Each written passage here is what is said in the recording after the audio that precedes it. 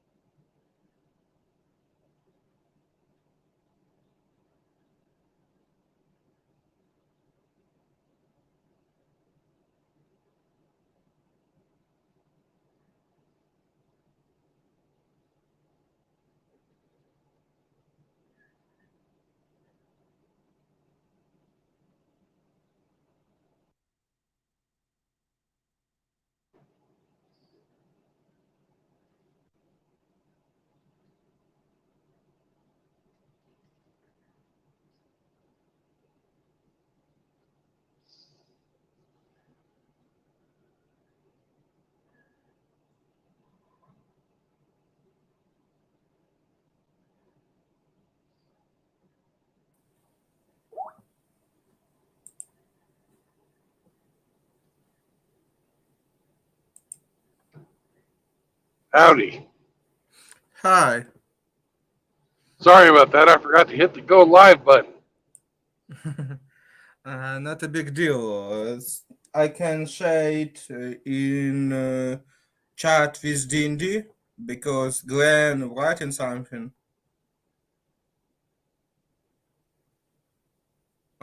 Did we lose Bill in card game?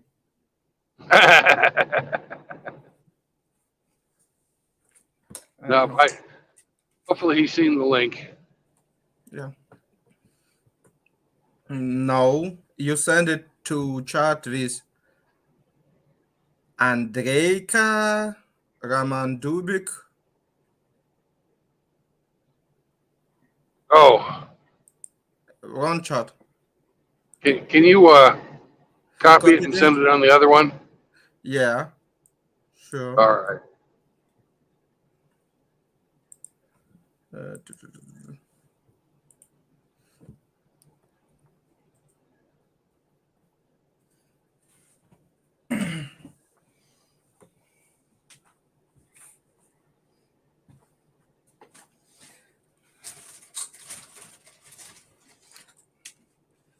uh, I'm lazy today and didn't study anything for whole day.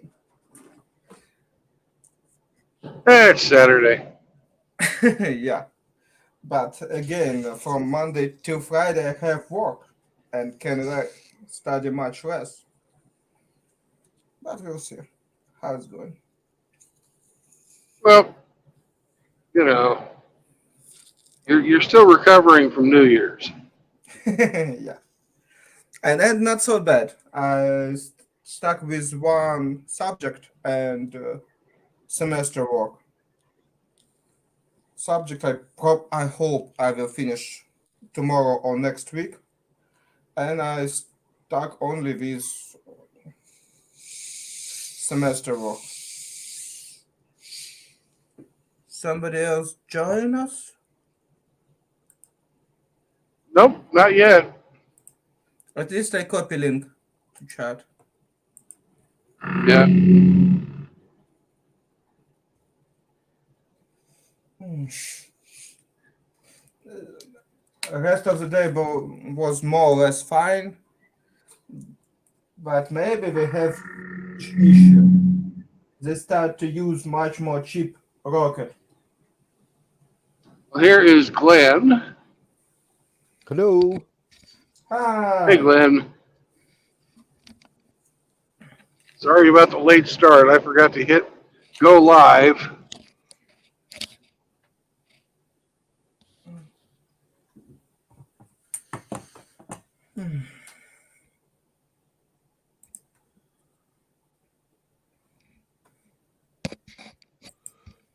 Are we here? Yep. You, me, and Constantine.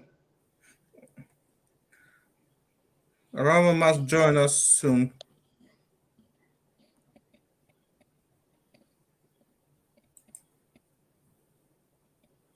I've already told Constantine about being inside of the tower on the turtle and that the turtle is trying to run away from the Leviathan.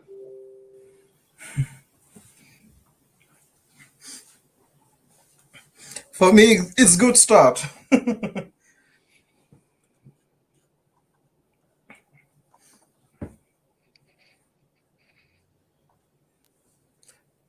How huge is Leviathan?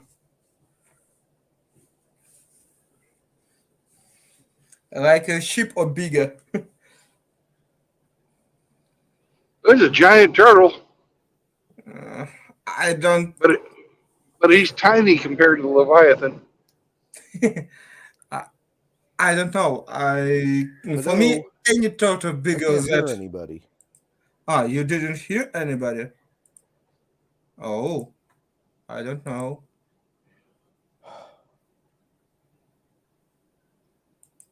Hmm.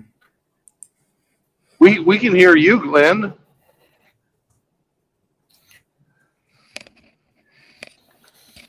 Hmm. Hello, hello. Hey, Roma, do you Roma. hear us? Hello? What? I can Hey, hear Ro- now. oh, good. Hi. Oh, good. Hi, everybody. Hi again. Hey, Glenn. Hi.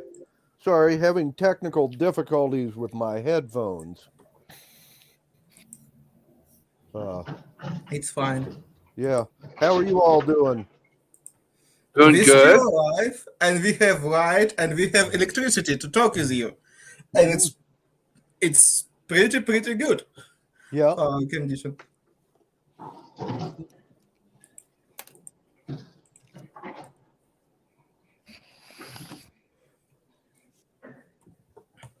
We have some missile strikes, but nothing critical.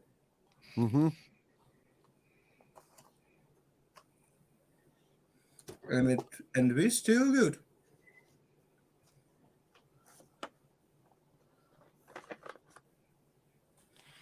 How's it going in the United States? You have warm winter too? Yeah. Not here in Louisiana, it's not. Oh. Well, here in Kansas it's cold. Although it's nicer today than it has been. We're pretty cold too, but for our Mhm. regular stuff, it's Yeah. quite warm. Something around zero in that time. Usually we have -7, -10, -15, something like that. Yeah. Zero, it's much above average. Again, we talk in Celsius. Mhm. I'm still bad in Fahrenheit.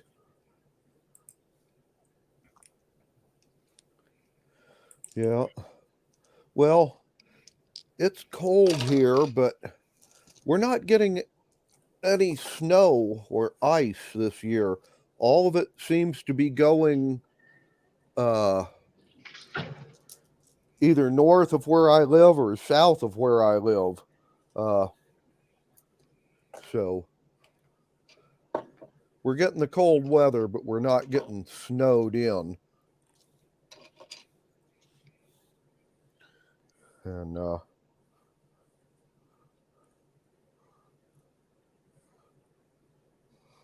Well, at least the driving's nice. Yeah. mhm.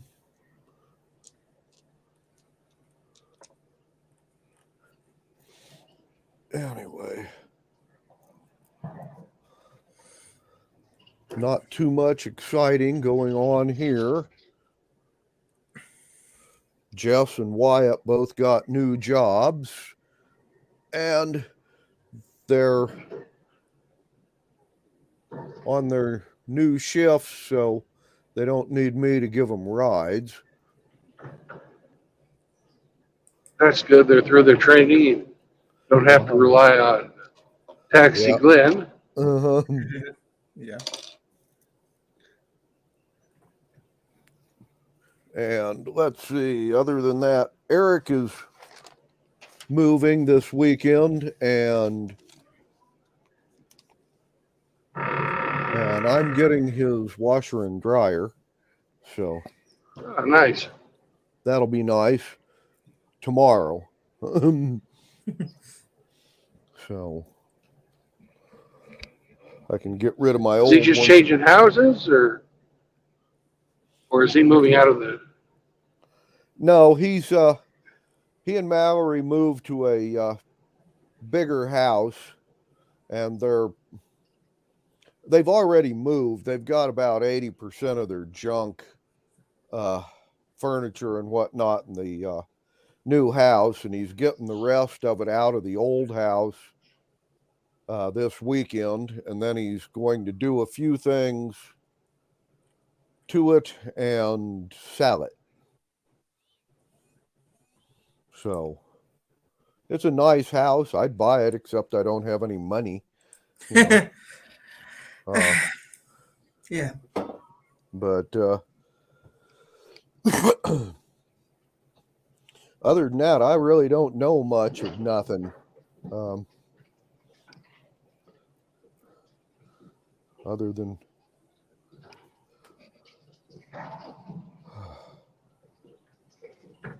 what I've told you, and like I said,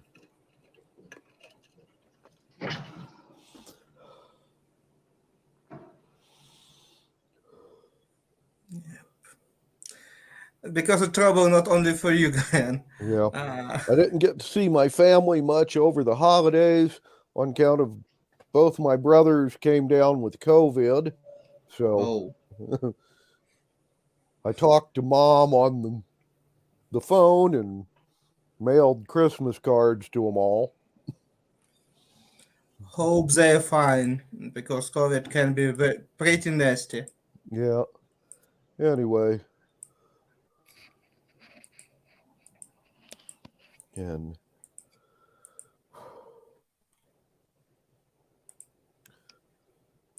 let's see, the guys were here. I let Constantine know where we're at. Okay, you've told him about it? Yeah. Okay. Yeah.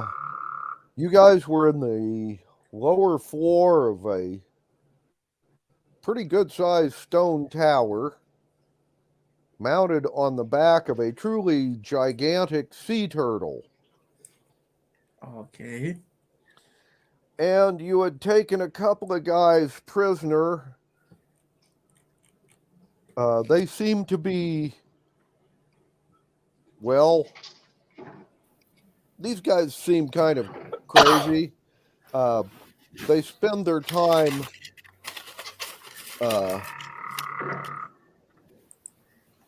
kidnapping wayward travelers and having them do gladiatorial combat with monsters and betting on it. And when they're not doing that, they seem to be trying to murder each other.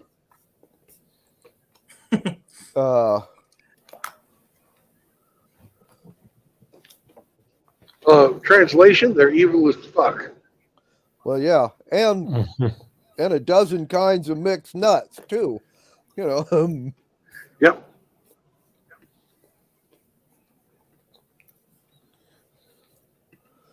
Anyway, at the moment,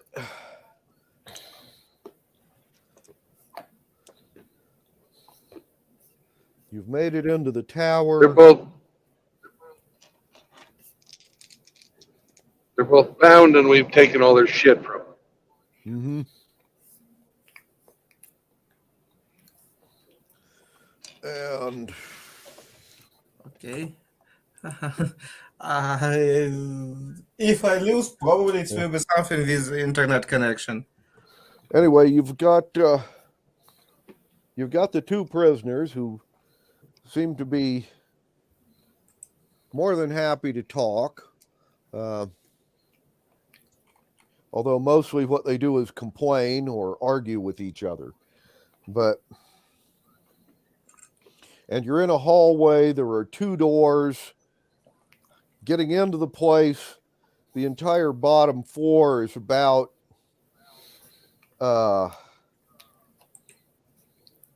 shoulder deep on a hobbit in seawater.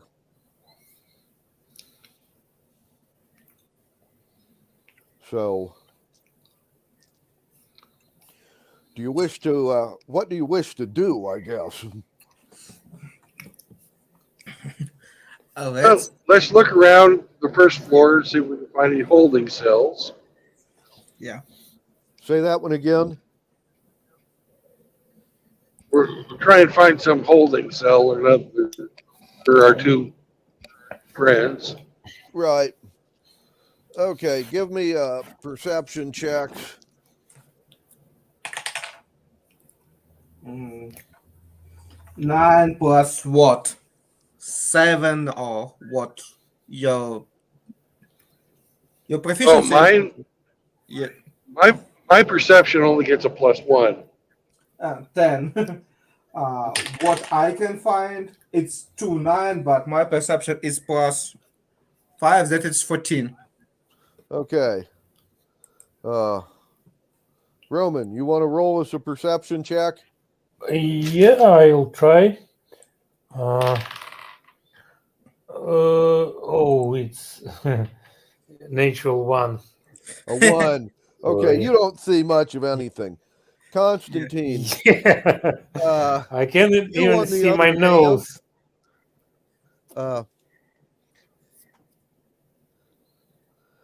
find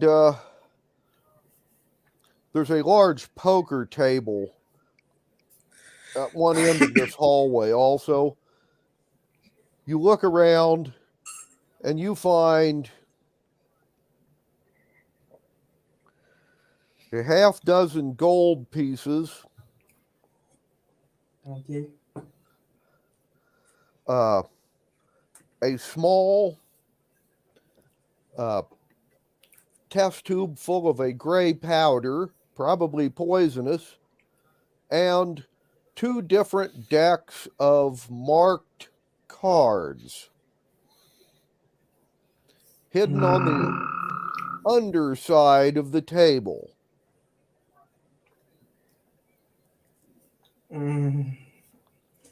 Okay, they cheated cards too. Got it. Cards for how many people? Cards on table. Oh, it's not About prepared. 12 altogether.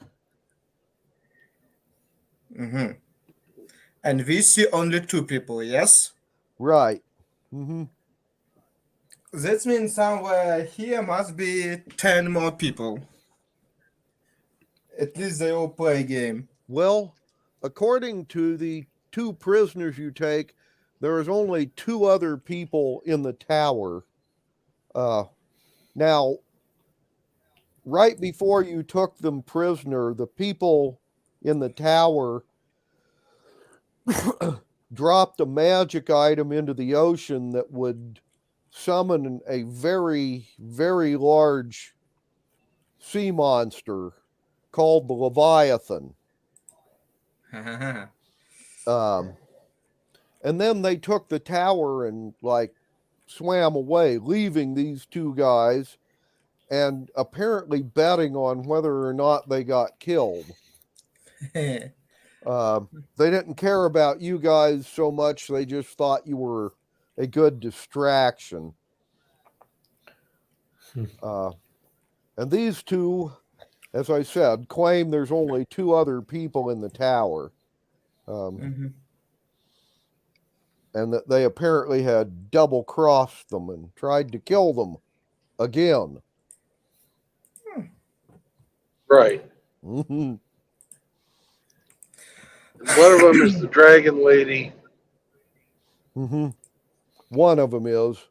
You've not met the other. Uh,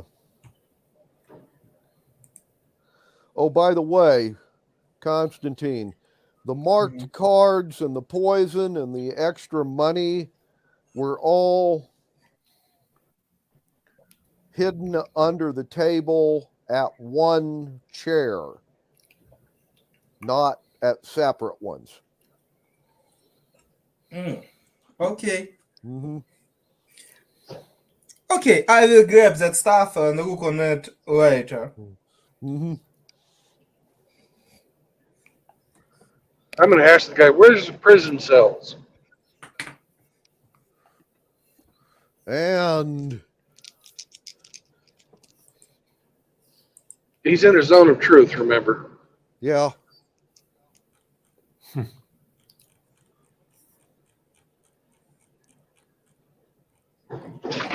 Okay. Well, the Trifling tries to bullshit you that there are no prison cells, there are just guest quarters. Uh-huh. And the half orc looks you square in the eye and says, "Prison cells? Which level?"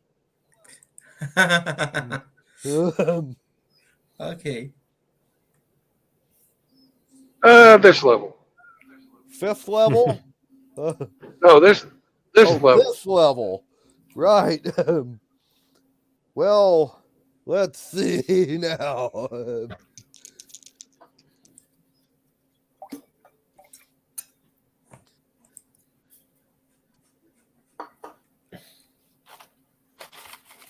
And his answer is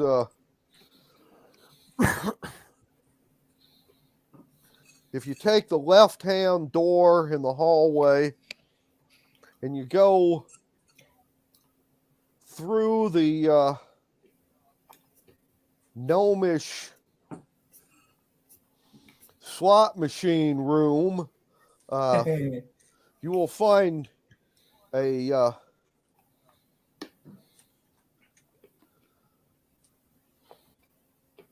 fighting room on the other side, and just on the other side of that are the cells for this level.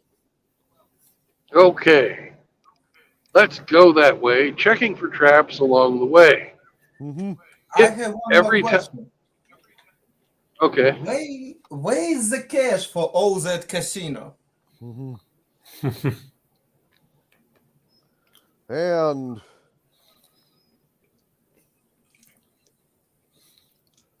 the Trifling will tell you not to trust him. Don't take his advice.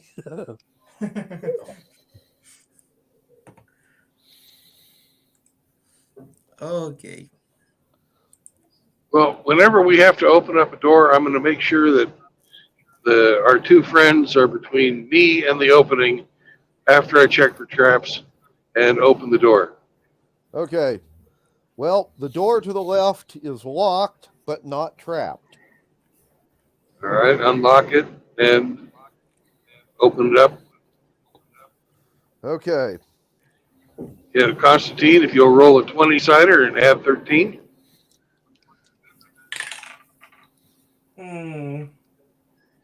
11 plus how many? 13. I forget. 24. It's Okay. probably Well, yeah. Looks like you picked the lock without any trouble. I'm good at that stuff. Don't forget that. yeah, no, I forget that was just I see. Oh, I rolled pretty average 11. Okay, fine. It's probably will be issue, but after that 13, oh, I already forget how ridiculously high your proficiency is. Well, I have it. My stuff is all based off my charisma, and I have a fucking 20 charisma. Right. Yeah. Okay. All right. No. Well, when you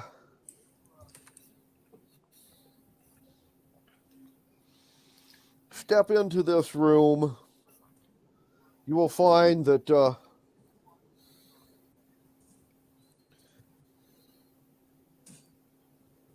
the wall to your right is lined with portholes so you can see out, and you are, well, underwater. Now, the room Yes. itself is roughly triangular shaped,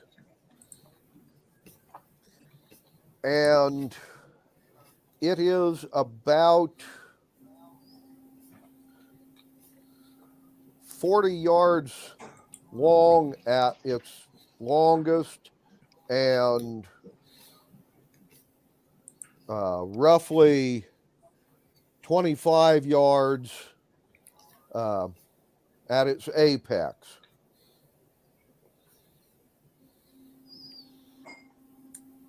And it is filled with, well, gnomish built gambling machines.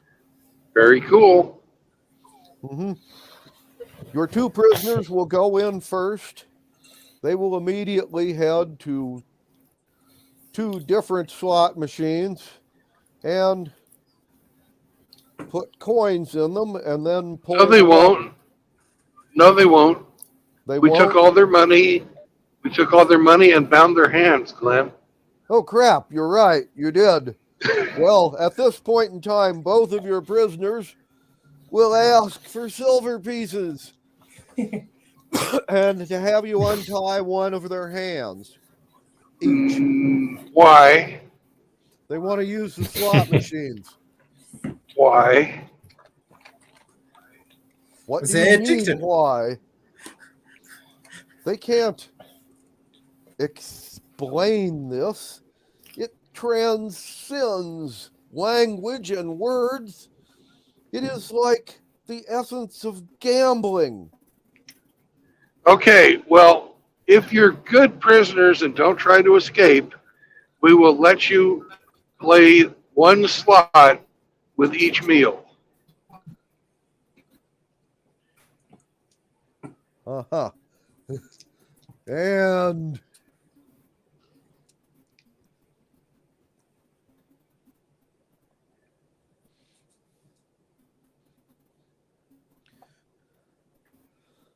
right. Okay, Bill, Yes. the half orc has proposed a counter offer. You let them do one slot now, and they promise not to try and escape later. Oh, no, no, He no. has You've got to rolled a earn. natural 20 on his persuasion. All As right, well. roll me a 20 cider. Uh-huh. Yep. This one will also be a plus 13. 24. Again, 11, but it's 24. Uh-huh. Okay. Sorry, man.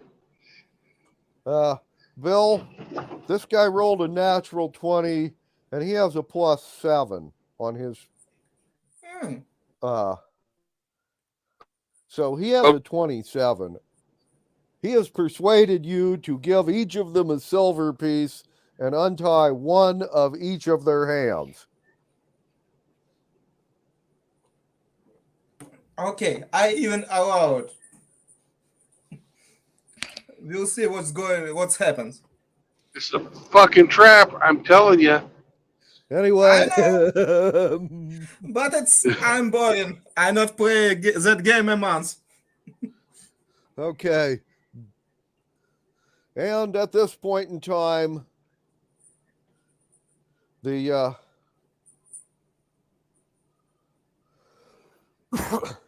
Trifling goes to one of them, as I said, drops a coin in and pulls the lever.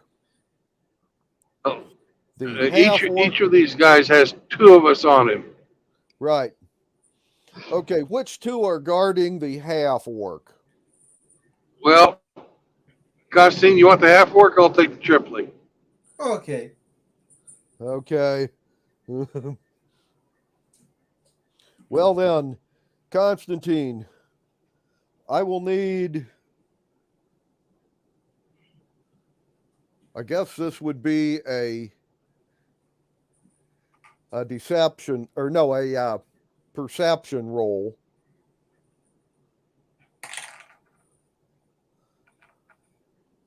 15 plus something like 7. I will check perception. Okay. Perception. I don't know. Much less. 19. I have plus 4 19. perception. Yeah. Okay. The half orc is attempting a prestidigitation move where he's substituting the silver piece he got from you with a lead slug to put into the slot machine. And since you saw him do it, you get a chance to stop him. Yes. It's exactly what I want to do. Because I want to use prestidigitation to remove a silver coin. Okay. No, red coin from that he, because it can make alarm. Okay. I was going to say you can either do a grappling attack or you can use weapons against him. Oh, I like the prestidigitation where you substitute the silver coin back into the slot. yes. That works too if you want. That's exactly what I'm planning to do. Okay. Well, then roll us a prestidigitation attempt. It's probably It's a spell. It's spell. I rolled 12. I don't know. My intelligence plus 4 and proficiency plus 3. It must be something 19. Prestidigitation actually gets a dex pluses. Oh, Dex? It's 1 less. Plus 3. It will be 18. Okay, it'll be an 18. Gotcha. Okay, well, since this guy gets a plus 11 to that shit, but he only rolled a 3, you beat his, Yay! Costume wins. you knocked the lead slug out of the way and dropped a silver coin in right when he was about to yank the lever. Mm-hmm. I kick him out of that slot machine. No, not make alarm, please. And drag the lever with silver coin. Well, by the way, the slot machine is going to pay out 5 gold pieces. Thank you. Bill, Mhm. the Trifling Yes. is going to honestly put the silver piece in and yank the lever.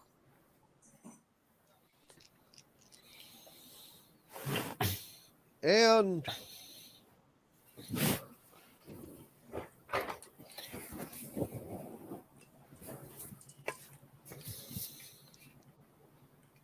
right. I need dex saves from you and whoever is with you watching the Trifling. That would be Roma. Okay, each of you get to roll me a dex save. Your roll is 14. I don't know what I need to add to your dex save. 3. 17. I have 16 and plus 2 from my aura. Oh, we have Okay. from your hour. Then Yeah, it will be we 19 have. for Bill. Oh, then I get another +2 as well. Yeah. Uh-huh. Yes. So 18 for me and 19 for Bill. Okay. Well, you guys both did a lot better than the Trifling. The slot machine in question, when he put the coin in and yanked the lever, it malfunctioned and, well, exploded. Oh. Well, pretty dangerous essentially, gamble. there's a big fireball with shrapnel. Relatively low damage, though. It was only uh, 21 hit points. You guys made your save, so you will only take half. That would be 11 hit points apiece, and 21 for the Trifling, which takes him back down below 0. All righty. Unless I'll you wish, cure him. unless you want to do some magic. Okay. I'll cure him. I will Okay. just check that glass window not break or not have any cracks. If they have, I will mend in them just in One case. D8 plus 8. Um,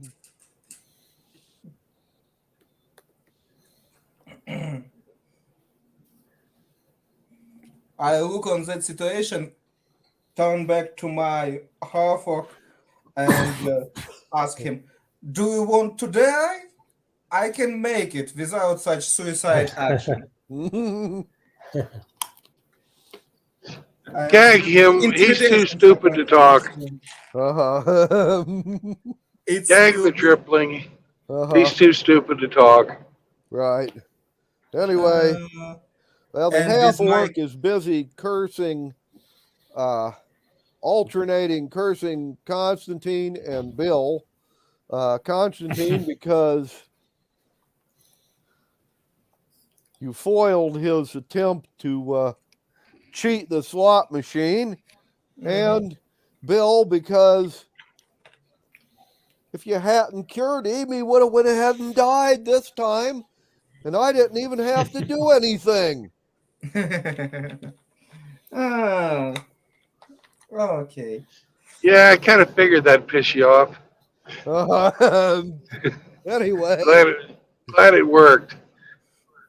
I want to Remember look this. inside that exploded slot machine. We have some money, some useful mechanics or something like that. give us a investigation check on this one as you sort through it the will be very pieces. nice. I rolled just 3, and even with my pluses, it will be something hopeful. Investigation. It will be 10. Okay.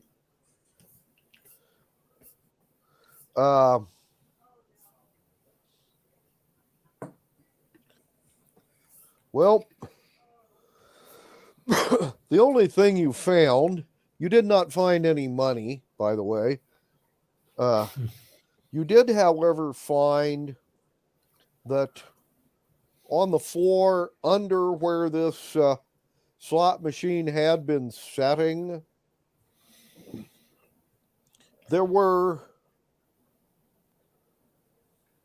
some small hollow channels in the tile work of the floor, and there were wires in them that led to this machine.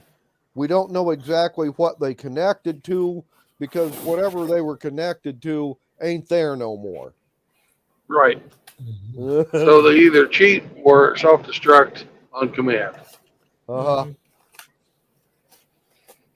Pretty much. However, Anyways, let's get these guys in a fucking cell.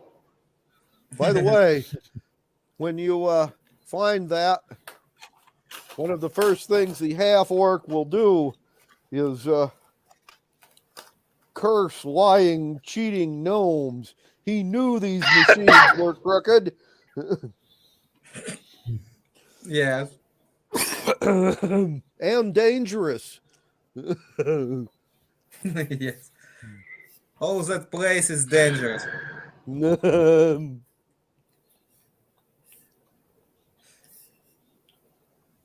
We don't see from through that window where is Leviathan is. We still not have an issue with that. Anyway, do any of you want to try one of the slot machines? No. There's probably 100 of them in this room. Anyway, so There is an exit on the far side of the room, opposite where you came in.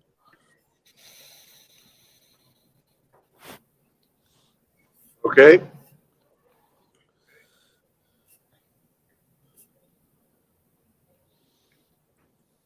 And we're going across, Mm-hmm. checking for traps, opening locks. Mm-hmm. All righty. Well, this particular door is trapped, but not locked. Pick the trap. Mm-hmm. Somebody can roll a 20 for me. 12 plus 13, 25. Okay. You will disarm the traps and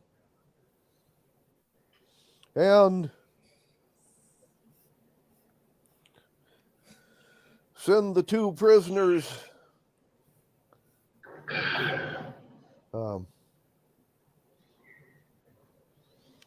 into the room.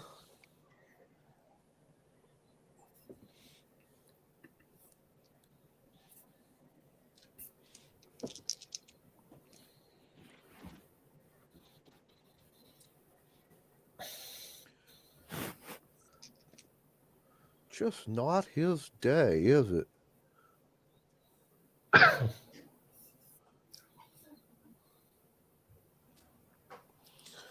Okay.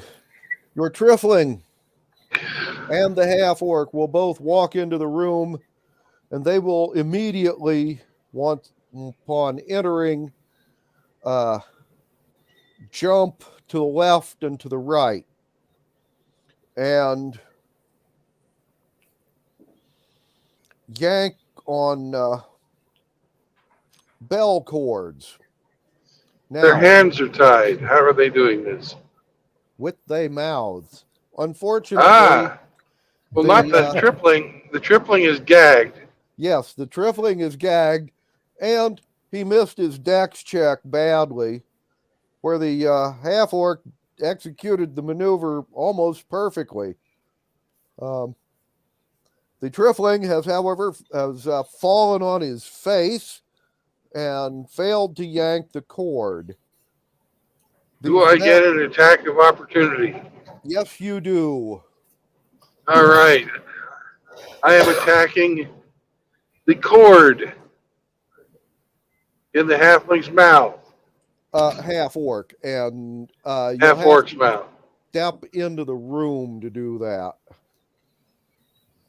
Well, I can jump past the half-orc and do that. But really, do I have to with a sword that long? With a I have a scimitar of speed. oh, you do. You're right. Okay. I don't Yeah. necessarily have to go in. Anyways, Costine, if you would roll me two 20-siders Mhm. and add +6 to them, 19. It's it's his plus. 25. No, 19. Just 19. Yeah, and 6 is 25. Mhm. So the first shot hits the cord. What happens? You cut it. All right, roll again, please. This will be a subdual roll with the flat of the scimitar to the fucking face of the half-orc.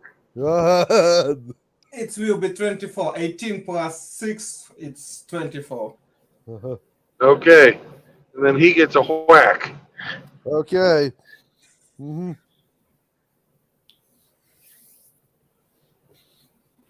So what comes pouring out of the ceiling? Nothing.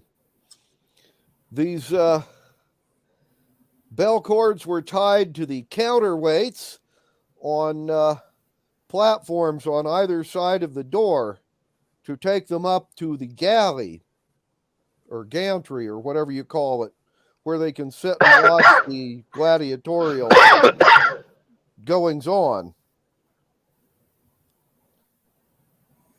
Okay. Okay. And since you cut the cord and smacked the half orc and the trifling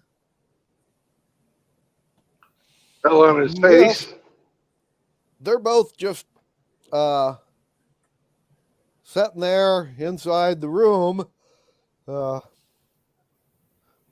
And that's when the bell cord to the trifling side of the door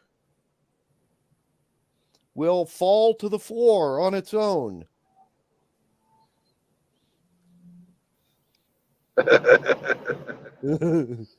All right, we've got company. And the barred doors, there are 3 of them, on the opposite side of this room will open. I'm taking it. It's time to roll initiative. Yes, it is. 14 plus 3, 17 for me. For Bill, it's 4 plus. I don't know how many. 4. 8. Roma.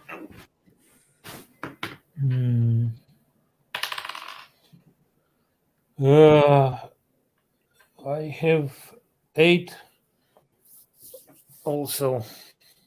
Okay.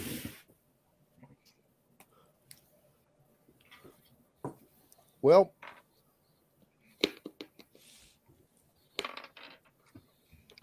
on the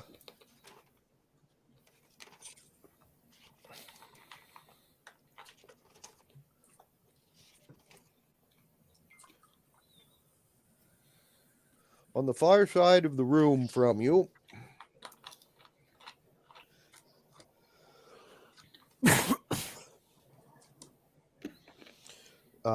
a displacer beast will step out of one of the cage doors. The one on the right. The one on the left, you will have an orc gladiator. He is wearing armor and carrying a sword, or carrying a shield and a trident. And on the left-hand door, you have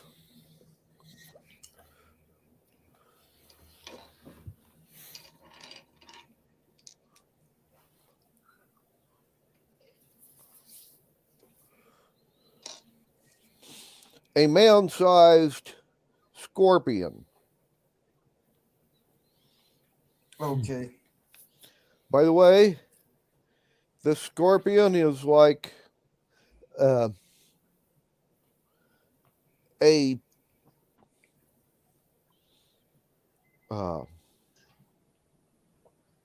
green color and glows slightly.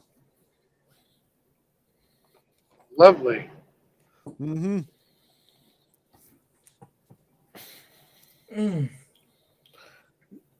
Not a good sign.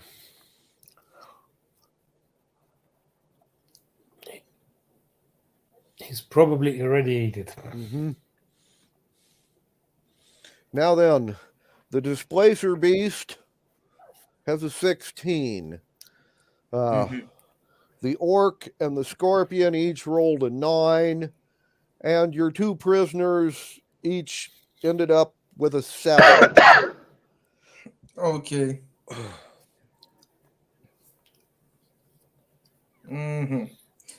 Okay. I'm going first, like I understand. Yes. Mm-hmm. How far Scorpion from Gladiator? What distance between them?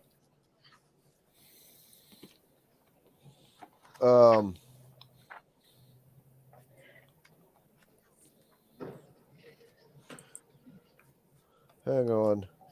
Looking up monsters real quick.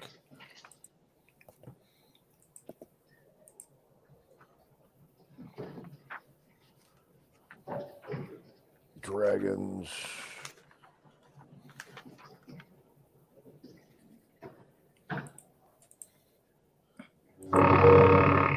Displacer Beast. There we go.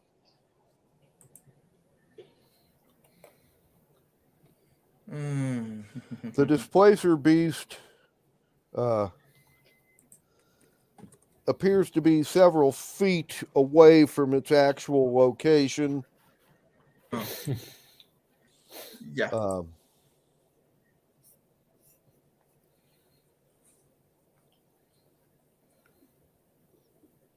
And they get multiple attacks No. per This round. placement. Okay. I don't know. Okay, I will put web on giant scorpion if in same area will be greater gladiator. It will be fine. Mhm. And that scorpion stuck in that web and need to spend some time to go through that. And bonus action, I will give my familiar breath attack, and he will fly Right. by gladiator with some nasty fire damage. Oh, let's. It will be fire damage. Mm-hmm. Okay. It will be 2d8. It will be 15 points of damage for gladiator, and scorpion will stuck in web. That's all my turn. Okay. The Displacer Beast uses its avoidance talent and will only take half damage. Okay.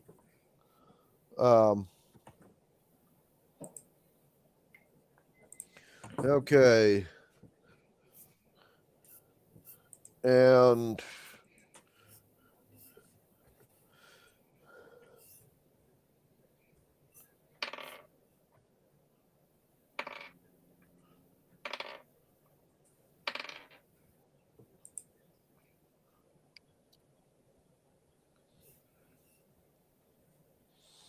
and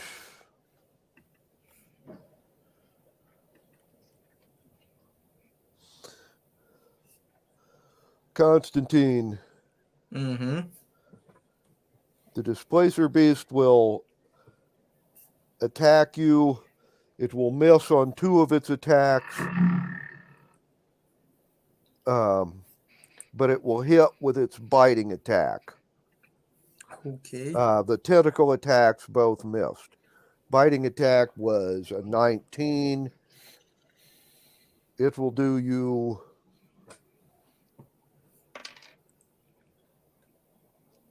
8 points of bite damage. Okay. Let's see.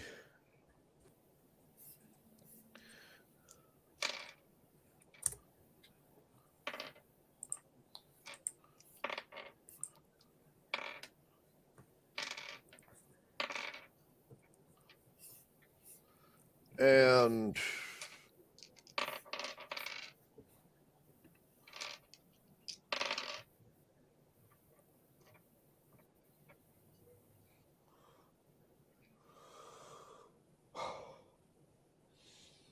the orc gladiator is going to charge across the room and launch 2 attacks against your half-orc prisoner, Okay. screaming at him in orcish the whole time. By the way, both attacks hit.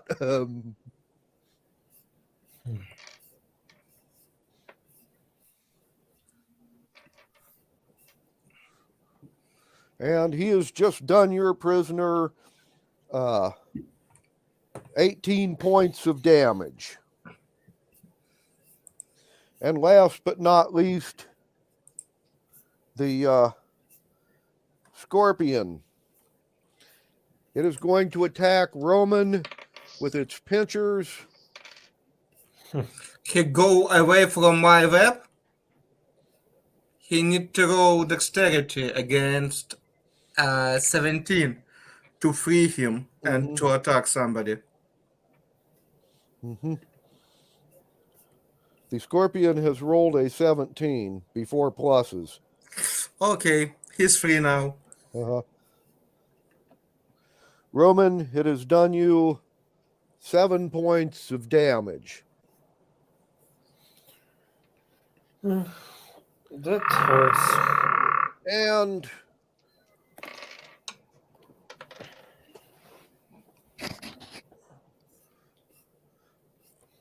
let's see.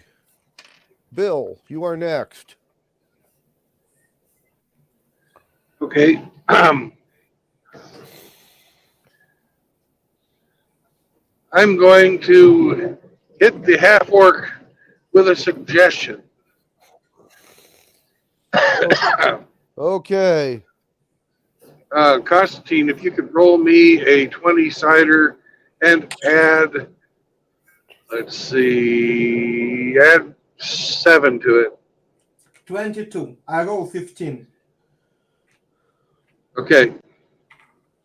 So if he wants to, he needs to make a wisdom check and beat a 22. Okay. Oh, wow. He got an 18 altogether. That's pretty good, but not good enough. That's, yeah, I was going to say, that's pretty good, but not good enough. So, okay. And what suggestion are you going to make to this half orc? I'm going to point at the displacer beast and say attack. You realize that this guy's still tied up and he's just been wounded. No, the other half-orc gladiator. Oh, that's a, oh, okay. The gladiator. I see. Uh-huh. Well, he's done all his movements Right. and attacks for this round, but starting That's next right. round, he will be more than happy to attack the displacer beast. There you go. Okay. And Roman.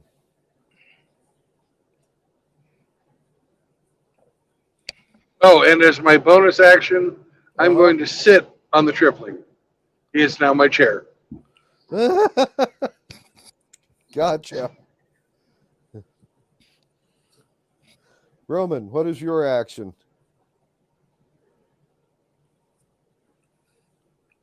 Roma.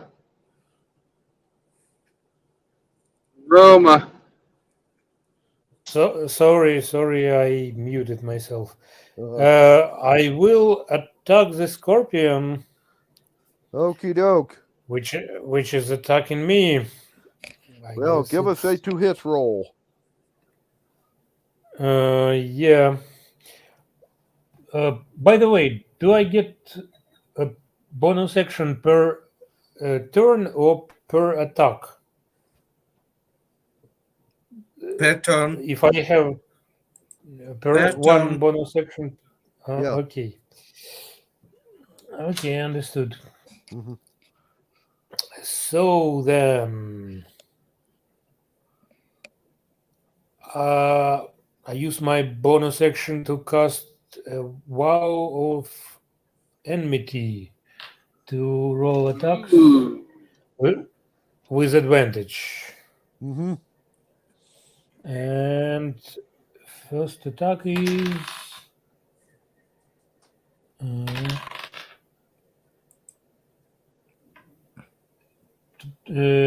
17 plus 6, 23. Okay, that hits. And yeah, the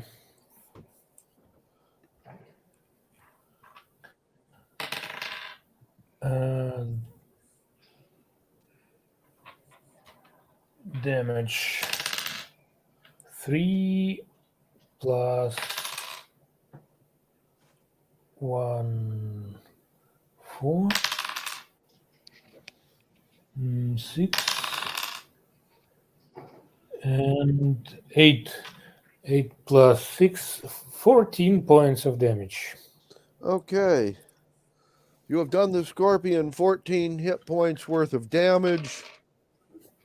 And I have another attack.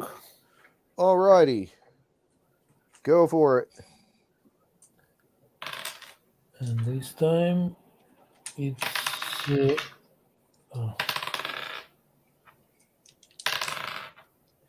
it's again 23.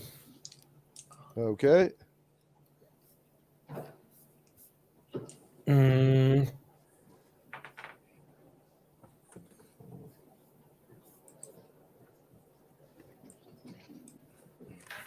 Damage 6 plus 3 plus 4, 13, 15. Okay. 15 points of damage this time. Right. Okay. Don't forget to smite. Oh, and are we smiting? I don't have bonus action on this turn. It's not a bonus action. It's an integral part of your attack as a paladin. Really? No.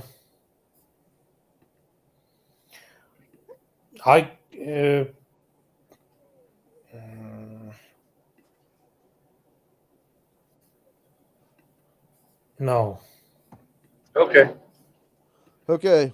Is Okay. Well, the Scorpion is badly wounded. Roman, roll me another 20-sider.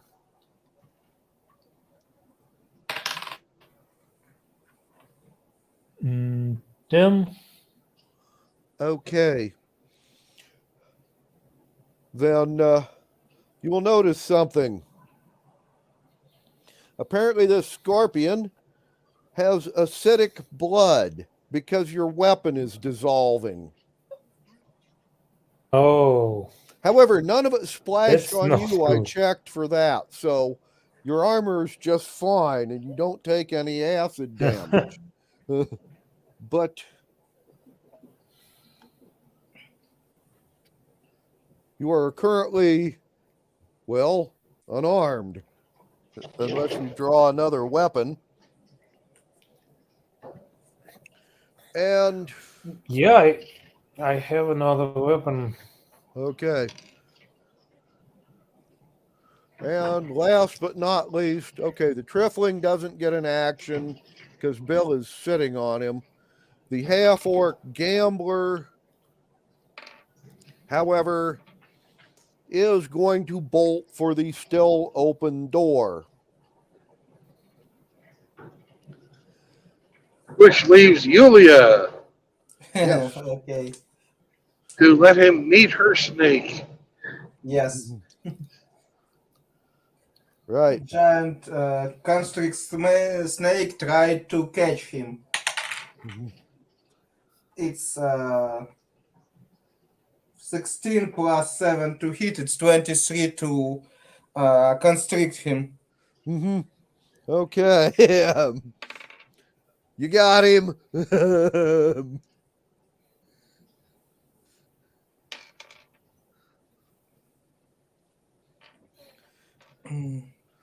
And oh yeah, this is the round.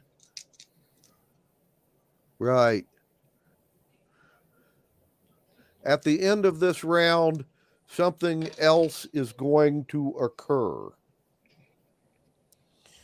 The turtle that this tower is on is going to alter its course very sharply. And then get struck by the bow wave of the approaching Leviathan. Now, since this turtle has a 5-story stone tower on its back, I rolled. It has failed its swimming check and has gone into some kind of top-heavy spin. Okay. The tower has just rolled onto its side and is going to continue to roll until it's upside down with you guys inside it. I need dex saves from, well, pretty much everybody. Everyone. Okay. Mm. For Bill, 70 before pluses. For me, 5 before pluses. With pluses, it will be acrobatics. It was athletics or acrobatics. Which do you get the most pluses for? It's probably acrobatics, but Yeah. given what's going on. Okay. It will be +6. It will be 11 from me, and then I don't know how many from Bill. Well, I will use my hand-to-hand combat ability from being jack of all trades and pretending to be a monk. Um, so it will be a +9. Roma kicked in there.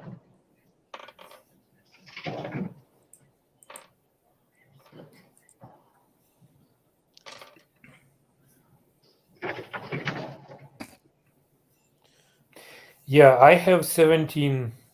Okay. Uh, Well, anybody who rolled a 14 or better Yay! is going to more or less land on their feet. The rest of you are going to land on the ceiling and be prone. By the way, aside from you guys, the only one of the monsters or gamblers or any of those that made their dex check was the displacer beast. Okay. It rolled a natural 20. It landed on its feet like a cat. Oh, yeah. Also, now that you're on the ceiling, you'll get to see there are there are 6 glass enclosed booths on the upper floor where the half orc and trifling were trying to get to. 2 of them are occupied. One has the lady black dragon. She's laying on the ceiling in a heap. And the other one has a lady gnome. She's on her feet. By the way, unlike all the rest of these guys who are wearing black robes, this gnome is wearing a pink dress with lace, and she has bows in her hair. Okay. Of course she does. Yeah.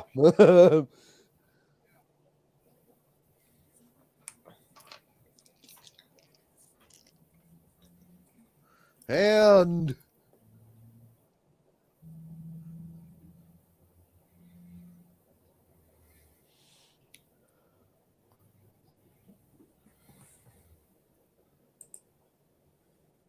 she is going to yell through the glass,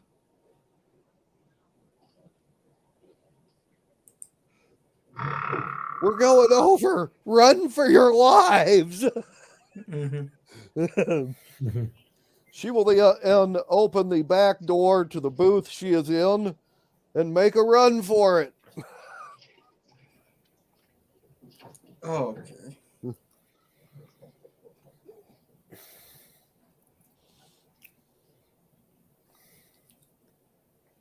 And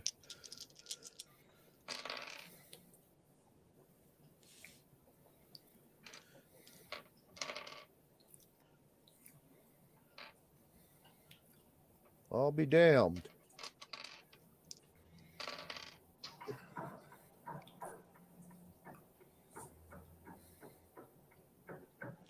The tower's foundations do not break loose from the tortoise.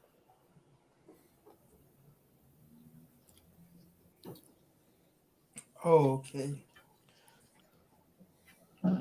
And you will hit bottom.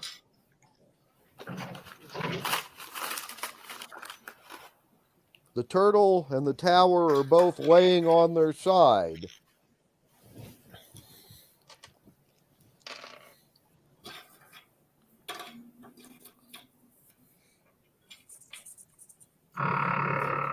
There is no structural damage, but approximately 2/3 of the doors and portholes on this structure have broken. Water is now flooding in every level of this tower at a high rate. Well, time to go back to the carriage. Okie dokie.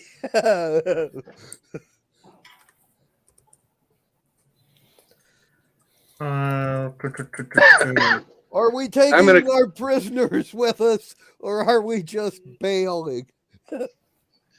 I'm gonna cut his hands free and leave him to his own devices. Okay. Gotcha.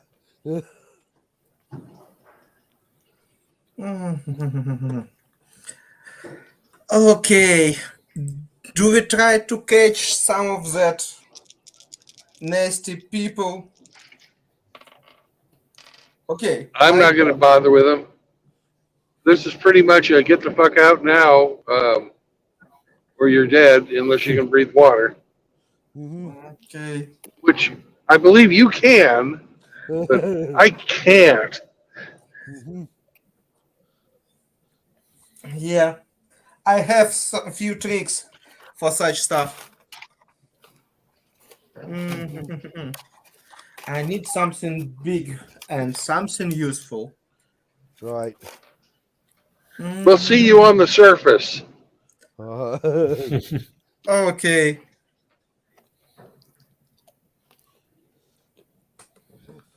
Okay, I'm going to assume the rest of you are heading for the carriage, and Constantine is going to loot. Yes. Yeah. Because I pull him off, my Sam is in giant octopus. Okay. Well, by the way, the half-orc gladiator,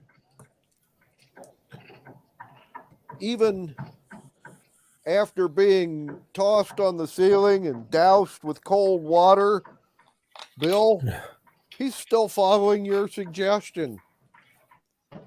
He's attacked the displacer beast. Well, there you go. So nice, Kitty.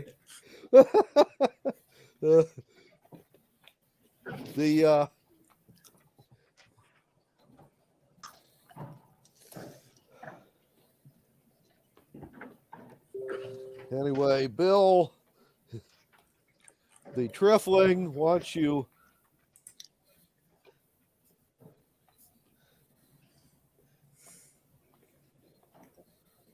cut his hands, is going to look at you and say, I'm betting on you guys to win. As soon as I get some money. He is then going to run towards... Hey. Okay. Yeah, he's then going to run towards the open cell doors. The cell door on the right, by the way, the one the scorpion came out of. Right. Well, we're leaving, or at least I'm leaving. Okay. And Julia's, you've got the half orc gambler pythoned up. Uh, she will free him and sit on giant snake and fly away with Bill because she will be faster just riding that giant constrict snake. Uh, And okay. it's damn good, helpful to swim in between that old stuff. Okay, and I need Yeah. something to roll to wood inside the tower. Mhm. Okay. I will need.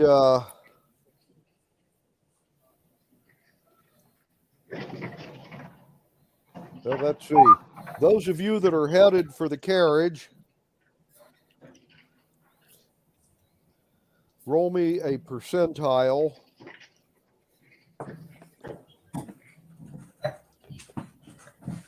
For Bill, percentile for Bill.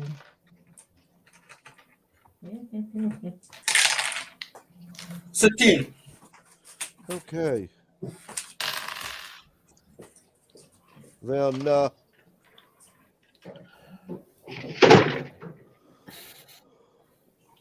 69.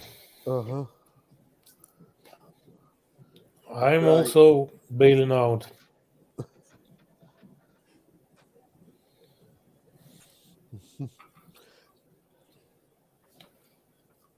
Okay. Well, at this point, there's no obstructions. None of the slot machines broke loose from the floor and blocked the door or any of that. So the doorways and the rooms between where you're at and the carriage are clear. Any of you wish to see about doing any looting on the way out? You get to roll me a perception check on the way. It's probably you talk to me, Glenn, or I will be separately because I can loot inside that fooding area. Mm-hmm. You can loot without hurrying, Yeah. Right. but we can loot just on a run. Uh-huh. Okay. Bill, you want that I roll for you perception or what? Or you just going straight to carriage? I'm going straight to the carriage because I have to cast spells, Mm-hmm.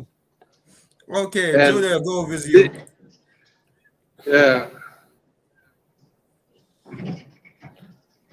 Uh, I'll try to loot a bit. Why Okay. not? Yeah. Roll me a 20 Uh, sider. it's 16. A 15. Okay. 16. Although I don't have any pluses. Mm-hmm.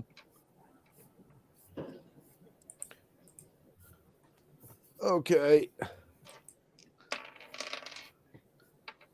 Well, then,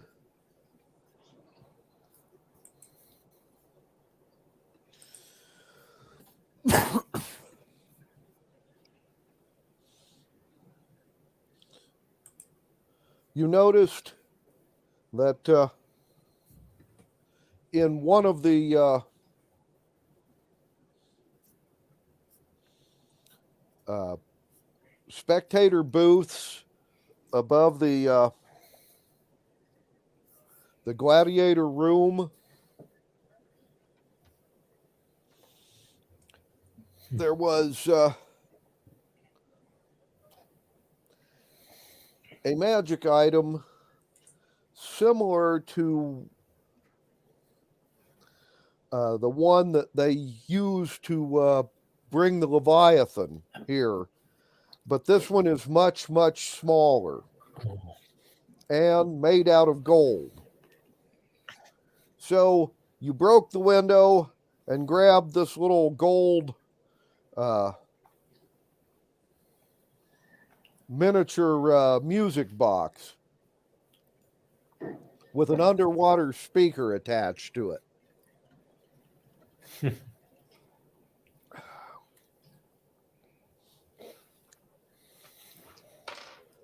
You also noticed that in the booth with it, there was a potion of neutralized poison. So you grabbed that as well. Great.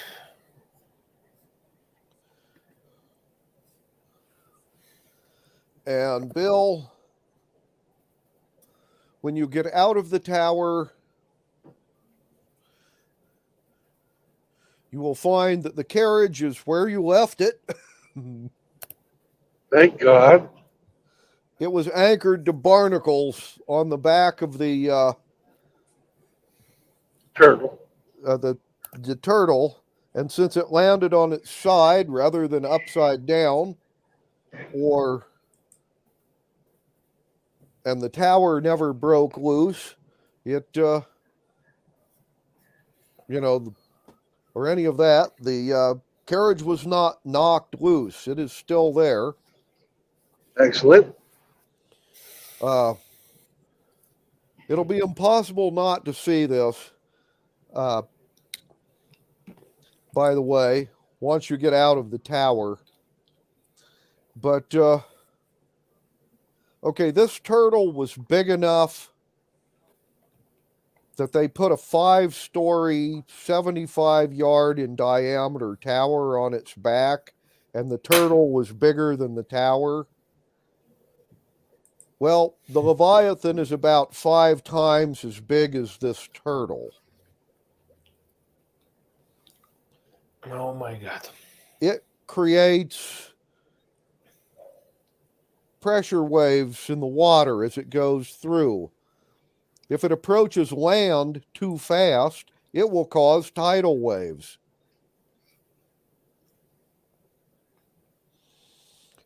Anyway, it will swim past you and keep on going towards where that Leviathan lure was dropped on the reef.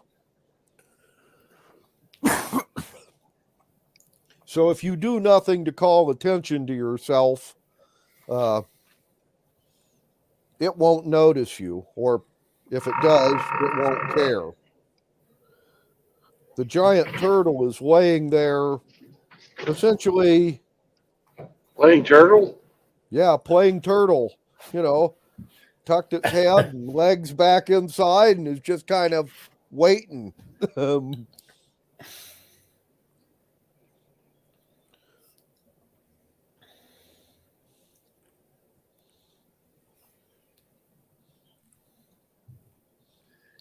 Well, I am preparing the carriage for a rapid exit. I'm Right. casting Tensor's floating disc on it. I'm inside the air bubble, and I'm waiting for everybody to show up before I take off. Okay. And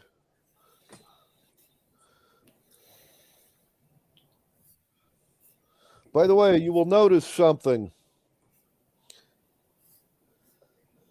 while you're waiting for other people to leave. From what had been the top level of the tower, Yeah. there will be a metal and ceramic ball about 6 feet in diameter with glass portals being towed by a pair of giant sea serpents. Okay. This will leave the tower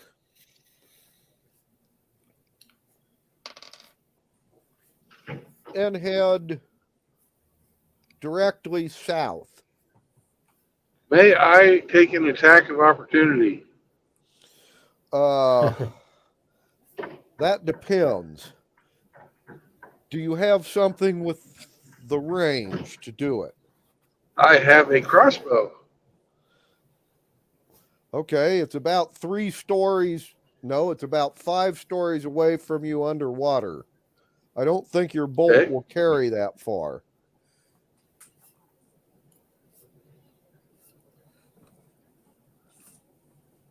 What if I was to add? Oh, Anyway, you can give it a shot and see, but you're going to have to roll really good to hit. all right. Well, I'm going to put True Strike on it as a cantrip, and then fire. Okay. Cool. That will overcome the difficulties, I guess. What I need to roll? 220 ciders. Tell me the top one. 16.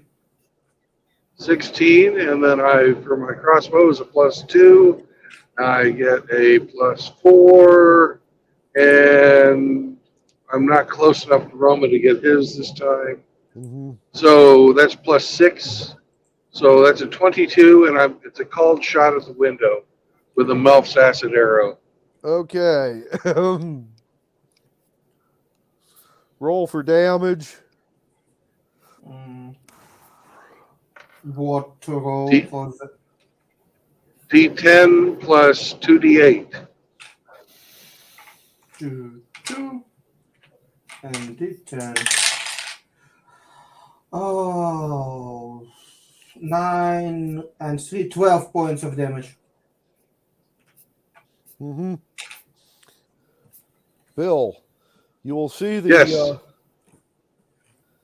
The gnomish bathysphere leaving a string of bubbles as it towed away.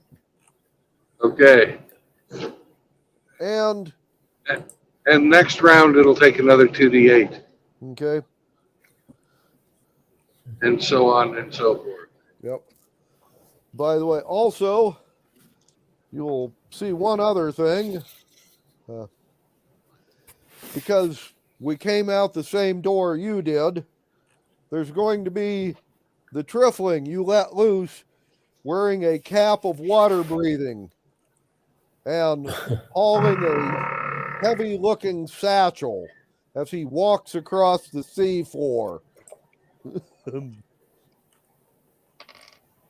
He too is heading south.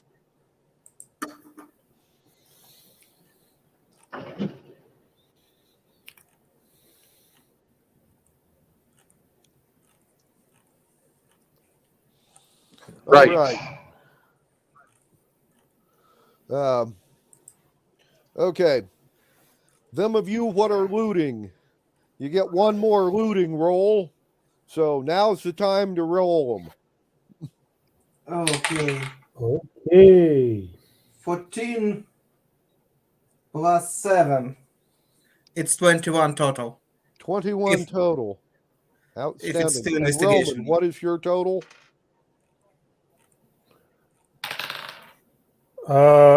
Mine is 17. Okay. Right.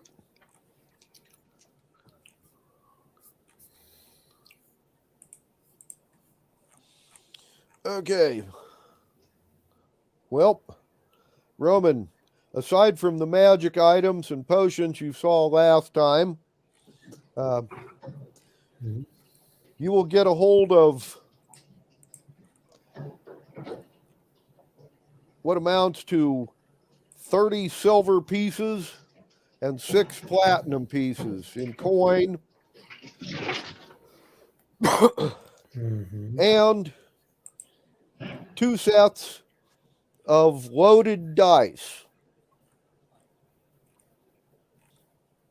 Hand carved, I might add.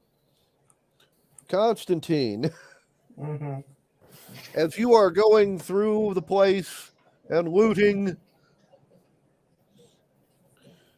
you have found 8 gold pieces in money, a dwarven made axe. It is +1 and got a whole bunch of dwarven runes carved on the side of the blade. Very Okay. decorative looking, by the way. That would make a good welcome gift to the dwarves. Mm-hmm. Mm-hmm. Oh, and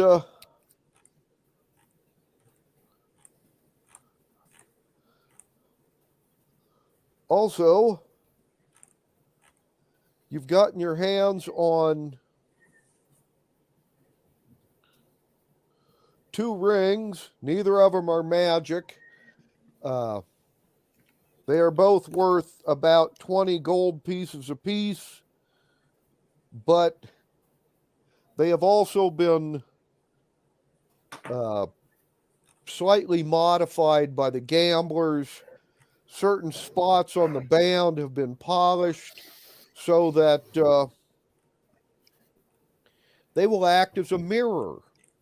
So if you're like dealing cards, you can look at the ring on your finger and see what the last card you dealt to the guy was.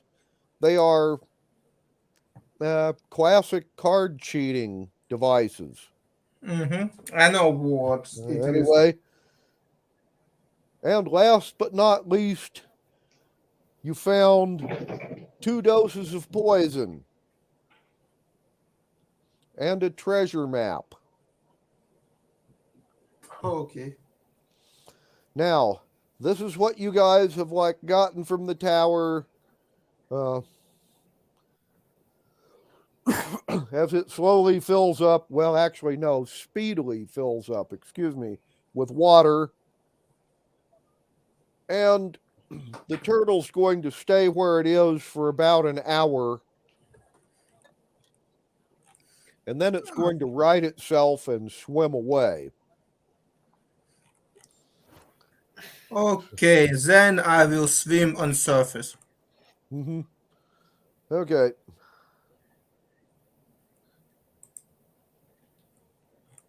Well, is everybody out? Everyone's out. All right. We're going to the surface with the carriage now. Uh-huh. I cast water walking on my feet. Mm-hmm. Right. So you guys will all meet up on the surface. You are essentially south and east of where you had started.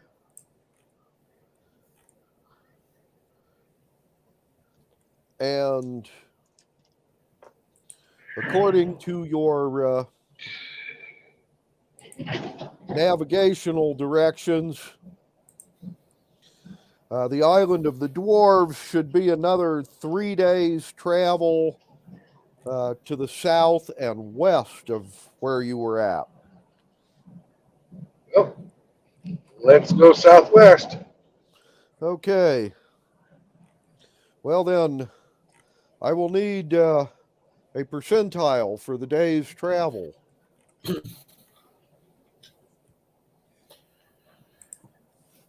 Ooh, let I do that. I don't throw it a long time. It will be 76. Okay.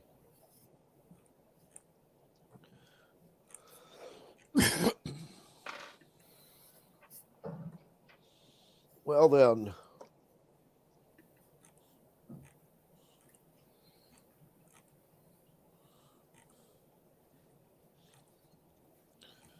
you have no encounters in your travel.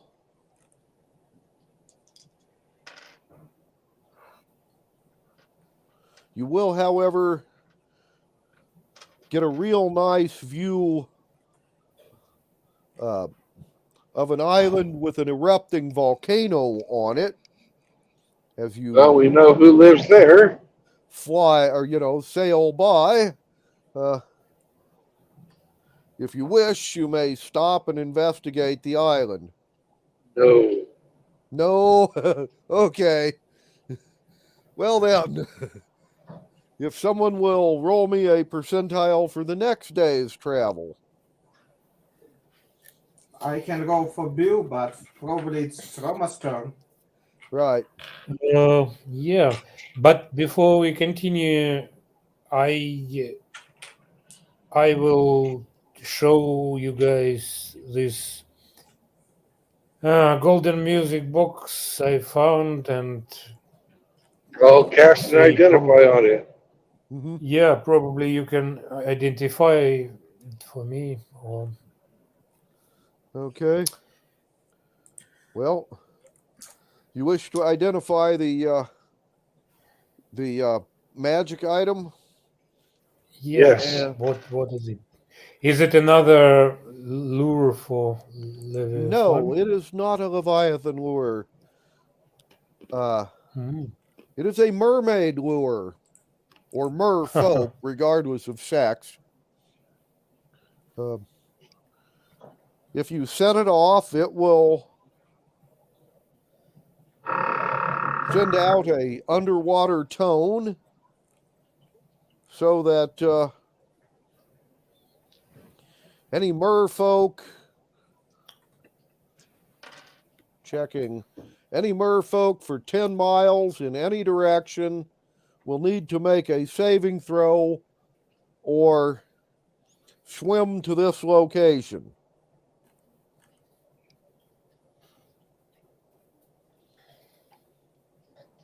And hang out fascinated until the magic item quits playing music. Mhm. That's interesting property.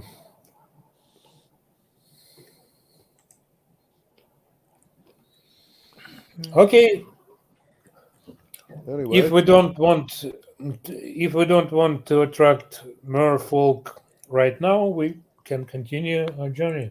yeah. 64. All right.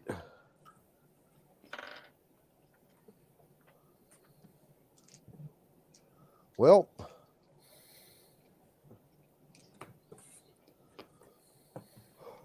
once again, a 64 gets you no random encounters.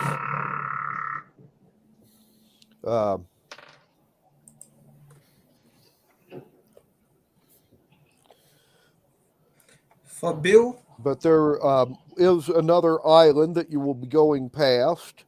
In this case,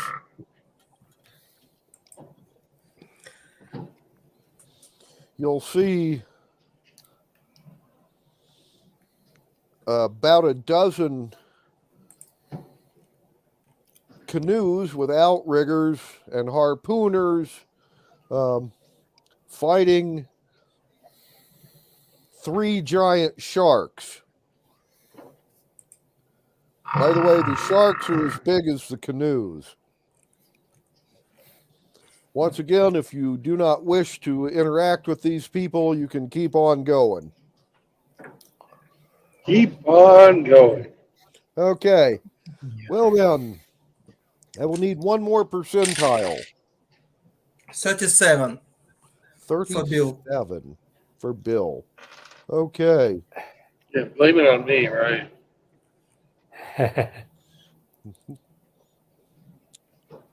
And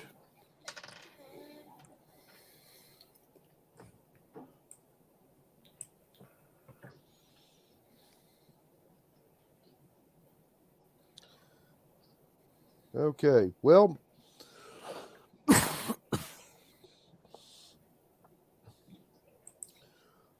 You have reached the area of the ocean where the island of the dwarves are. But before you get there, you will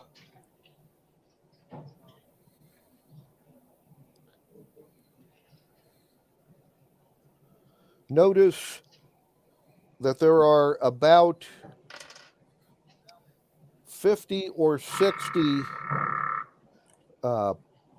reef sharks.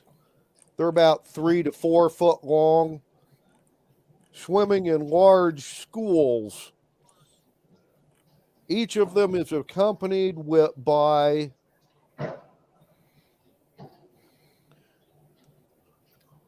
or each, how do I put this? Right. There are 3 schools of sharks, about 20 each. So there's about 60 altogether. Each group of 20 is being escorted by 3 of the fishmen. Fishmen are, by the way, shark worshippers, or worshippers of the shark god. They seem to be patrolling this section of ocean. They have not noticed you, but if you go any further south, you will have to deal with them or try to avoid them.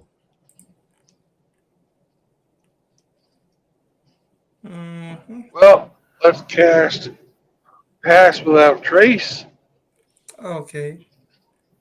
Mm-hmm. and Silence. Okay. Go for it. And are you going to... We're going southwest. you're going to... Where we're going to avoid them, going to if at all avoid them. possible. Right. Are you going to continue on the surface, or are you going to go underwater to try and avoid? Surface. Surface. Okay. Right. Well then, somebody give me a stealth check for your approach. Oh, goody. I love stealth. Mm-hmm. Use me. 13 plus 13. 13 and 13 is 26. 10 from Pass Without Trace. It's 33. Sorry, 36. Right. Okay.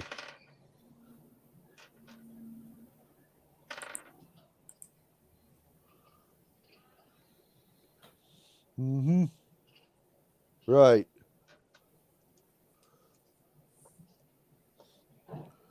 Okay. You'll be able to pass without trace. And they rolled sucky anyway on their perceptions. So you will make it to within a couple of miles of the island. When you get there, there's actually 3 large islands. They're each about 3/4 of a mile apart in roughly a triangle shape. Right. And 2 of the 3 have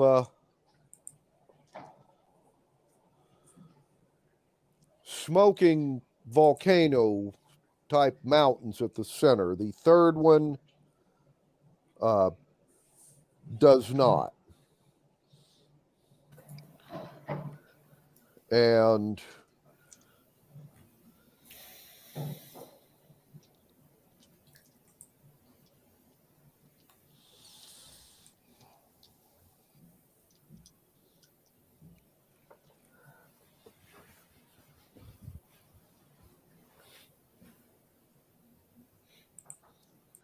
anyway, this is where the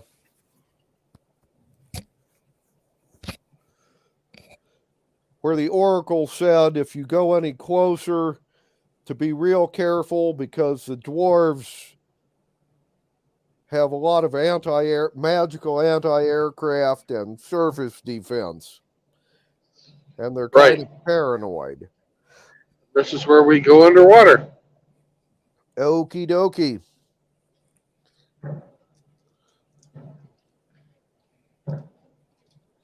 Well then,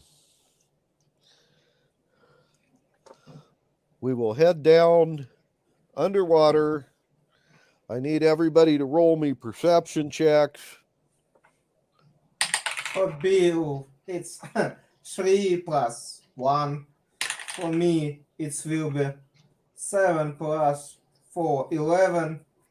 For Julia, it will be 14 plus, it will be 18. Okay. Roma, 12 for me.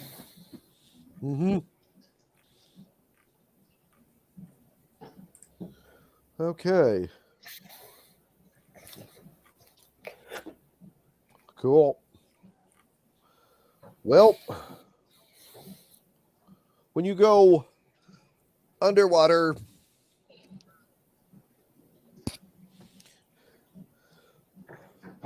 and continue approaching the island, or the island cluster, I should say.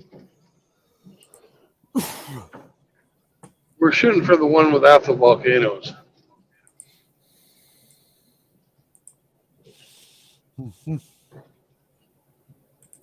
Yep. Well, when you approach, you will notice something interesting, or possibly not. All three islands have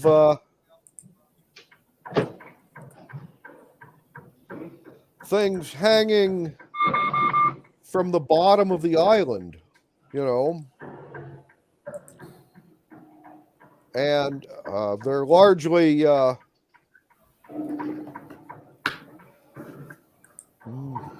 armored wooden constructions,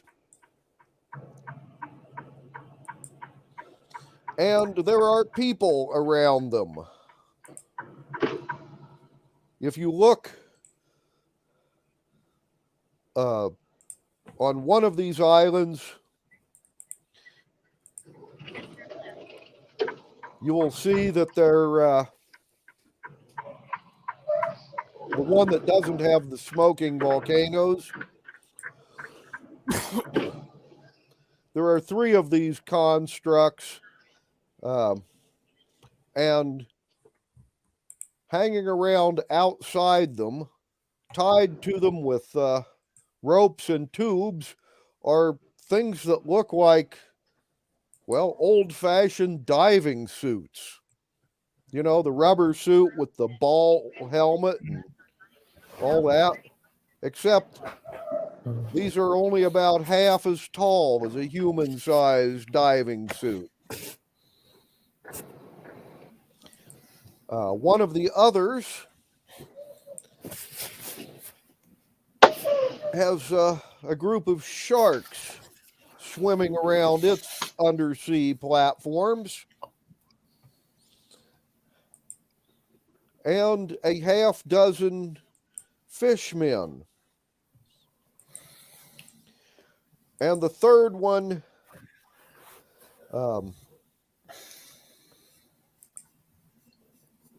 is got people swimming. Let's see how many we got. Looks like about 14 of them. All of these people seem to be breathing water. They seem to be a mixture of humans and trifling. These guys are carrying spear guns, by the way. All right. Well, we're going to make our way towards the little guys in the diving suits. Okay. Checking. But while you're checking, I'm going to take a short bio break, and I'll be right back. Okay. Okay.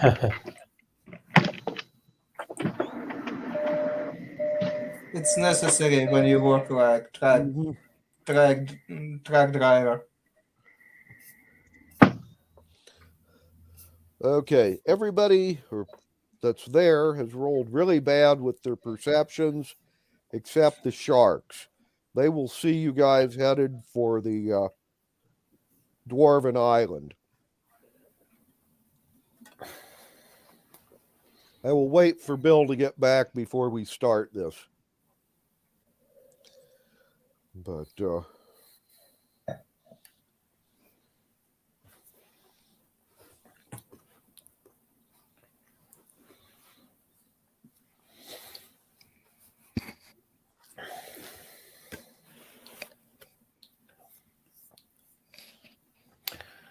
Are those like special trained sharks? Like, Mhm. you know. Like a dolphin, just it's shark. Mhm. Yeah, like a dolphin, only somewhat more dangerous.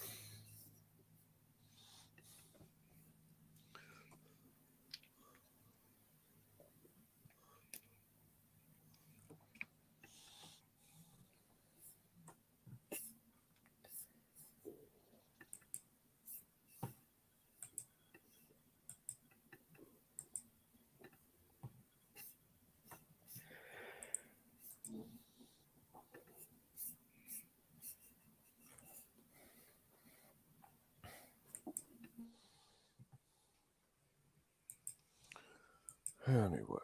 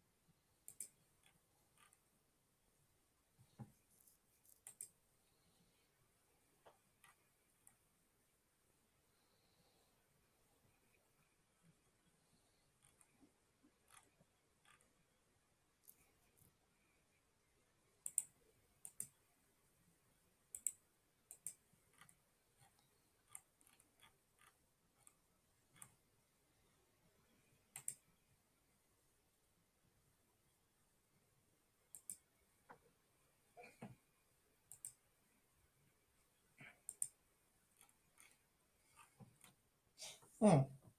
Till we have some time, I want to investigate how it's spell code that figure out. I want to cast that spell on that X that I bring +1. That I don't miss any additional property of that X except +1. Mm-hmm. All right. So you want to identify it? Yeah. Mm-hmm. Oh, by the way, so my my sword, as I understand, is completely destroyed by the acid Yes, in the unfortunately. last encounter. So you no longer Okay, have that. okay, that's But you still have your magical stuff that it's not so easy to damage. Mm-hmm. It's you just lose your regular one. Mm-hmm. uh What do you mean? You have magical one +3 or something like that. It can be destroyed so easy. You lose that great weapon that you use for great weapon master +10. Hmm. That regular one. I have several Yeah, you yeah, have great several another. I weapons, remember that. but this one was also magical sword. Ah, Yeah, but the so Name was the name. scorpion. So Yeah, I guess. so it was. Yeah, I have a couple of axes, Yeah, great yeah. axes, right. as a spare weapon, magical ones. Yeah. See, the Plus, scorpion was actually a trap, so to speak. mhm, Um, mhm. it only had 50 hit points, so you were probably going to kill it, but its blood was acid, so and it worked against magic as well. So I figured if you chopped it up, you'd lose your weapon and maybe your armor and maybe take some acid damage. As it was, uh, I rolled and all the splashes missed you, so it was just the Yeah. weapon that got coated with acid. Okay, so Yeah. it's relatively lucky Hmm. So you will have to use a different weapon, you know. resolution. Okay, got it. Mhm. One of the dungeons I was in, there's a monster called a disenchanter. They eat magic. And if they get a hold of your Uh-huh. magic item or weapons, they demagic it. So your magic sword just becomes a regular sword or your magic armor.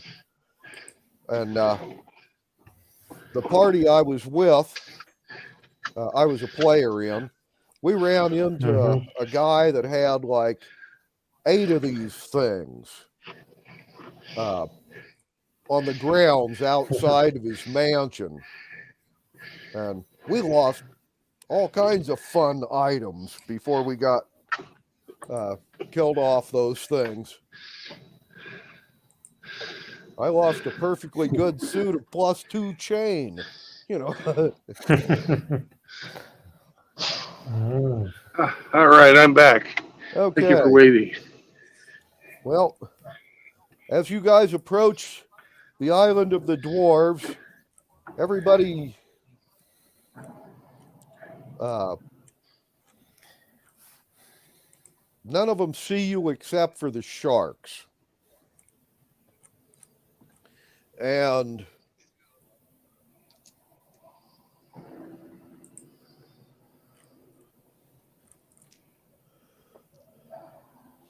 so the shark men have just sent 10 sharks to attack your carriage.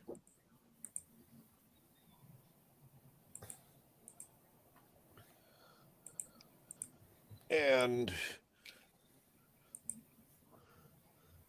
do you All wish to right, use the old initiatives or roll new ones? roll new, please. New, please. For Bill. Natural one. For me. Natural 2. Any It was pluses fun. to add to that? One. Oh, I for me, it's +4. For me, Okay. it's +3. We both have +5, 5 to initiative. Okay, you both end up with 5s. Roman, let's see how you do. I have 8. You have an 8. Okay. Yeah, like the last time. Well, you want to know something really silly? The sharks Yeah. rolled a 1.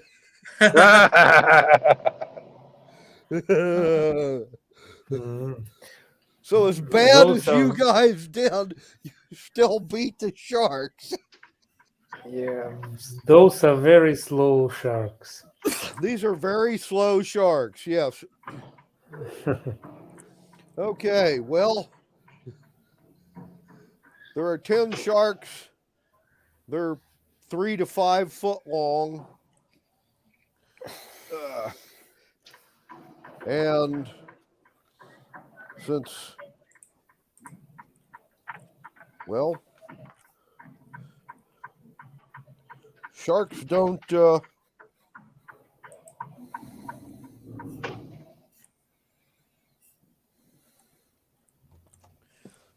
have any missile weapons. And we're inside a bubble of air. You're inside a bubble of air.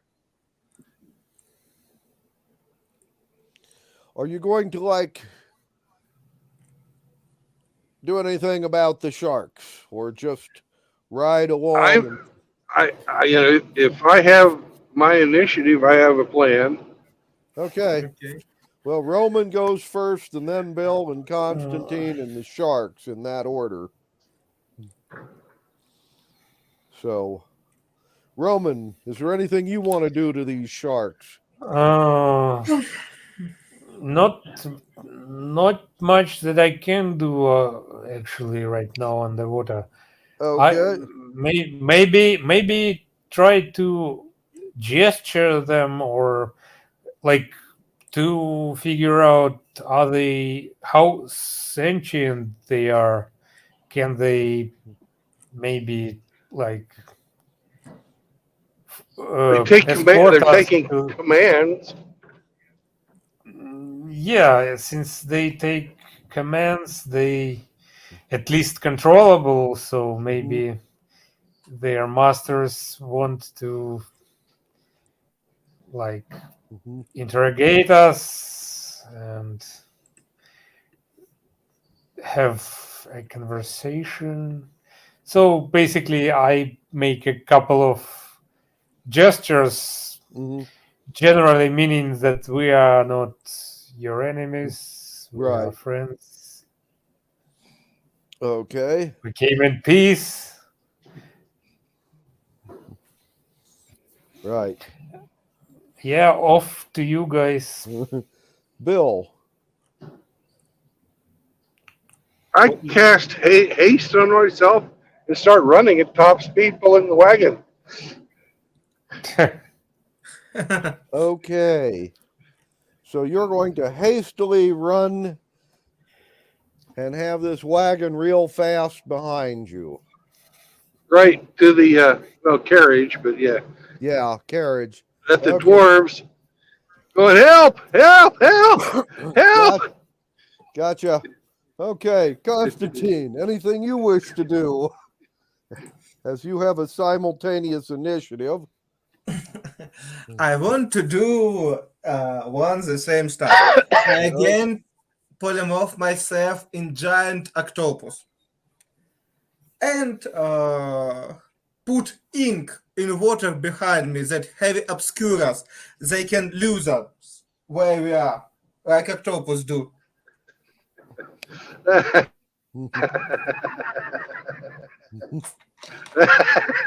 Okay. Let's see. What's the movement rate on sharks? Okay. No, they cannot outrun you when you're hasted. Let's see.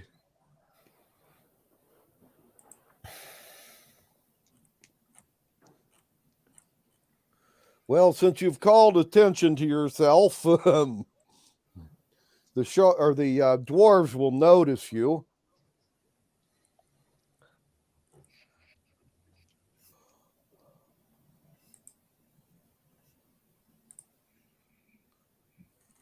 And I'm yelling help in Dwarven, by the way. right. Okay. Well, you're moving fast. You'll outrun the sharks. The dwarves, however, are going to take a couple of shots at you on your way in. So, Bill, Yeah. you'll get halfway from where you started to the island without any problems. The last half of the way, the dwarves on the island have received a signal. They are going to be launching what amounts to dwarven-made depth charges. They have lava inside ceramic balls that are built to shatter at a certain depth. They have just launched a volley of these into the water. When the ceramic cracks, seawater hits the molten lava, and there's a steam explosion. And then, of course, there's molten rock that continues down to the bottom and hits anything that's directly below it. I need from you, Bill, a dex save to see if All you right. can, like, run between a pattern of steam explosions. Okay. Your first roll. And I'd like to add a little.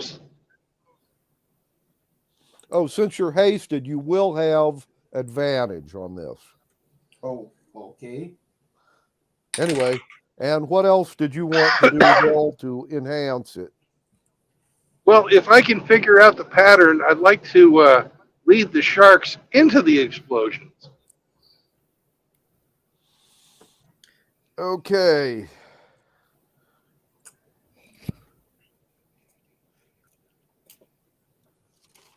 Let me look real quick.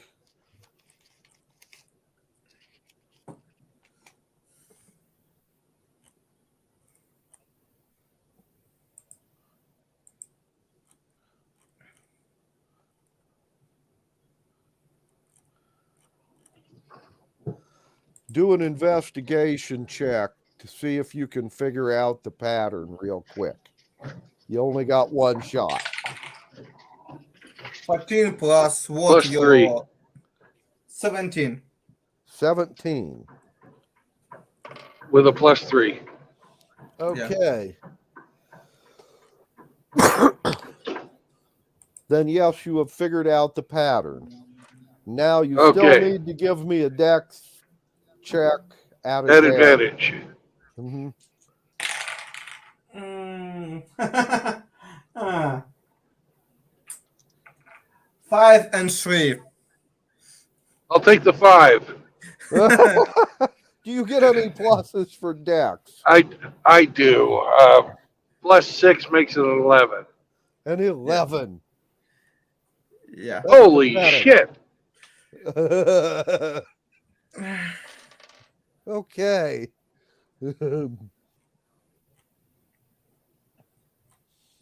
We almost had an accident right in front of us. Mm-hmm.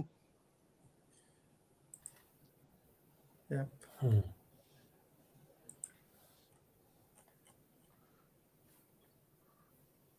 And Now, the steam explosion is not going to be that big of a deal because we're surrounded by a bubble of air. the steam So explosions drive ceramic shrapnel Okay. outward. Sorry, I I thought you were going for hydrostatic shock. no, Like regular. no. That would be far Like- too short range. No, that's the way No. that's the way real depth charges work. Yeah, Yeah. that's true.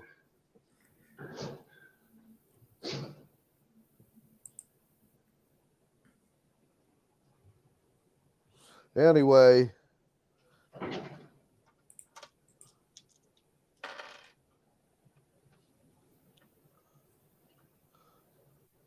Trust me, having a wave of compressed water hit you at the speed of sound is Yeah. much worse than shrapnel. Well, yeah. Especially shrapnel just slowing down very, very fast underwater, like a bullet. Right. Okay. Bill, or all of Yo. you, I should say.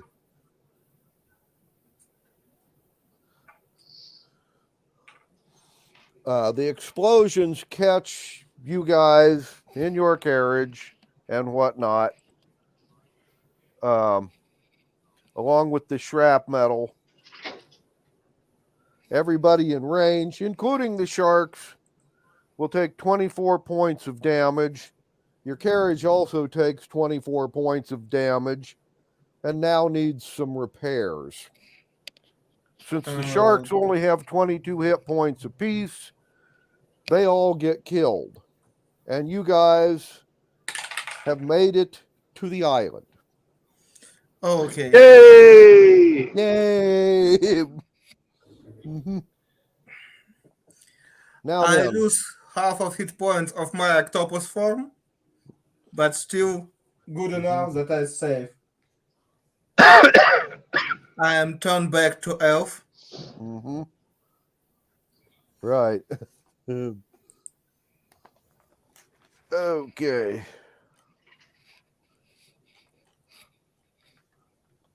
Well, I'm going to hit us with a song of rest. So a D8 plus 8 for everybody's wounded. Mm-hmm. Mm-hmm. Okay. Well then, at this point, it's 3:00 where I am. Mm-hmm. I'm not sure. Where are you, Bill? I am in Louisiana. In Louisiana. Okay. Anyway, cool. Well, I'm going to fold it up here today because I've still got to move my old washing machine out. My new ones are showing up about 9:00 tomorrow morning. So I'm going to want to have a clear path that time of day. I don't want to do anything too complicated, like figure out what I'm doing. So Okay. I'm going to fold it up here for today and disconnect my old washer and get it out of here and that sort of fun stuff. And we will start with you guys. Well, Yay! I got the bypass. yep. Saying hi to the dwarves. Okay.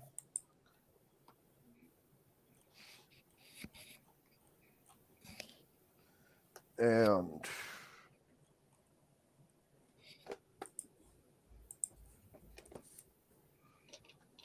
you guys have a good weekend. All right. The first thing I'm going to say to the dwarves is, thanks for scratching our backs. You really took care of those sharks. I appreciate it. Uh-huh. Right. We owe you one. Right. Uh-huh. Now all you have to do is convince them you're telling the truth. Well, actually, that part is true. I know that, and you know that, but the dwarves might not believe you. Oh, well. Anyway, I will talk to you guys next Saturday. All right. Bye-bye. Bye-bye. Bye, Glenn. Bye bye.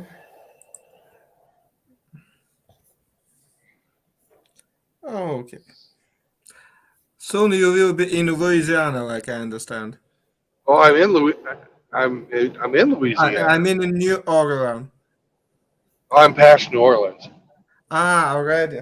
You didn't buy voodoo doll for Putin. Okay, next time. Oh. No, but I asked my friend about it, who actually knows real Cajuns who live in the swamp. Oh. Okay. We all hope that. Beware, yeah, beware the alligators Yeah.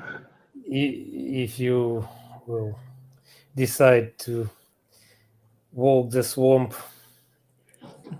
Well, isn't there some silly story about children and a crocodile that you Ah, guys have? we, yeah, probably we have a lot of very sad, stories. yeah, sad stories about children and crocodiles. Pretty short ones. Well, one of the most famous pictures um, that came out of Stalingrad that was in a textbook that I had when I was in high school showed this Uh, statue of these children dancing with a crocodile. But it was all Ah, shot oh, up and yeah, surrounded by a bunch of dead Russians. yeah.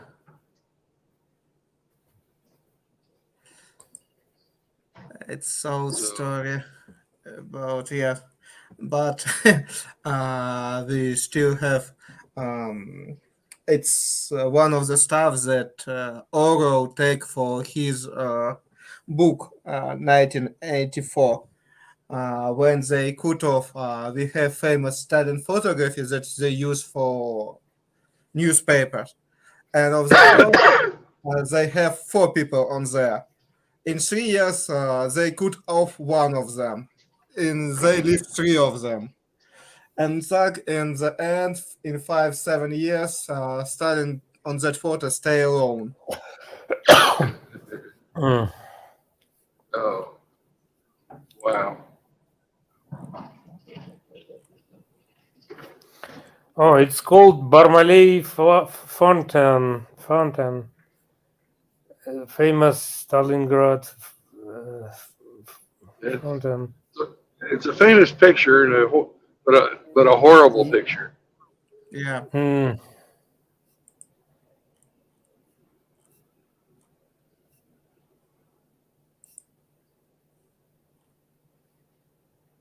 yeah. They were talking. I can still remember that lesson when they told us about uh, Order 727 or 272 or whatever it was. Mhm. Now step back. Yeah. And they still doing it same way. What's going on the east of country? Mm, They just don't care yeah, about their own people. traditions. Yeah. Traditions carefully preserved. Mm, I have one issue. I don't want to be a part of that tradition. Like I know Ukraine. I don't want any of you guys to be part of that. Yeah. I don't want the fucking Unfortunately, Russians to be part of it either. That's the thing. We unfortunately, will no one believe they has. just go away, but they don't want.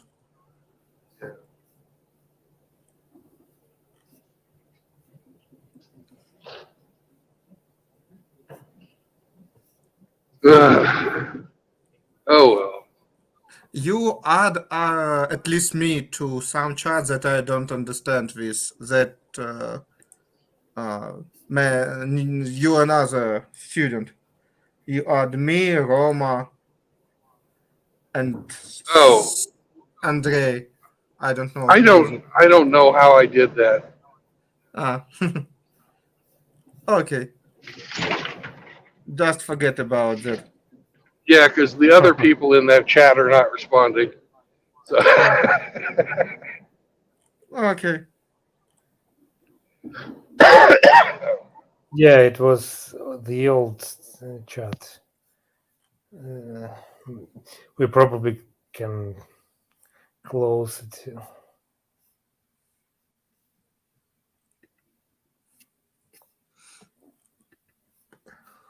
Yeah, it was a mistake. Oh, okay.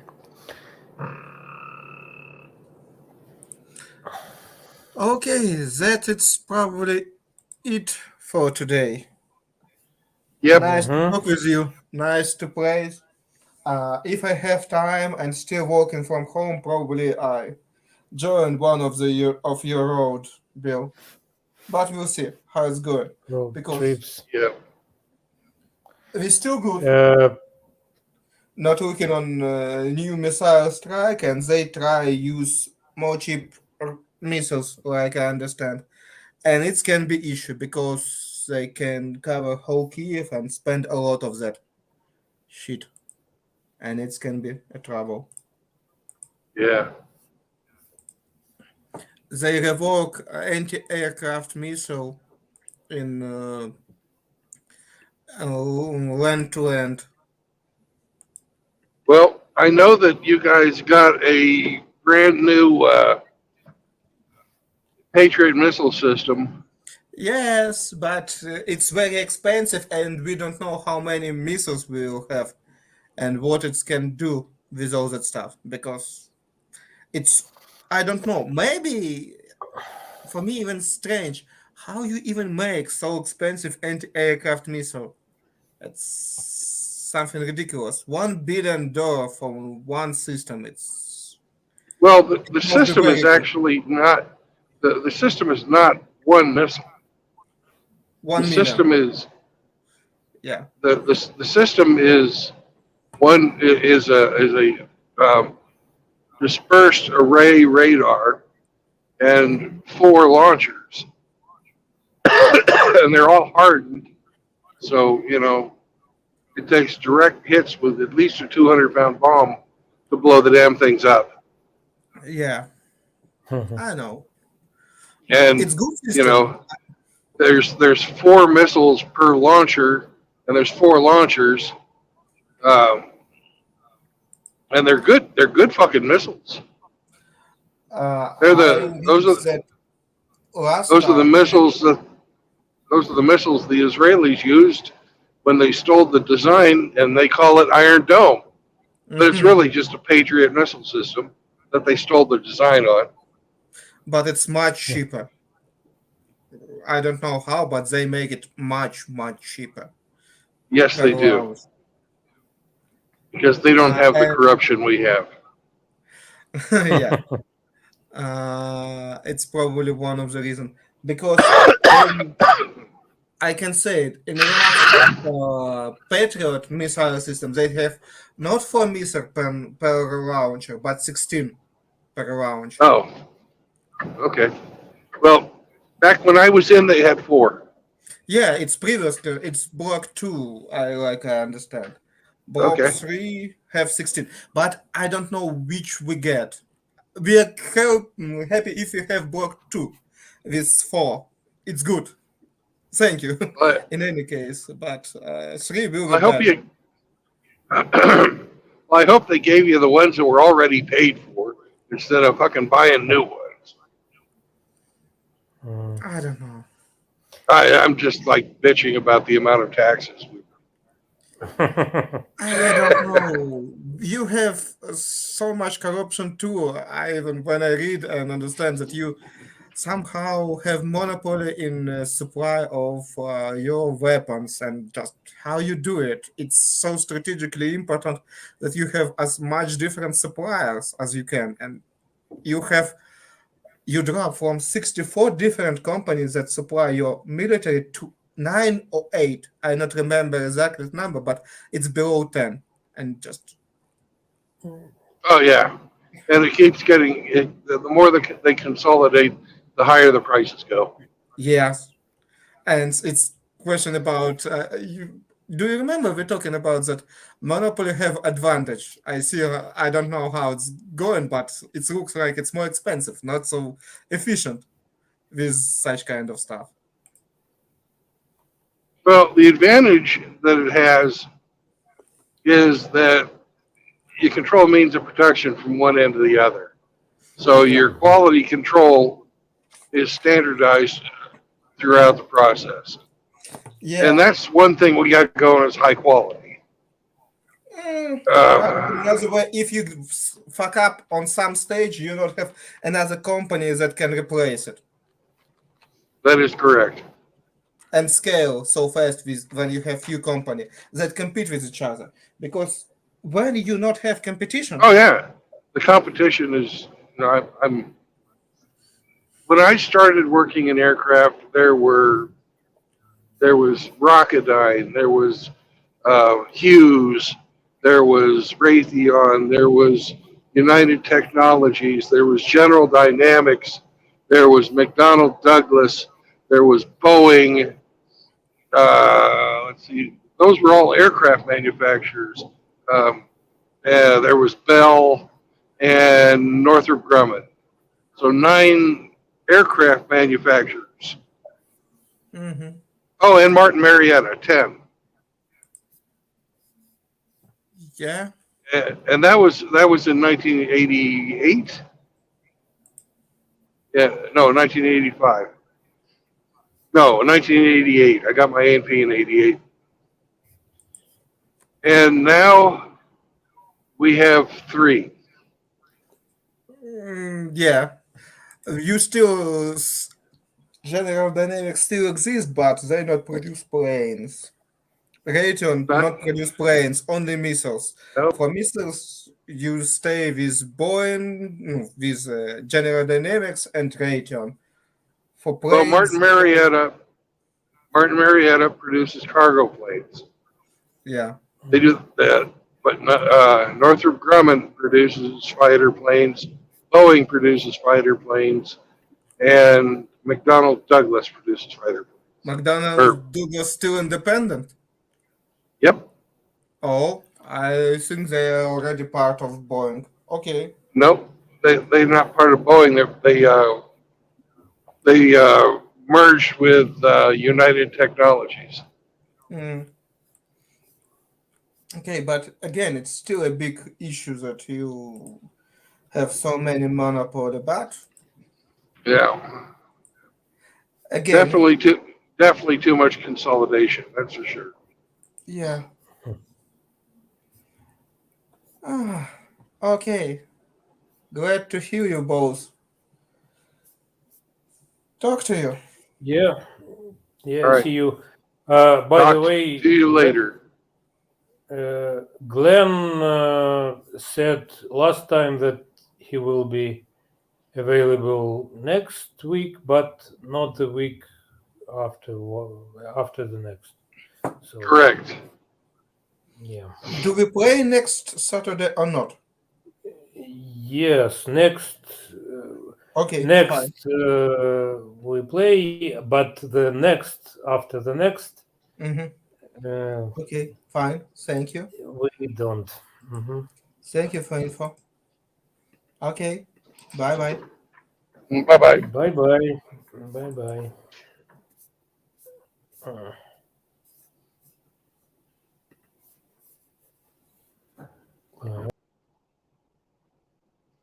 And then it was just you and me, Roma. Now it's just me. And that is the end of Dungeons and Dragons for this week.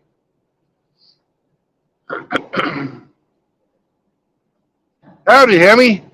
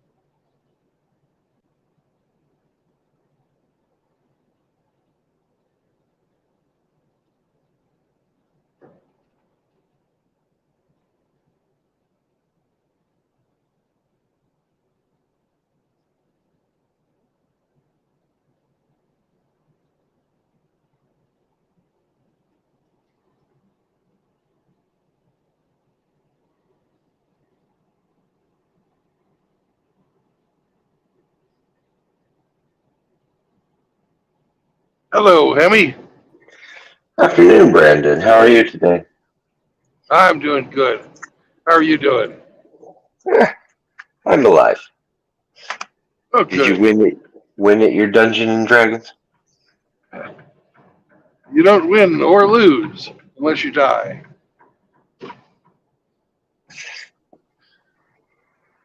But I didn't die. Well, that's good.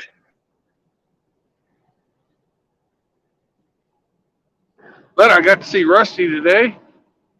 Yeah, that was awesome. Got to see John last night. So Life is good. And where are you heading to now? I'm headed west on Highway 10, and I'm going to hopefully get into Texas before I shut down for the day. I'm shooting for around Beaumont or so.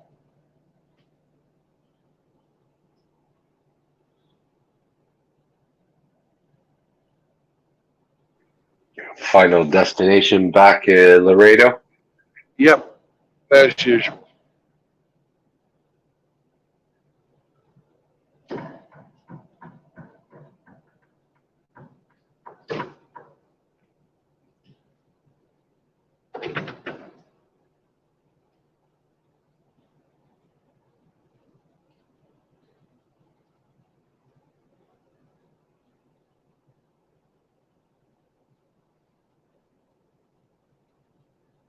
We're at mile marker 84, so we got 84 miles to go in Louisiana. And the guy that I was trying to pass is speeding up, so we'll just chill out and let the cars that actually can pass him pass him. But if he slows down again,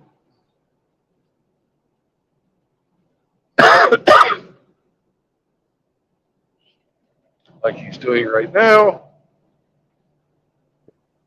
Pass him on the right.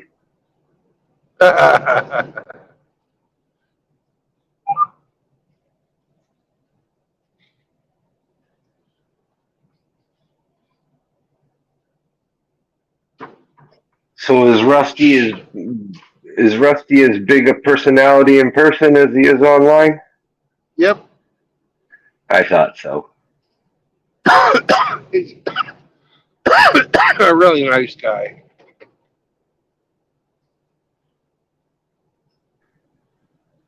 Where'd you take him for breakfast? We just ate right there in the truck stop because I didn't have a lot of time today. Oh, that's too bad. But we had a nice talk, and the food was decent. Excellent. It was an actual diner versus, a fast food.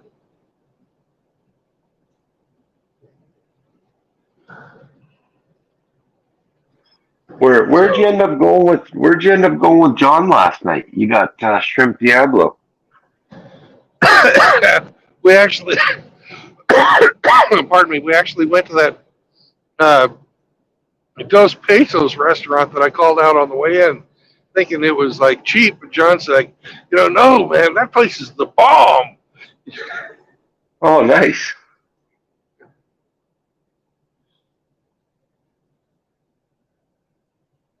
So Mexican food in Alabama. Who knew? it was pretty good for Alabama Mexican. It's not the same as Tex-Mex, so.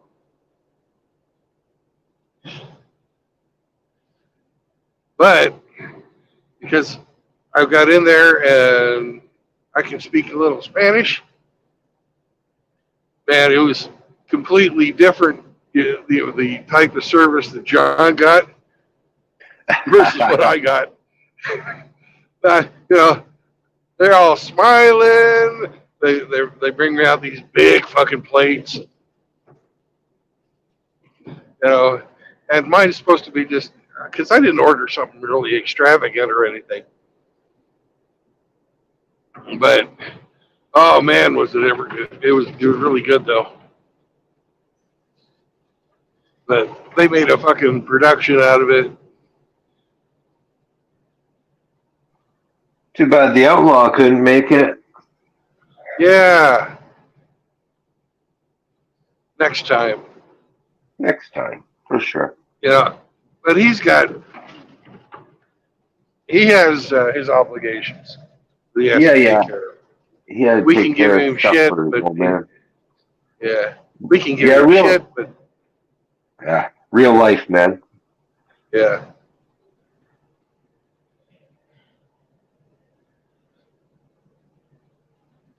We can give him shit, but he doesn't have to live with us. Yeah.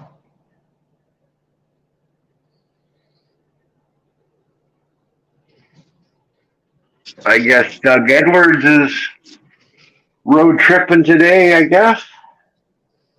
Yeah. Heading off to Kansas City. Yep. Hopefully he makes it safely. He should.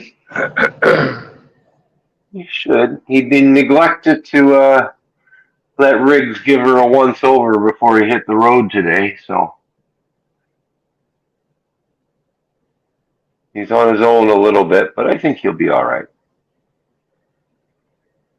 I thought he was going to fly. Apparently that didn't pan out as we thought. So apparently he was told that he had to be there, and if he didn't be there, he'd be fired. Yeah. Hey, we've got a hamster in the house. And Rusty. I didn't even put any date out. Well, this is our captain typing, not our captain speaking.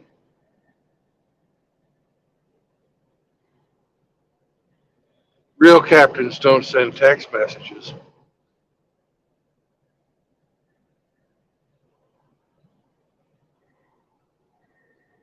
Yeah, I said it. Come and gnaw on me with your little teeth.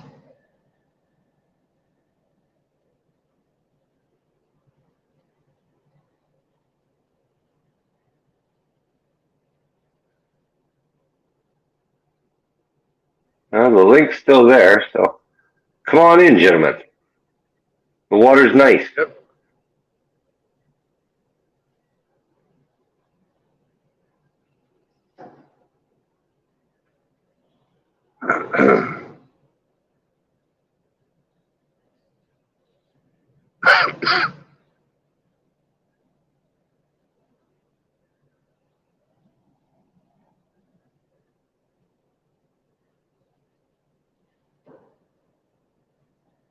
I think ahead of us we've got an old style Land Rover. Ooh. I like those. The 1960s era. Let's see if I'm right.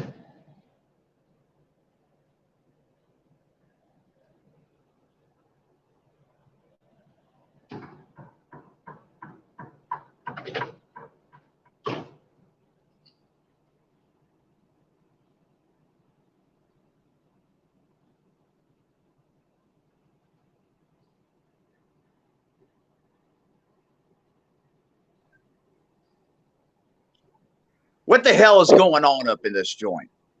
Hello, Rusty. Oh no, that's a fucking Willys. Hey, I only got one question, True Blood. What's the deal with Hamster not being wrenched by this time? I haven't wrenched him? No, you never have. Oh fuck. I better wrench him. He'll be a resentful hamster. Yeah, he'll spin that damn gerbil wheel so fast it will distort time. Yeah. We don't want that. Man, I can't believe all those damn buttons you got to push while you're driving, Brandon. That's unbelievable. Well, to add the link is the worst one. Yeah. Just letting somebody in is 2 buttons. Yeah. Yeah, I'm still in Slidell. Right off of the swamp here. Yeah, you and your buddy were gonna do guitar work. Yeah, we're probably going to do that a little bit later on. I'm waiting to hear back from them.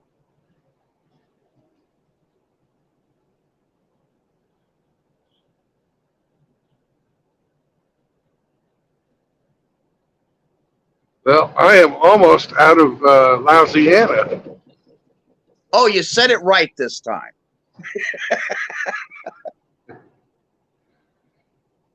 Hey, John G. Hey, John, what's going on, man? I think John's off today. When he texted me earlier this morning, I think he was taking a day off from drywalling.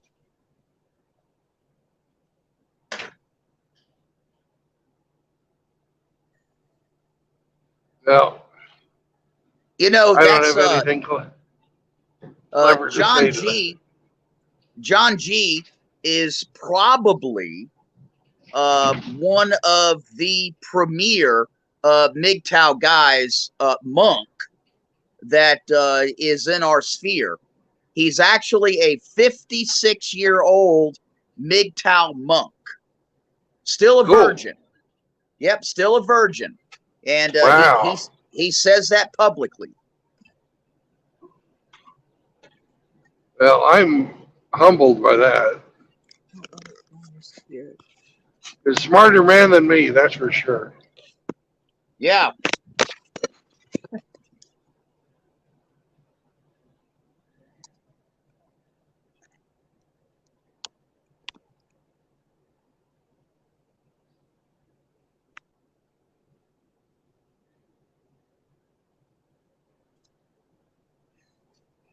Yeah, he's definitely smarter than most of us were. You know, most of us had to go through this about once or twice before we learned our lesson.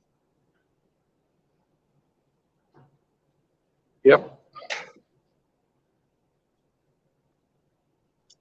You know what's Yep. really interesting, True Blood, is that, What's that? in some of my conversations with John, he actually was pointing out that he believes that he has a different perception of things and people because he has not engaged in sex. I can see that. Yeah. Well, you hear them dogs? Yeah. Yeah. And here comes Hamster. This is your hamster speaking. Yeah, that's why I went back off on the dogs there, Chief. Yes. Oh my God. I saw you guys on your little stream there with the cowboy hat. What'd you guys have? Some food? Roger, we had Yep. food. All kinds of food. What's going Yes, on we today, did. guys? What's up? What's up? You're in Louisiana at this point. Yep. Looking Well, over at the rice field as we just passed. we're It was just going to interesting. Texas now. Yeah, it is. Yeah, it's nice. I like it. Well, they Yeah, had the special rice tractor out. And I found that very interesting to look at. Well, they grow rice up in Arkansas as well, apparently. Yeah. One of the biggest producers of rice in the United States, actually. Yeah, True Blood's getting ready to leave Louisiana, and I'm still in Slidell. You haven't gone up to Hadesburg again and had some fun with No. that redhead? Is that No. yeah, leave some for me, sir, would you? If you wouldn't mind. Well, of course. Sloppy seconds for the hamster. Sloppy seconds. Probably for the sloppy hamster. 48s for this blonde hair or ginger hair chick. Just kidding. I'm sure she's a nice lady. Oh my God. Those Southern girls are pretty nice, or at least they can be. At If least you don't the leave them older out in the ones. sun. Yeah, the Southern redhead's gonna get sunburned out there on the beach.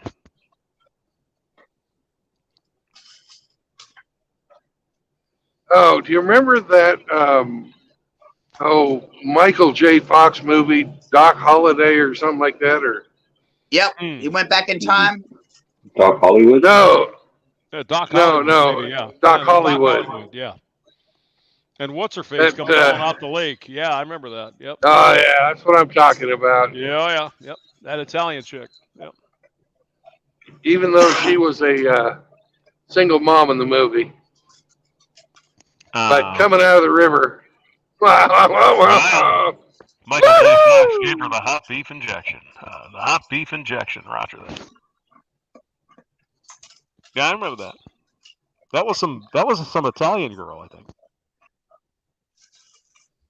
I don't know, but she had a really nice body. She had a nice rack. Roger, the rack was good. Roger that. Perfect rack. The only Italian girl that I know that I would be interested in would be Sophia Loren. Roger that. Now, why do you suppose that is, Rusty? What is it I about have no her? idea. And she seems to get better looking as she gets older. Hasn't Don't she ask passed me at why. this point? I think she's gone by now, right? Yeah, she hit the wall a long time ago, but she's still a good looking woman. Oh yeah. Sophia Loren. Oh, yes, yes, indeed. Yep. I bet you that you're a Bridget Bardot fan, Hamster. Hey, I like them all. Well, that reminds me of a Hank Williams Jr. song. I like them tall. I like them small. I like them all. Exactly. Yeah. What the hell? Now I'm getting a freaking. What the hell? I personally like Charlotte because she's as pretty as the angels when they sing. Sitting on the back porch. On the back porch and swing, and she was Roger, swinging. we were swinging. That's correct. Swinging. We were swinging. Hey, hold on a second. Swinging. Little Charlotte. I'm actually in she's the swing right now. I'm swinging All right right. now in the swing. You're a swinger. You need to have an upside down pineapple on your shirt. You're swinging that old big schlong there, sir. Roger, the huge schlong is slinging on the sling. It's got chocolate pie in the kitchen. Well, one of my favorite sayings to say always is of course, I like to have a swing like that in my backyard. Yep. I want to get your face slapped these days. Actually, they probably wouldn't slap your face. They'd fucking report you to the police. Ain't happened yet, but I'm sure there'll come a day.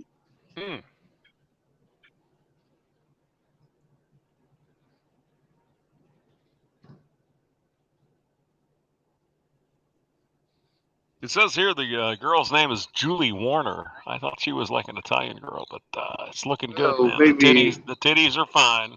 Titties are fine here.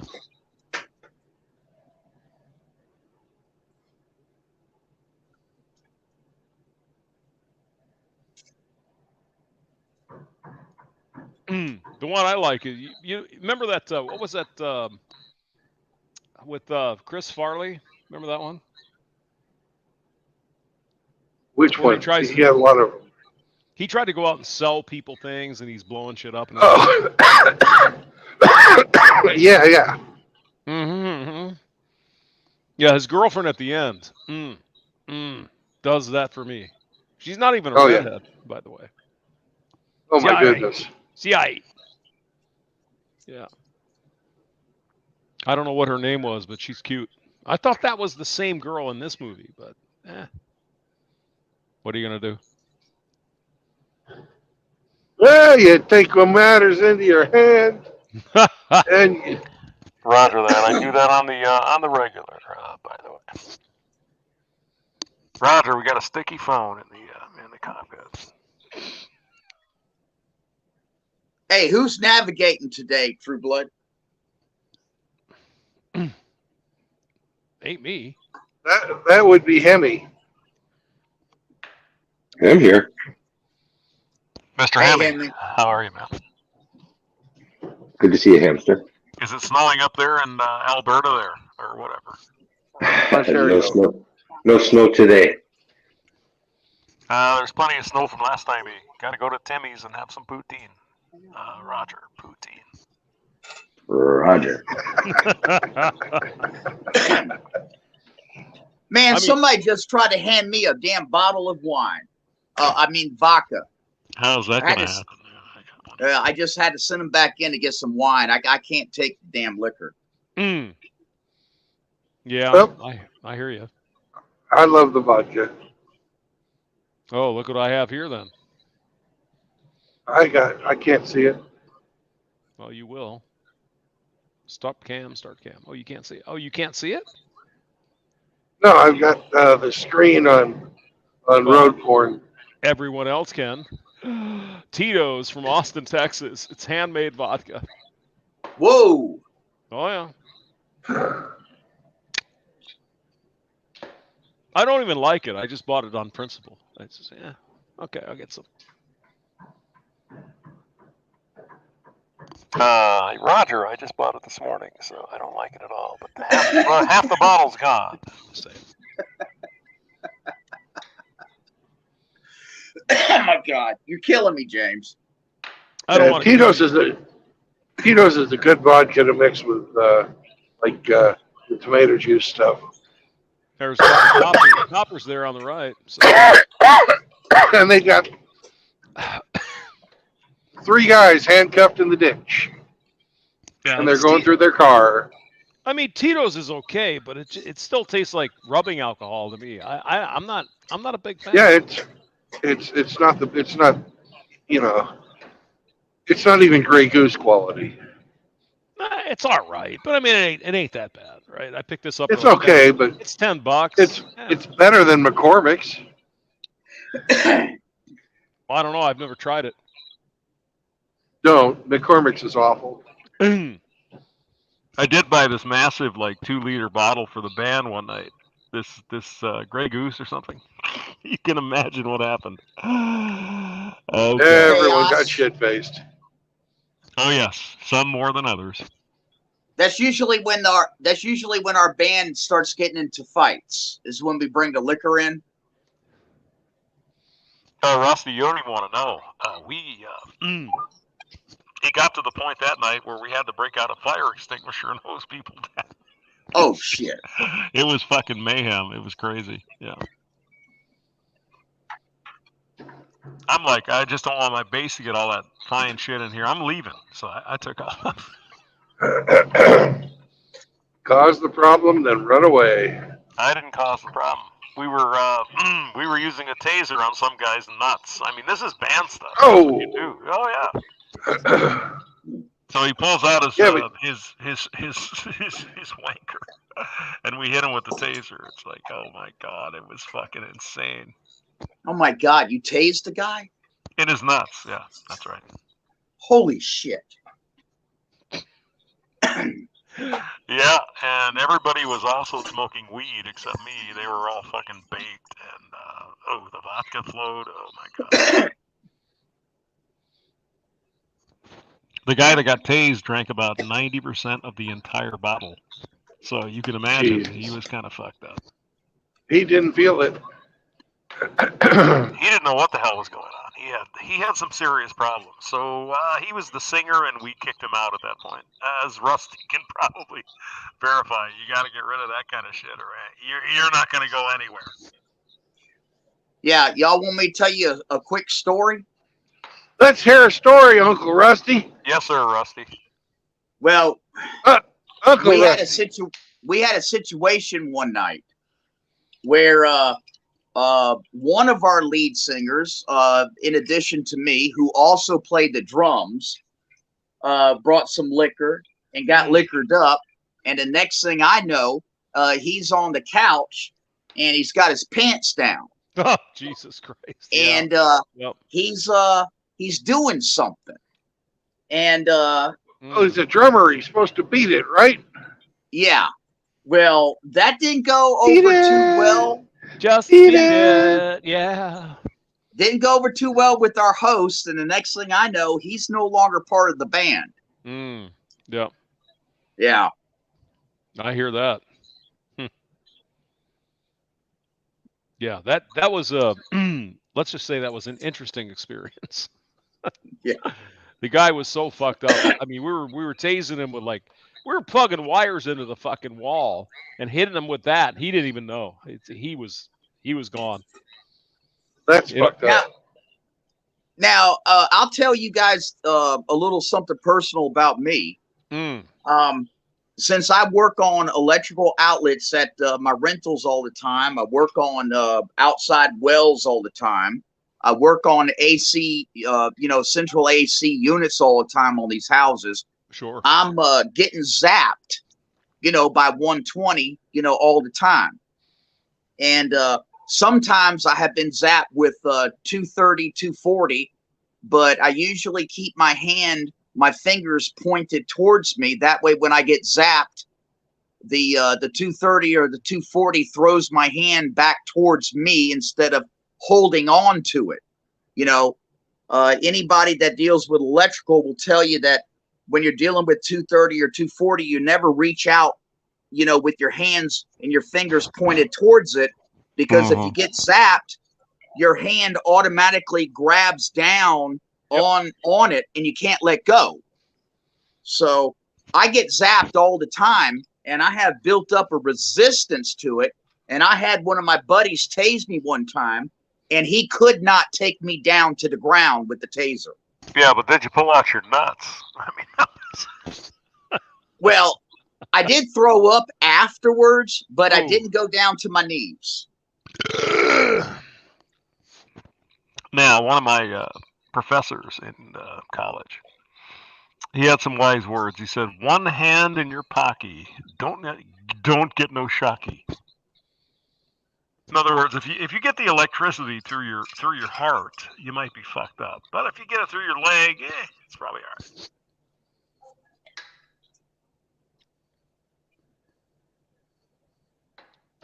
So don't stick your dick in 240, is what I'm saying, Rusty. Don't do that. Oh no, I don't do that, man. Don't even stick your dick in 110. Actually, I kind of have done that. Roger, we got Rusty fucking the 110 outlets. No, we have a pissing on the electric fence story, I'm sure. Actually, True Bud, that's exactly what I did. I hooked up an electric fence around a piece of property I sectioned off, and I got drunk one night. I forgot it was there, and I went to the edge of the fence and I started pissing on it, and I got freaking zapped. That's gonna wake you up there, Rusty. That'll make you know you're there. Ooh. Yeah. There's no experience like that. Let me tell you something right now. It's kind of like the old days where some young guys are saying, "Hey, you know what? If you piss on this engine, it's gonna, can you piss on the engine? It'll be fine." Yeah. It doesn't work out so well for the newbie. Well, I had a friend in the Navy. We were going through sea school in Millington, Tennessee. And he needed some money. So he went and sold some chids. And apparently they have a method of retrieving the maximum amount of cum from you that involves shocking your nuts. Oh, God, no. Oh, man. No. No, please. And he never did that again. He said it wasn't worth it. So he was trying to deposit a deposit, and they shoved some electrodes up his ass. Is that what happened, or what? No. They have a paddle, and it's got an electrode that will go. God damn it, you fucking Chevy piece of shit! Oh, and you little piece of crap, fucking VW, just about got squished. Hey. That's probably a girl. This motherfucker. Why do you hate women? I hate red cars. Oh. Anyways, this fucker in this pickup was driving slow until I go to pass him. Then he speeds up faster than my governor will allow me to pass. Well, that begs the question, True Blood. Which car hurt you? Neither one. Which car was it? Which was it? but the VW was actually more of a pisser because she couldn't fucking wait for me to get back over. She had to fucking zoom in on past me on the right side. No, she might Well- like you though, Brandon. She's like, oh my god, this man with the beard. I gotta get his No, attention. if she liked me, she would have stuck around. Probably. Well, yeah. That's I'll tell right. you something. I'll tell you something right now, True Blood. If you wind up running into any damn vehicle in that monster that you're driving, you're gonna run right over them. Well, you'd think so. But on the way to Nashville, we saw a wreck where Yeah. like a Lincoln had crossed the median, and when it hit the semi, he bucked up, and the back end went right into the cab. Damn. Nobody survived that. Hey, I'm gonna get off, True Blood. Somebody's playing Led Zeppelin. I need to go find out what the hell's going on here. Jesus Christ. Yeah, if you're in a music store, that's forbidden, you know. Yeah, I What do you know have to the get- forbidden song. Are you at the Guitar Center, or what are you doing? No, I'm at a residence, and they just started playing Led Zeppelin, so I Like- need to find out what's happening here. That Okay. one? Yeah, Okay, stay safe, True Blood. Later. Bye, James. Yeah, Rusty, good to see you. I'm gonna bust out too, Brandon. So be safe till you get to your destination, sir. Thank you very much. Y'all have a great, great, great day. And then it was me and the green Dodge. Oh, and whoever this is jumping in.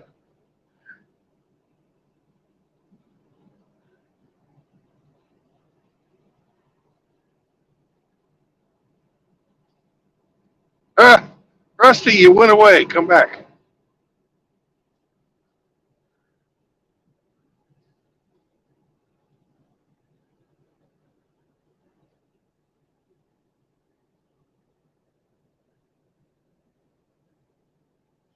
Oh well.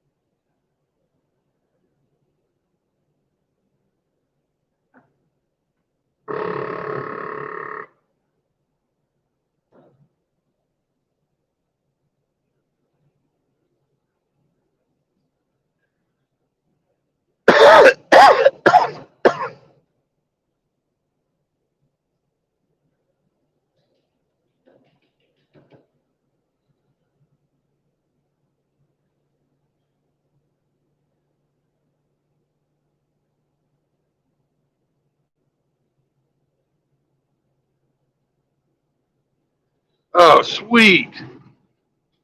Look at this. Nice. I'm fucking loving that. And he's quoting Ecclesiastes 1-8. That is so nice.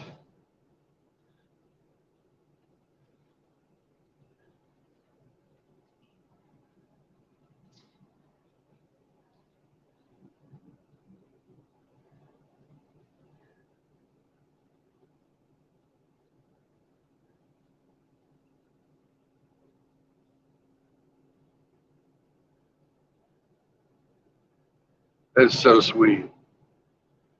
Oh, she passed me. Oh, well.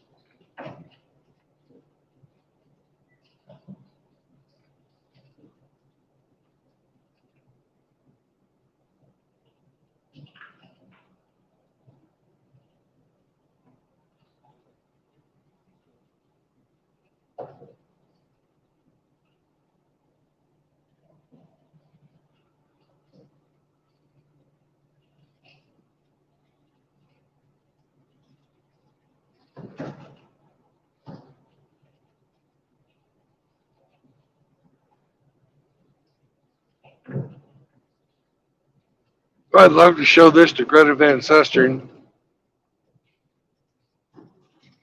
How dare you?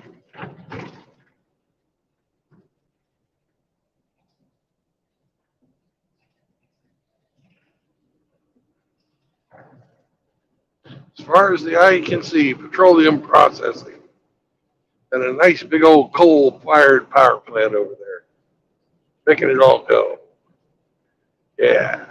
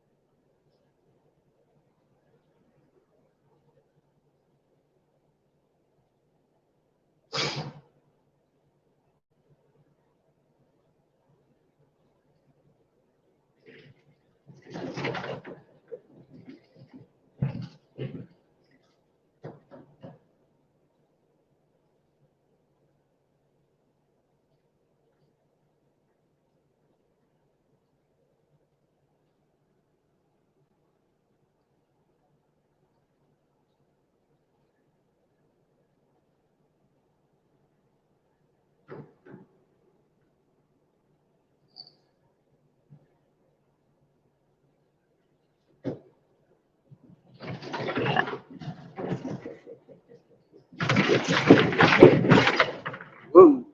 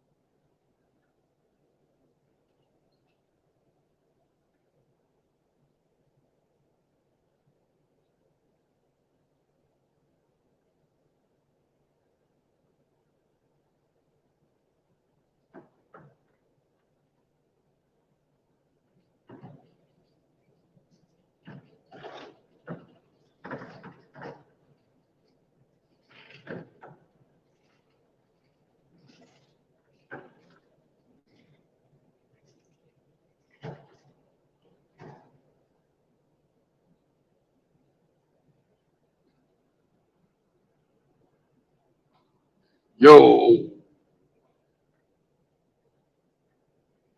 yo, hole in the bottom of the road.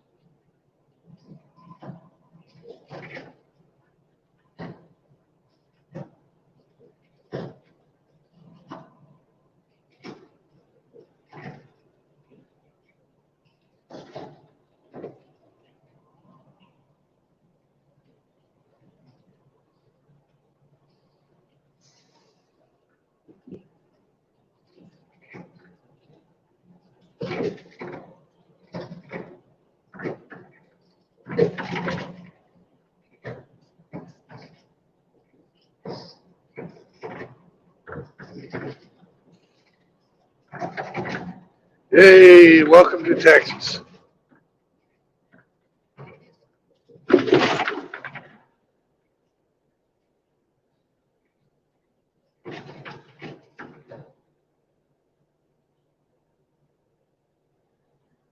880 miles from here until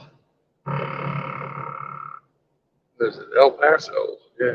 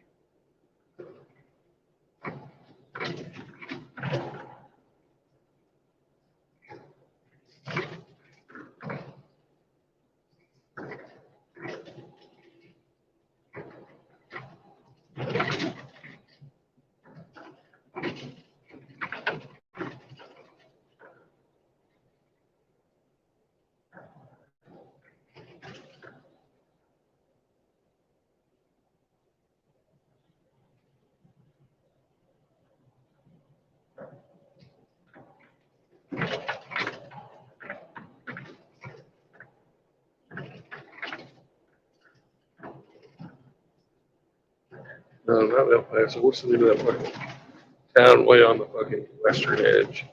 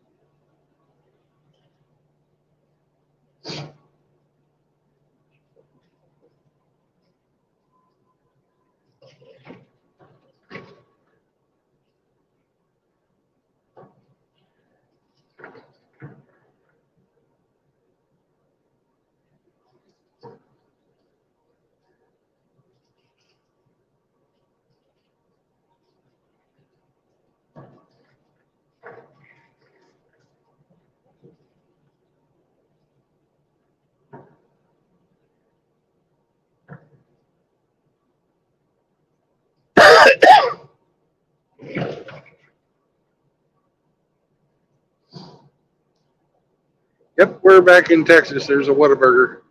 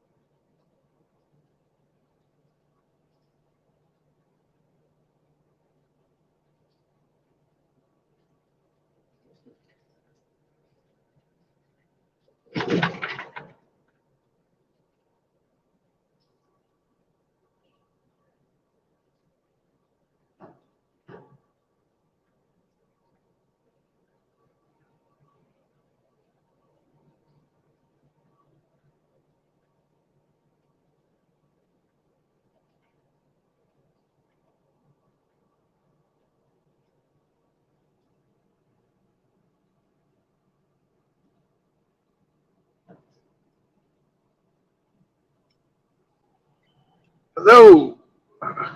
What's going on? Did you win your Dungeons and Dragons game? Everybody always asks that question.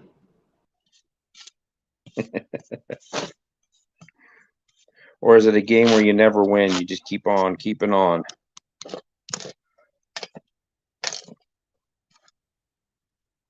Did you kick yourself out of your own stream? I did. I pulled a hamster. So where you at now? I am almost to Beaumont, Texas, where I'm going to shut her down for the day. Yeah, you still got some light here in about a half hour. It'll be about dark here. Yeah, well, I got a hour and 13 minutes left on my clock, so it's time to find a place to park. Well, I got to watch some of your video with Rusty. So how was your breakfast? Oh, it was delicious. Had a grilled pork chop. Cool. And so you're going to stop in Beaumont. So how far is Beaumont from Laredo? It's about 430 miles. Easy drive tomorrow. 7 hours. Yeah, something like that. Don't know how long I stop or how often I stop. Yeah. I have my favorite taco restaurant on the way. Oh Just man, on the other side. they got Barracuda barbacoa. No.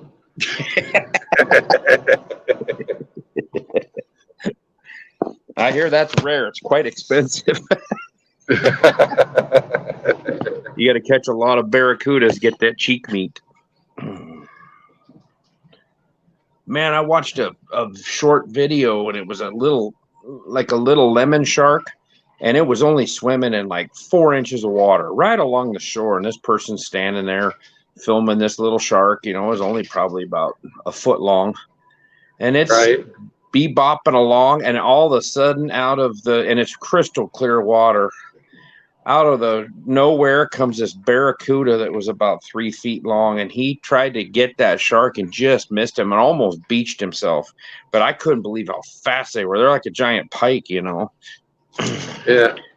Holy crap, he come in hard on that little shark, and that shark, it missed him, and he swam in the real shallows the rest of the way away from him. Man, I was snorkeling one time, and right along the side of this pier down in Isla Mujeres, which is an island right off the coast of Cancun. Oh, yeah. And I looked on the other side of the pier, and just fucking swimming right along, and bigger than I am, was a barracuda. Oh, no shit. No shit. That freaked me out. They don't attack people, though, but. There's been a couple of cases where people have been bit, but I mean, they're not like sharks where they try to rip your arm off or eat you. No. Might be Probably tell you territory they probably type just deal. tell you to get the fuck away from my, babies or something. Yeah. Yeah, they got a mouthful of teeth and they never close their mouth. And they're really silver. Yeah. This one that come in had a really, it was either a black back or very like indigo blue, real dark blue. Yeah. But it come in so fast and made such a ruckus that you really couldn't see it. You just kind of saw the size of the fish, and if he would have been about a quarter of a second sooner, he would have got that little lemon shark. Yeah. I couldn't believe he come in that shallow to try to take him, though. That was crazy. I mean, it was, like I said, it was 6 inches deep top. So it looked like it was more like 4 inches. That little shark was just barely cruising above the sand, and he wasn't sticking out of the water, but he was damn close. Yeah. Just goes to show you're not safe in the shallows. No. Not if you're a little sharky shark. Man, I'll tell you what, I got home last night and got to bed at straight up 10 o'clock, and I laid there until 1 o'clock. That's what you were saying. I went to sleep and woke up at 4. I was just like, God, I'm so tired right now. I'm going to be hitting the rack early tonight, I think. Hopefully. Well, I bet. I'll probably end up waking up at 2. Yeah. I'm in Beaumont now. Oh, you already got there? Yeah. Hell, you ready to pull Parker in for the night? What you gonna eat This for thing supper tells tonight? me it's 10 miles. But I can't see which fucking exit it is. It's too goddamn bumpy of a road. All right. You staying in you staying at a truck stop then? Yeah, I'm gonna stay at Love's. But the other truck stops around here, there's still some parking at them, so I'm thinking I'll be okay. This is later than I like to go. Yeah, it's not even dark yet though. There's probably you'll find some spots. Yeah.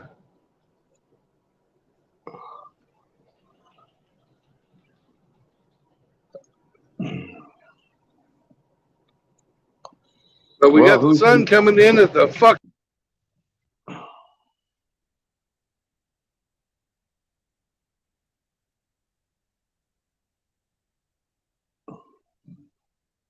You there? Yeah, I'm here. Can you hear me? Yeah. Okay. Sun's coming in your window just at the right angle to screw up your GPS, isn't it? You can't read it. Yeah. Oh. Where's your Hemi?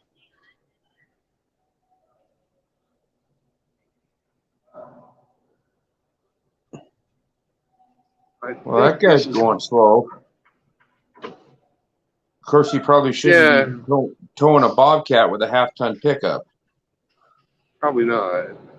But there's some traffic coming up, and that might have been a 3/4 ton, but it was still too small to tow a Bobcat. Shit, those things are like 10, 11,000 pounds. Freaking heavy. it depends on what model you get. But yeah. Yeah.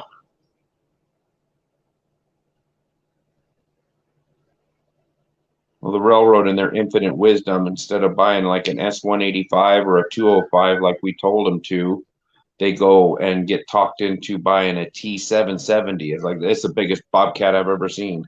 It's tracked. It's about 8 feet wide. Jesus. Yeah, and they wanted it to be able to go down in between the locomotives when they're fueling them and stuff. You can't even get it down in there. It's too big. It's like, well, there was a $125,000 fuck up. Are you on road 69? I'm on Highway 69, which is sharing the roadbed with Highway 10. Oh.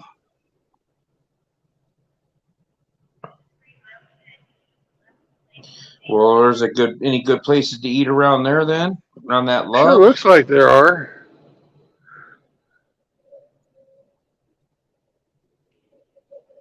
But I just want to get parked.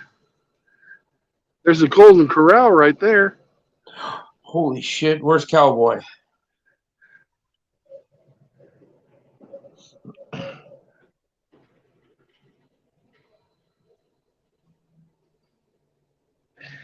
And we're stopped. Fucking 10 miles from a fucking destination. And we got traffic. And my GPS is telling me it's going to take 29 minutes to get through it. And I've got an hour and 5 minutes on my clock. Well, you can start an hour and 5 minutes earlier tomorrow morning. Well, we'll see about that. What time did you start this morning?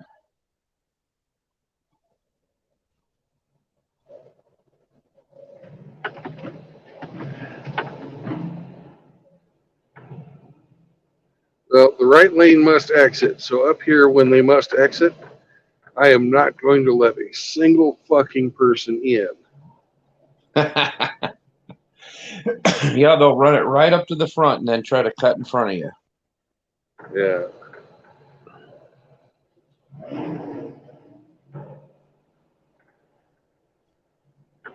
Oh, that's plenty of room right there. They can sneak 2 cars in that space right there. Well, that guy's wanting to get in. We're doing the best we can. Hey, we're going uphill. A violation. And we weigh fucking almost 80,000. So that guy right there, Mr. Toyota. Yeah. What are you hauling right now? Are you doing mixed vegetables again? Nope, I am hauling fucking confectionery chocolate and all kinds of different Hershey's products, high-end bakery goods. It's a dedicated Hershey's trailer.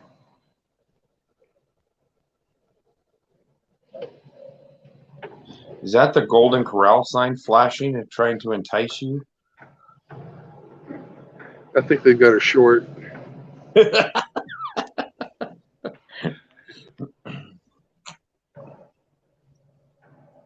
Oh, he got in, bastard. Don't let them in. Come on, Honda. Suck it right on up. Don't let nobody in. Fuck those guys. That's right, Honda. Oh, they're gonna have to cross the white line now. Oh, and Mr. Pickup. Go, go, go!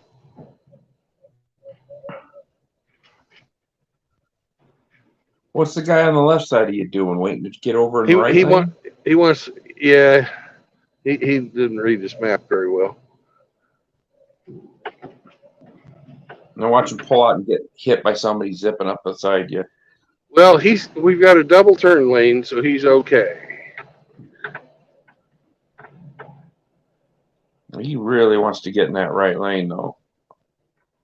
Yeah, he's not too smart.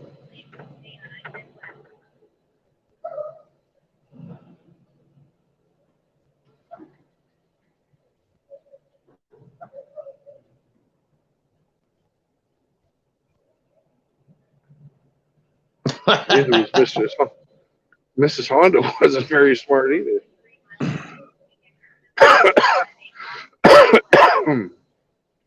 She ain't waiting for this bullshit. She's got to get to Golden Corral. That's right. Then they got Floyd's Texas Steakhouse and Oyster Bar. Ooh. Some surf And and it's or turf. fucking packed. They must do a good happy hour. Yeah. Oyster shooters and pints of beer. Yuck.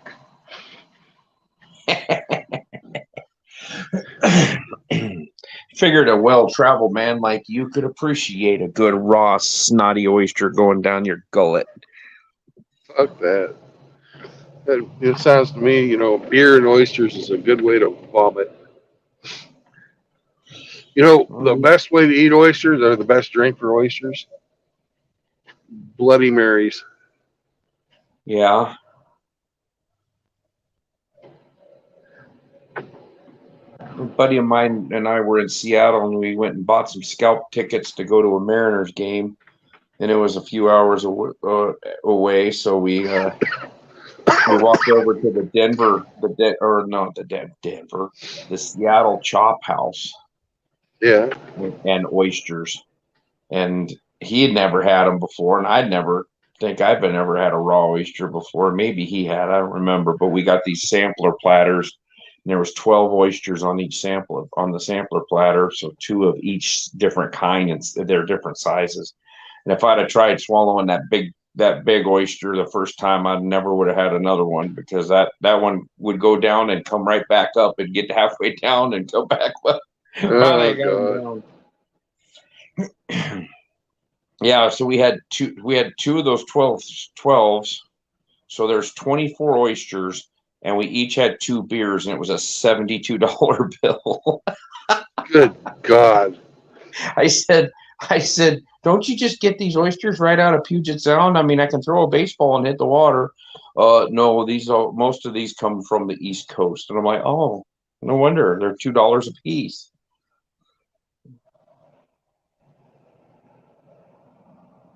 I do like smoked oysters. I'll eat raw oysters, but I like smoked oysters better. Smoked oysters aren't bad, especially if you got some good cheese to go with them. My mom would she called it oysters Rockefeller. I don't know if it really was that, but they'd be fried and then had like a cheese and bacon on them, and then I think she put some kind of sour cream mix or something on. No, cheese and bacon. Those are pretty good. Yeah. If I'm going to have something that grows in a shell, I'd rather have a clam. Clams just taste so much better to me than an oyster does.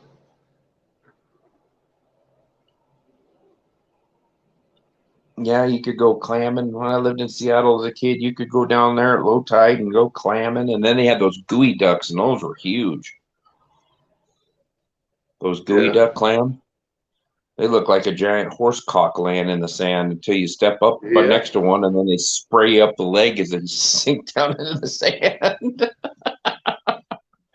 There's a lot of meat Yeah. in them clams.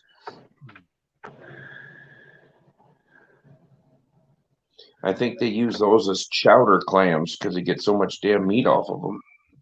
Yeah.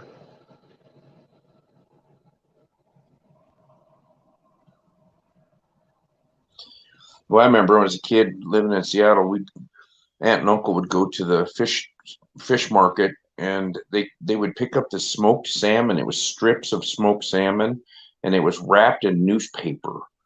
And Right. talk about oily. Holy crap, that stuff was oily. But damn, that's the only way I like salmon is raw or smoked.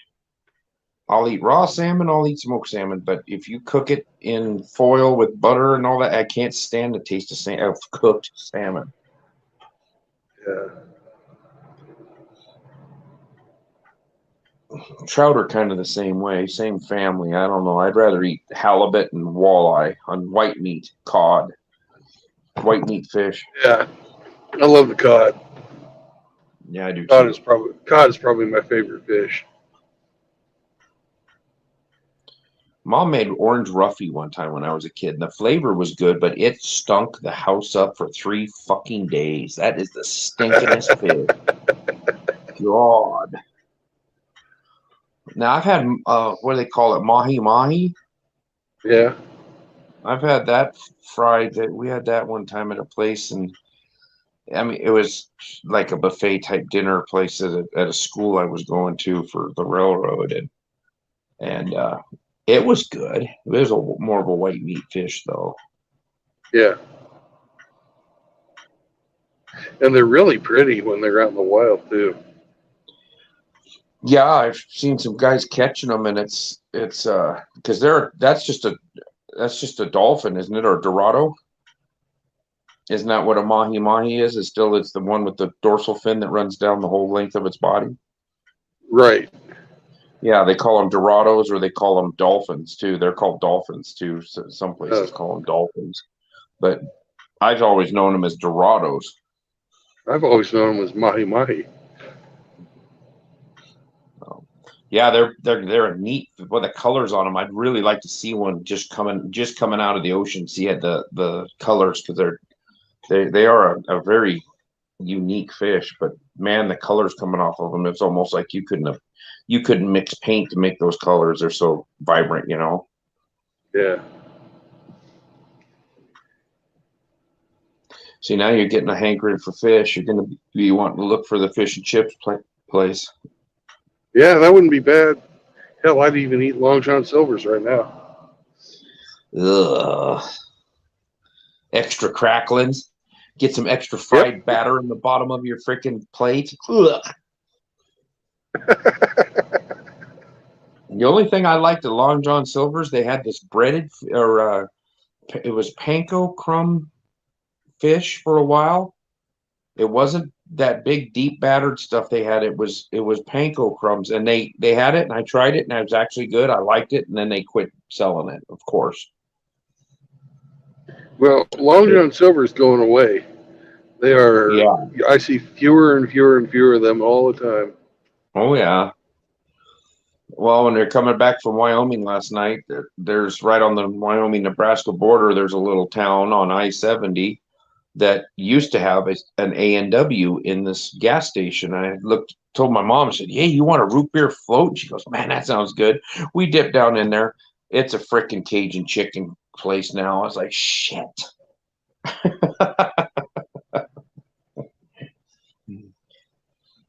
Because I like me an A&W root beer float once in a great A&W was a great restaurant. Yeah, we used to have one when I was a kid. It was the drive-in style. It was out in the valley, out where it took a little while to get out there, but they'd all come out on the roller skates and hang the food off of your window.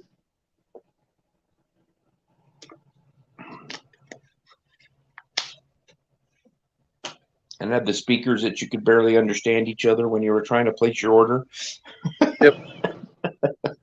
Just like Sonic. Yeah.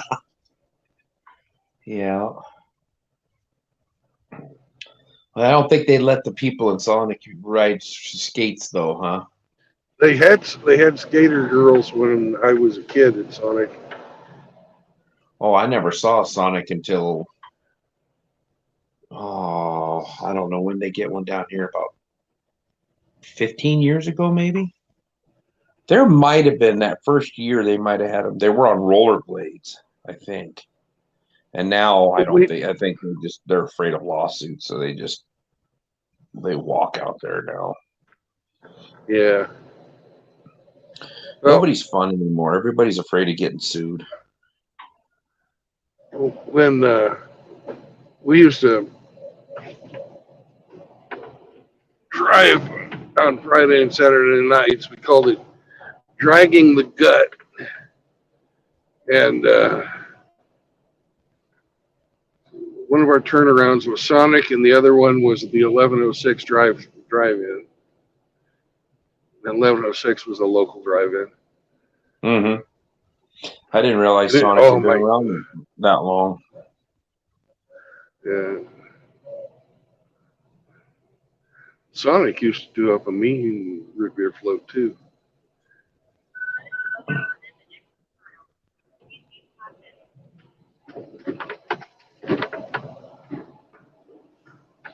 This thing's bitching at me. I've got less than an hour left. Did it just tell you that? No, but every 15 minutes it's going to bitch at me from now on. Yeah, I just yeah. saw that my message count went up by 5.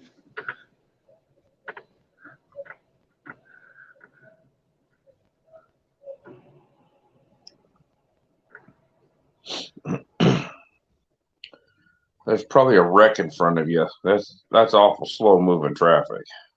Who knows? Says this thing's telling me I've got 19 more minutes to get out of it.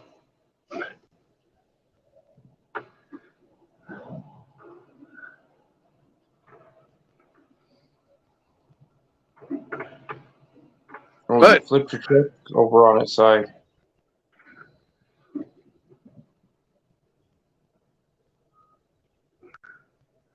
I've only got 5 miles more to go to get to Love's, so we've gotten halfway there.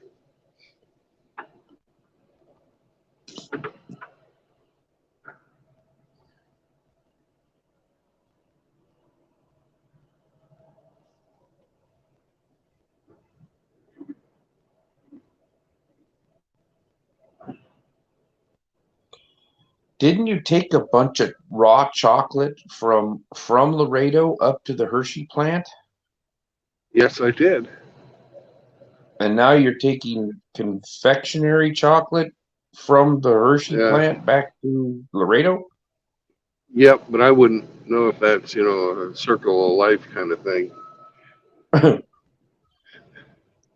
Well, where did you pick up this load? You didn't pick it up. It wasn't the same place that you delivered that other one to. I picked it up in, outside of Nashville, actually. Yeah, where was that Hershey plant that you took that chocolate to that one time? Hershey, Pennsylvania. Oh, it was. Okay. Yeah.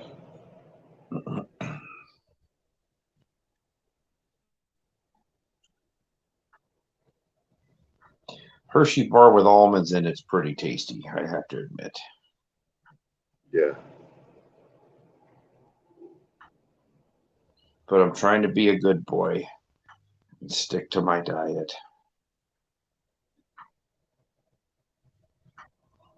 I ate at noon today, and I won't eat anything until 6 o'clock tomorrow morning. So hopefully.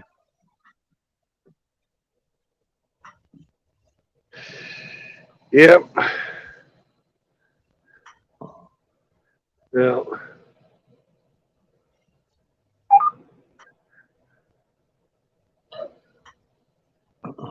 your 19 minutes is going to be 29 minutes again here pretty quick.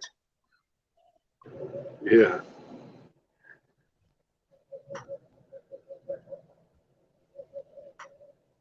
Everybody's but bailing out of your lane.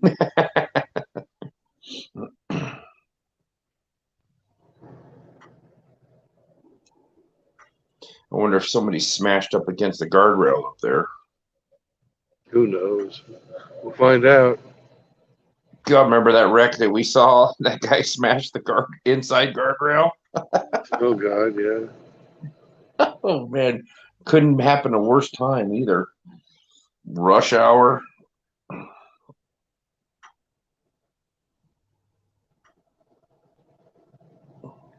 Maybe I can go bowling tonight. There's a main event.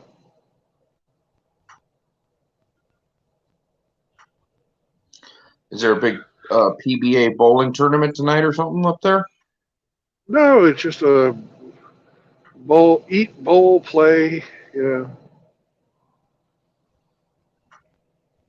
It's one of them places that's got the fucking video arcade and a restaurant and bowling alley and laser tag and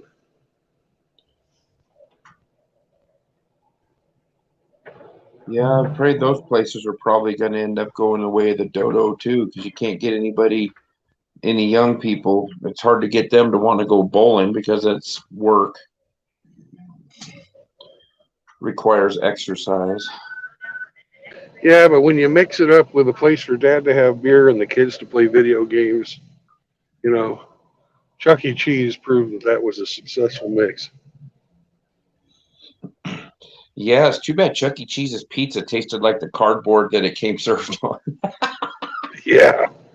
Yeah, Chuck E. Cheese's pizza was pretty fucking awful. Terrible.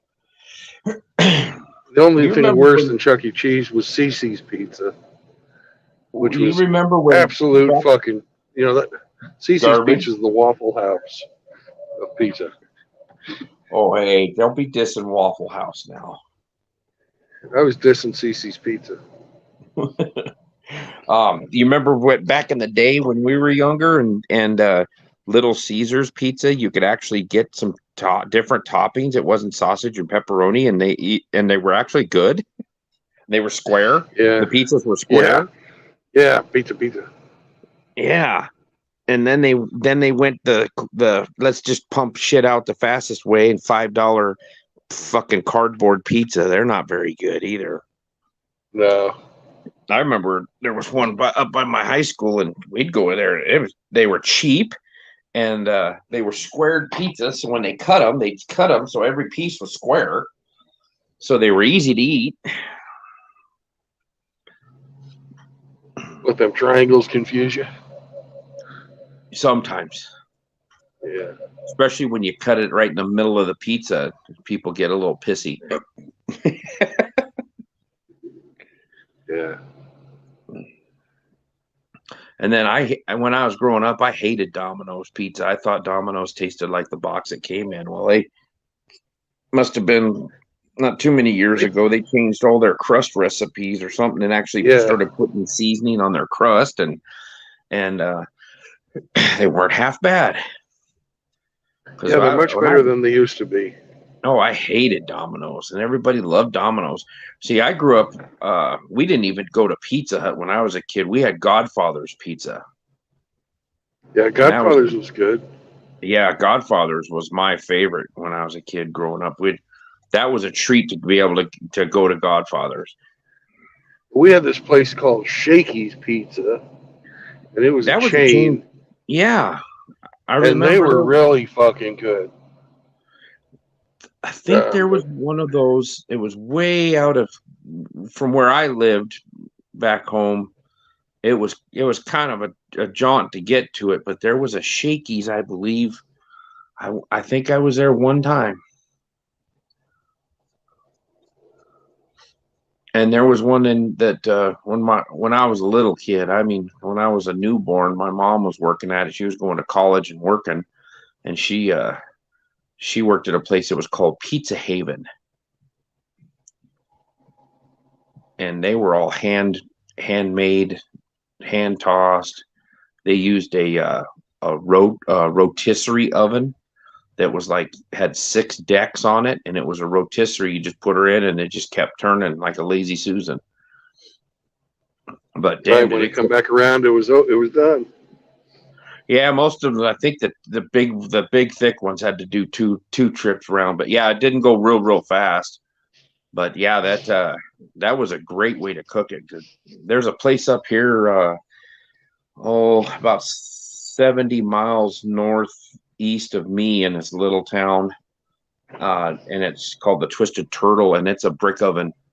They do brick oven pizza, Yeah, and it takes a while for you to get your pizza, but damn, is that good when it's got a little bit of a wood char on it, you know? yeah. Up in Sausalito, California, they had one of them Lazy Susan things, but they had it as a grill for cooking hamburgers. Oh, okay. Man, they were fucking good hamburgers. Come Was it around, like charcoal fired underneath or wood fired? yeah, charcoal fire. Oh, wow. Yeah. And come around one time, he'd flip it over. Come around the next time, it's done. Yeah, I bet that was good.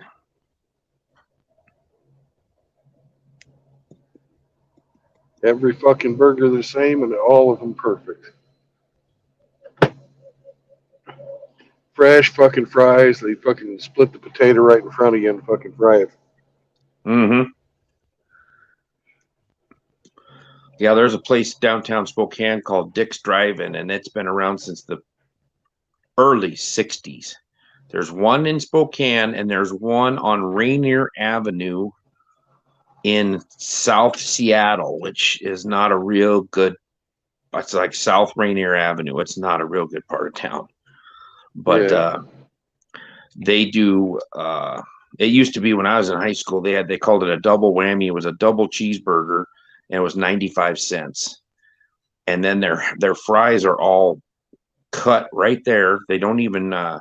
They kind of peel them. I mean, half-ass peel them, and then they have a guy that's all he's doing is sitting there with a hand press cutting fries as fast as he can Right. go. And then you could for $5 you could get two double whammies, a large fry, and they made their own homemade tartar sauce to dip it in, and it was great. And then like a large strawberry malt, and it cost you $5, $6, and you were stuffed when you got out of there. And that place is crazy because there's a couple of outdoor like picnic tables you can sit at, but most people just eat in their car. And you'll see Mercedes and Beamers, and then you'll see trapped out cars that can't hardly run, and people, standing next to each other in line waiting to order these greasy little cheeseburgers and homemade fries, but pretty good. Now the burger, that same burger is now, what the hell was it last time I went there? I think it was $2.59, but it's still the same size as it was back then. So, they've raised the prices, but they haven't really dropped much of the, they didn't make them real small or anything like that. They just made it up on the price end. But of course, you got bums walking around begging and panhandling and everything there. So you got to keep your eye on it pretty good. Yep. We got a Twin Peaks restaurant right over here.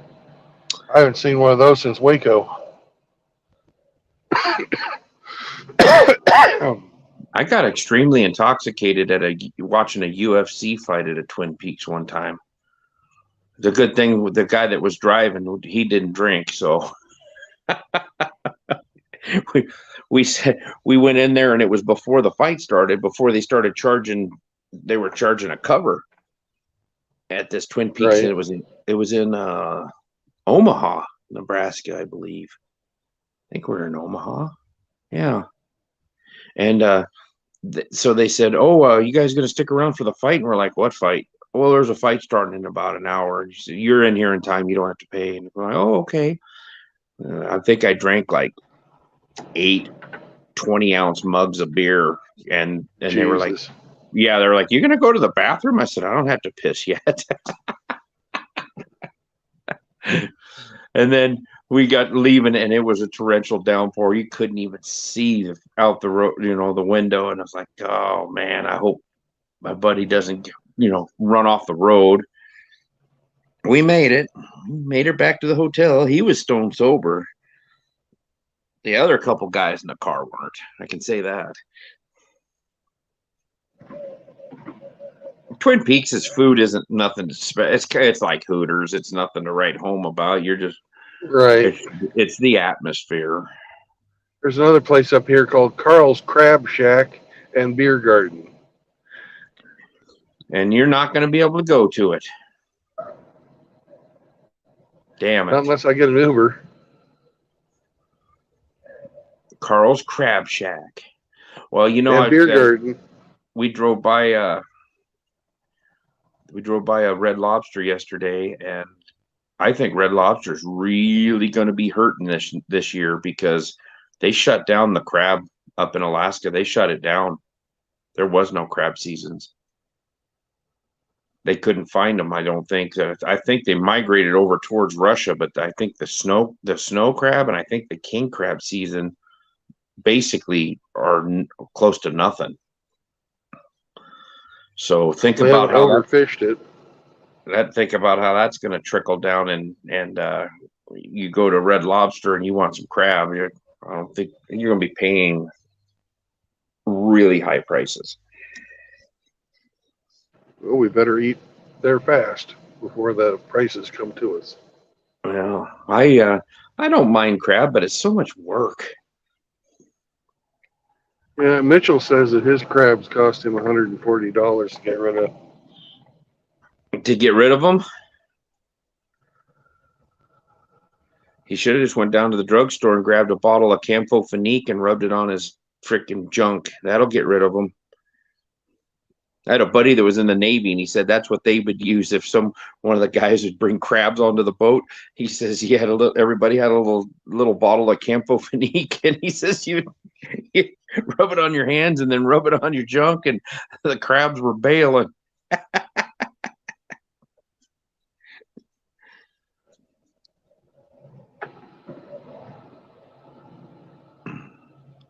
I guess I've been fortunate. I've never had to bring any of those home, unwanted travelers.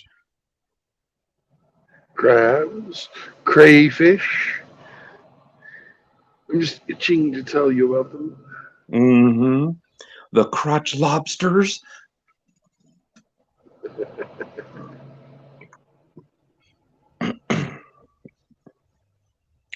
I got a big roasted chicken in the fridge. They were like $6 for a roasted chicken, and these chickens were some of the biggest ones I've ever seen a roasted chicken. I swear they're like 3 pounds. And the guy let them cook a little extra longer on the rotisseries. So they got a nice crust on them. They're really nice and dark. I was like, dang. They smelled in the truck all the way home last night. 150 miles of chicken smell in the truck.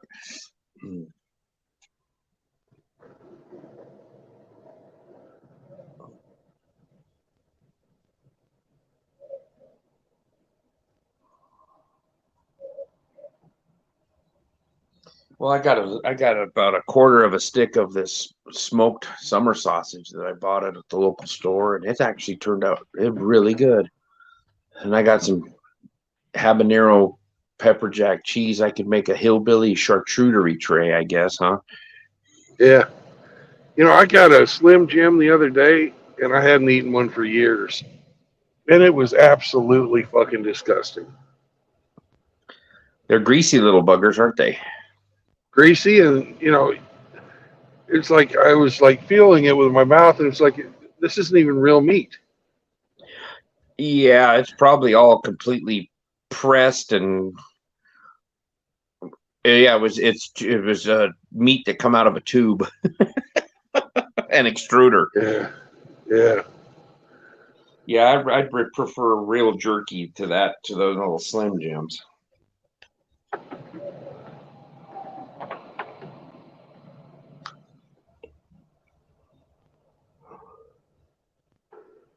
God, I hope I get a run back to the West Coast soon. I'm missing that elk jerky. Where'd you find that at? Well, there's a couple of places, but all of them are in New Mexico, or both of them are in. One's in New Mexico and one's in Utah. Huh. Remember me sending you that picture, or not you, but posting a picture of a alien that I saw on the side of the road? Yeah, a long time ago. Long time ago. Yeah. It's like in September or so. There's this fucking rundown fucking old gas station. And it has every kind of beef jerky you could ever imagine in there. They don't sell gas anymore, but they claim that there's aliens out there and shit. More than a Buc-ee's? More jerky than Buc-ee? More jerky than Buc-ee's. Dang. Buc-ee's got a lot of jerky. And this had all kinds of different jerky, you know, fucking shark jerky, fucking bear jerky, ostrich jerky, you know, everything. Zebra jerky. Did they have any herky jerky? I didn't see any herky jerky. Oh. Well, then they didn't have every kind of jerky. I guess you're right. They were missing one.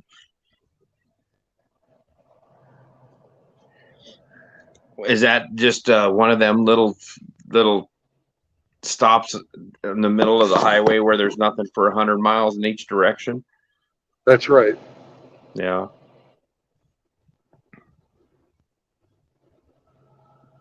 I could definitely go for some elk jerky. I would, if I could, I would eat elk over beef. Yeah.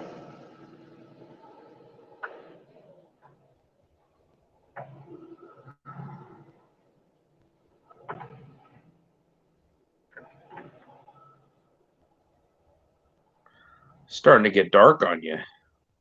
Yeah. And you haven't gone very far. No.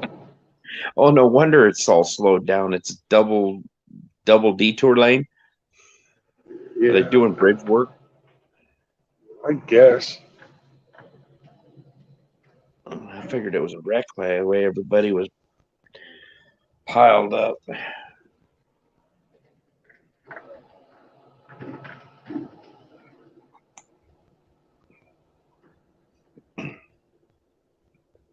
Well, who's the next guy on your hit list now? You got 2 in 2 days. You did pretty good. Yeah. I'm thinking probably Snake. Mr. Pliskin? Yeah, I go through Austin quite often, and I just found out he lives very close to Austin. Nice. Well, all you got to do is just look wherever there's 150 broke down Toyota Priuses. And you've found the Snake. Yeah, if you're going to be in Texas and repairing that's probably Austin would be the best place because that's where all them hippies are going to be to buy Priuses. Oh, look at that! That shuttle bus wants in there. No, he's got his emergency flashers on for some reason. Oh, I thought he had trying to get in there. Is that a school bus or a? It's like a hotel bus. Oh, make a good camper. Yeah, it would. Especially if you welded like a porch on the back there. A little party porch, that'd be nice. You could even make it on a hinge so that you could pull it up against the back of the bus so nobody would slam into you. And then just drop it down. Right.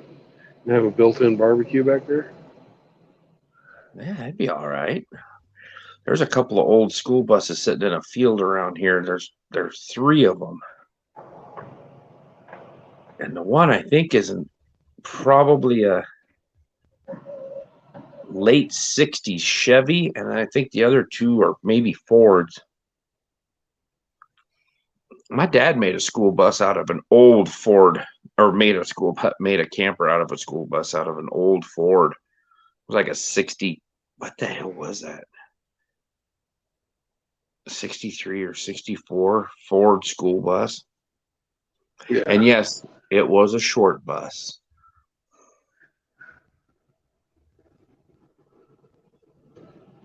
Well, I didn't even have to ask. You already knew. Yeah.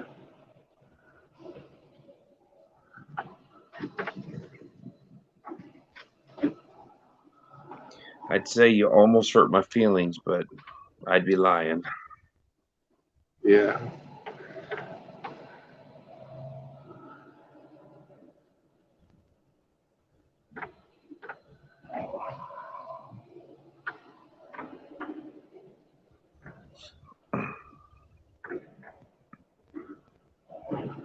How much longer now?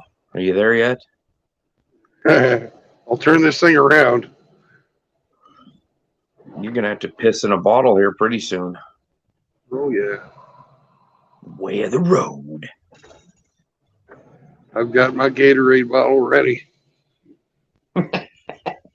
Staged and everything, huh? Yeah. It has a special place to ride. Always handy. And if anybody, wants to come and take a drink, it looks just like the real thing. Nice.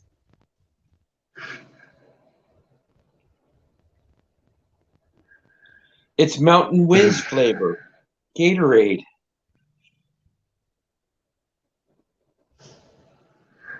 Yep.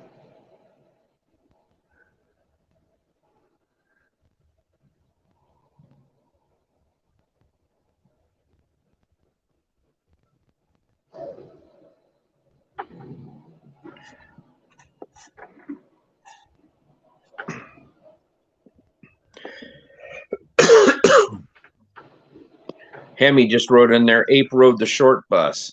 What a prick.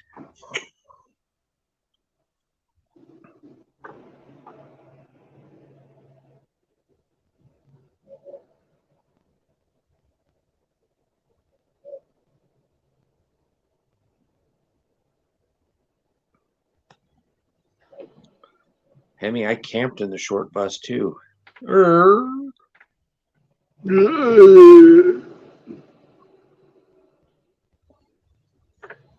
I always thought that like the UPS delivery trucks would make the best campers.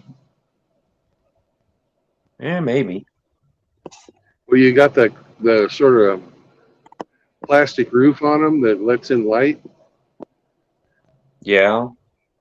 and you can do the stealth camping thing in there really fucking good. Mr. Hemi Four-Speed lived in a short bus. Huh?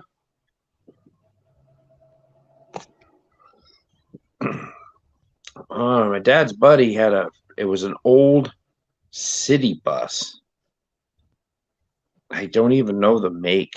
Had real small square front windows. It was an old city bus from some town, but he made a camper in that one. The only bad thing is it was low, so you kind of had to stick to fire roads. You couldn't be bouncing it around anywhere, or you'd get stuck. It had a king size bed in the back with full like cabinetry and everything, and had a full kitchen in it, because we were elk hunting over the Thanksgiving holiday. And we came back, and that guy's wife had a complete Thanksgiving dinner made when we got back from elk hunting. Nice. Yeah, that was one of my favorite Thanksgivings. That food tasted so good. It was unbelievable, because man, you were out there hungry. It was cold. That we were hunting in central Idaho. Or was north central Idaho, I would say. kind of where the panhandle of Idaho starts to spread out. But yeah, it was freaking cold.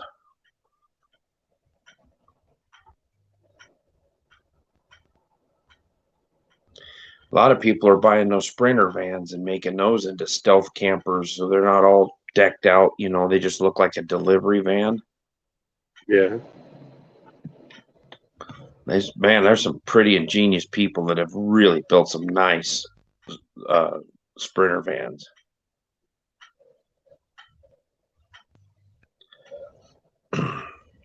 They're not wide enough for me to lay down in. Like, I'd have to like have my bed go front to back. Because they're not, they're, and you'd have Yeah. the same problem with them. They wouldn't be wide enough for you to lay. And that takes, having your bed going front to back takes up a lot of fucking room. Yeah. Yeah, you'd have to either that or lay diagonally a little bit. Yeah. I'd be the only one in the bed, so I wouldn't really care how I laid on it. No, but you want to build in extra shit, like a table. Yeah. I wouldn't mind having like a single person futon here in the truck, that I could sit in as a chair, and then when I got time to go to sleep, fold it out into a bed. Yeah, but how do you think that'd be even comfortable compared to a regular bed? I don't know. I've slept on a futon before, and it was a high dollar futon.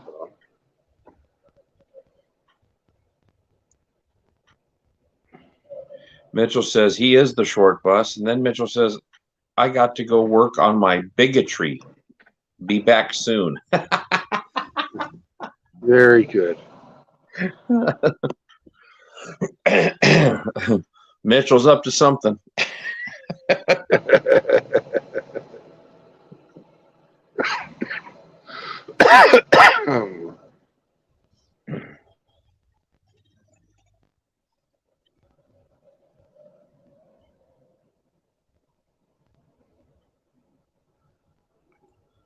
But you're getting nowhere fast.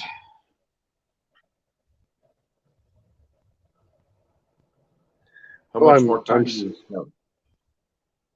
fucking 32 minutes. Loves exit. Does that say 8:43? I don't know. I didn't read the sign, but yeah, Texas is 882 miles from east to west.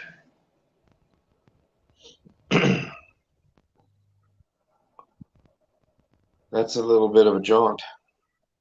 Yep. Montana's pushing 500. Because when you come in out of Sheridan and you take 90. I-90 up in there, it's like 452 miles, but that's already cut off, some of the state because you didn't come in from the eastern border, like over where Broadus is and that coming in that way. So I don't know how many miles east of that there actually is there, but it's got to be pushing close to 500 miles total because I think when you hit that, it says 462 to the Idaho border on I-90. I think it's 462 or something like that. Half of my trip, basically, from where I live to Spokane, half of my trip is traveling across the state of Montana, miles-wise. Almost half of it.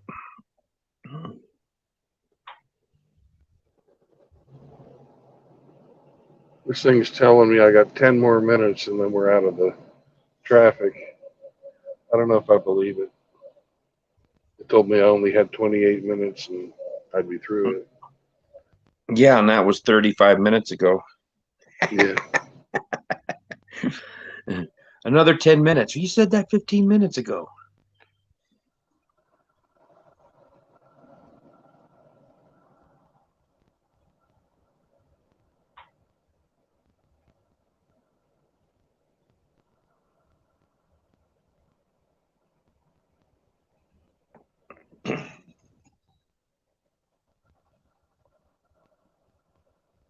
There's an emergency vehicle trying to get through.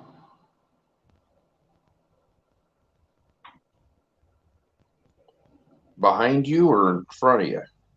Behind me. That would probably be why everybody's slowed down, huh? I'm trying to get over.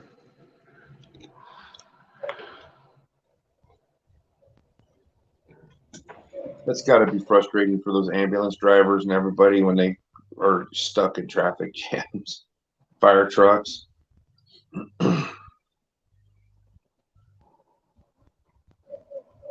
There's an ambulance.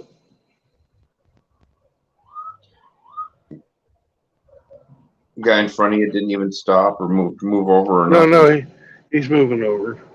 Is he? Yeah.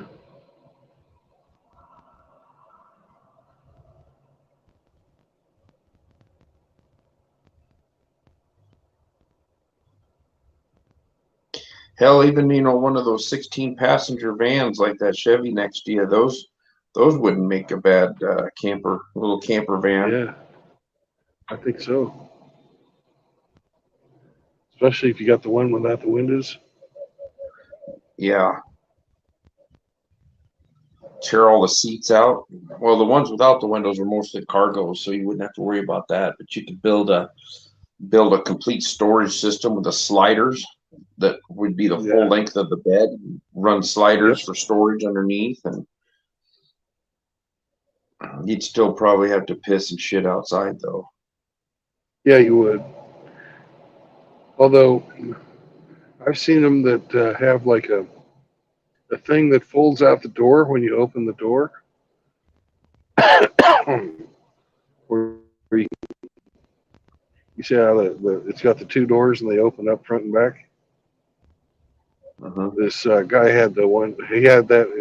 It opened up like that, and then he ran a shower rod across it and put a fucking like a pallet down to stand on, and he fucking did all of his business out there. Have you ever seen the toilet? Then he had his bucket.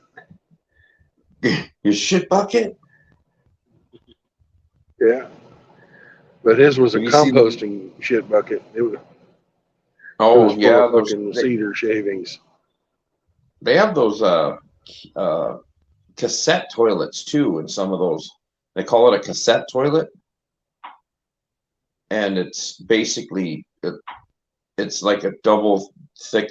Looks like a little double thickness suitcase, like a hard plastic suitcase, and you just pull it out, and then you can go dump it at a like an RV dump or whatever, and then you just slide it back in and hook it back up.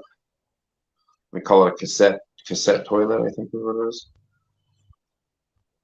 You could go really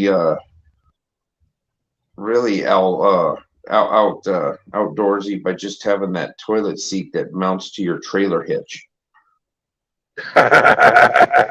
No bucket. It's just a toilet seat that mounts to your trailer hitch. You sit on the seat, take a shit, and you're done.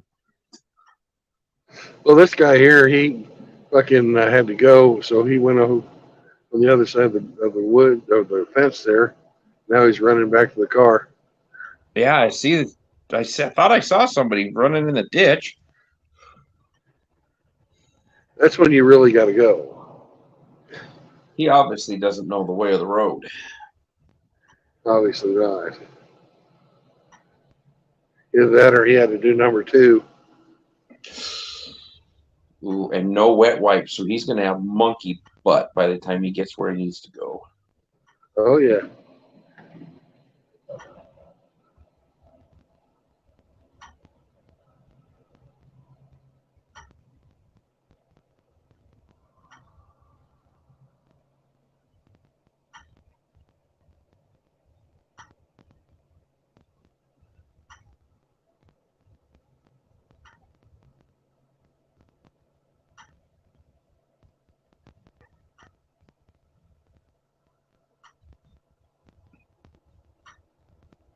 "24 minutes."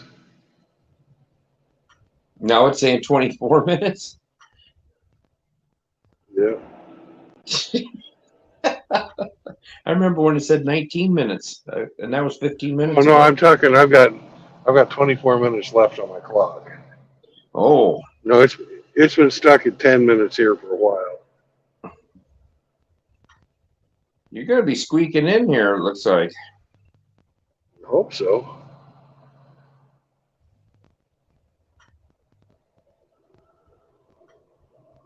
Well, if you run out of time, turn your four ways on and drive less than 5 miles an hour the rest of the way. Act like you have troubles.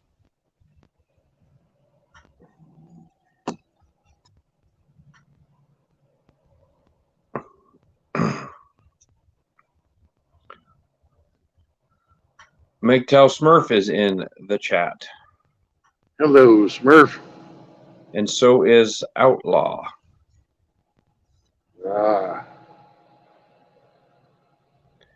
And it's getting that time of evening. It's probably dance off, pants off with that cat.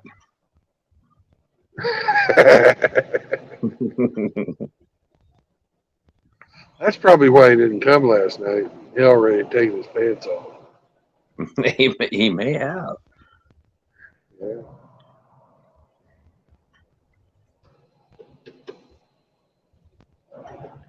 Watching reruns of the Jack Murphy movies. Oh. Yeah, the slippy slide. Jack Cuck watching the red hen get railed down.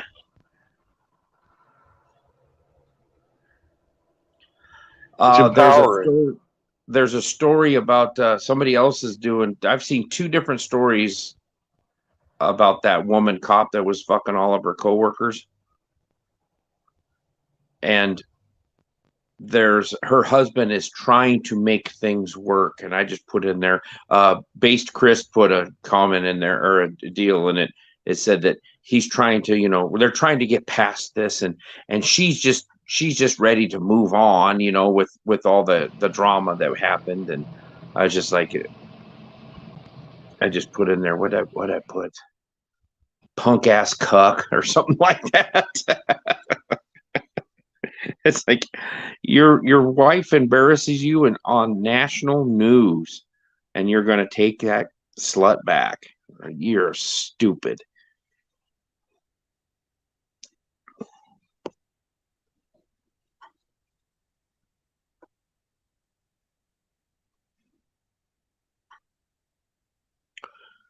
Hammy, I couldn't make it because I was out of state. I was coming back from Wyoming, and I wasn't going to be able to be on the stream. And I don't know, Brandon ended up doing it. I don't know if Zombro couldn't make it either, or if Brandon just was tired of streaming. I have no idea.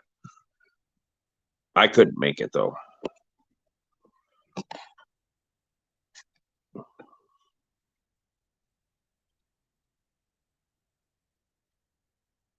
And Brandon knocked himself out of his own stream again.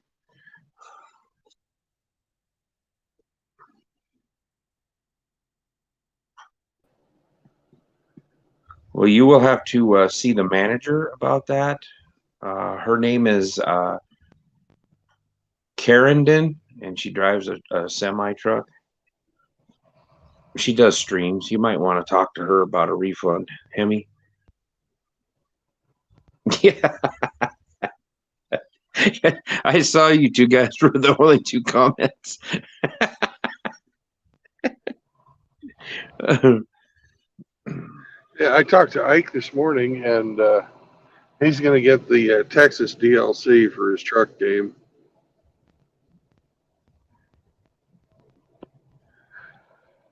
I'd love to have him put something like this in the truck game to see how fucking patient he could be. Well, he starts drinking beers, and he starts getting a little reckless with that 18-wheeler. Yeah. Yeah. Oh, he sounded this morning when I first got up, and he was just getting ready to jump off, and you're like, you got to go to bed. He sounded like he was tossed up pretty good. Yeah. I think he sat and drank a couple of beers with me while he was talking. He was on for an hour or so. Yeah.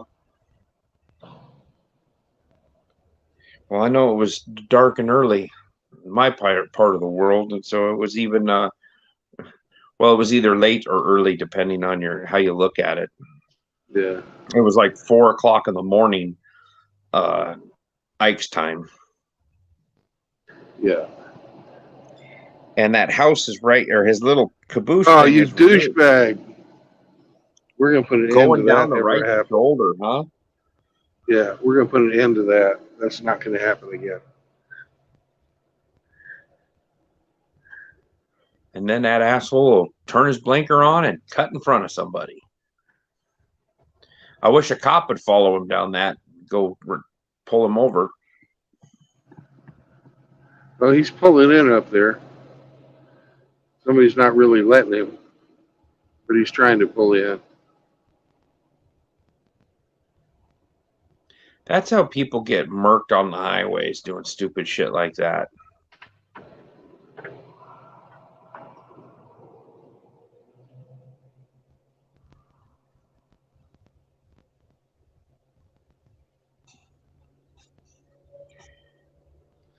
You know, I don't understand anybody who thinks that their fucking time is any more valuable than anybody else's time. Unless you're one of the first responders coming to fucking fixing messes up here, you stay the fucking line with everybody else. Hemi said that he wants a refund for last night's stream because him and Mitchell sat there all night waiting for it to start. Well, I'll give him exactly what he paid for it. Bubkiss? Yeah, full refund.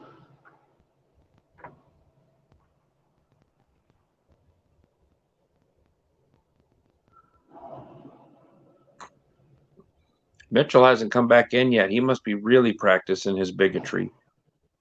Yeah. It requires lubrication.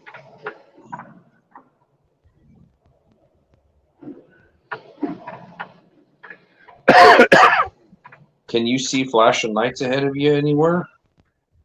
I can see one on the back side of that fucking tanker truck.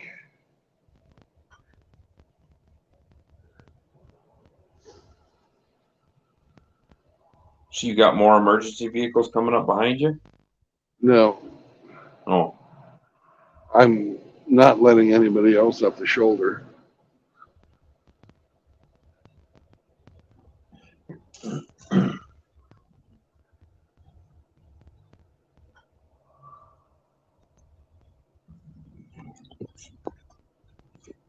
That's hostile driving, Brandon.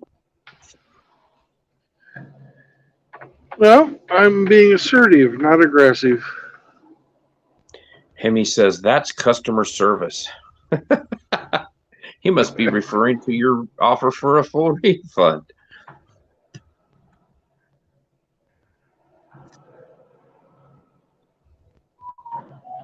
Okay, why are we speeding up and where's the fucking wreck?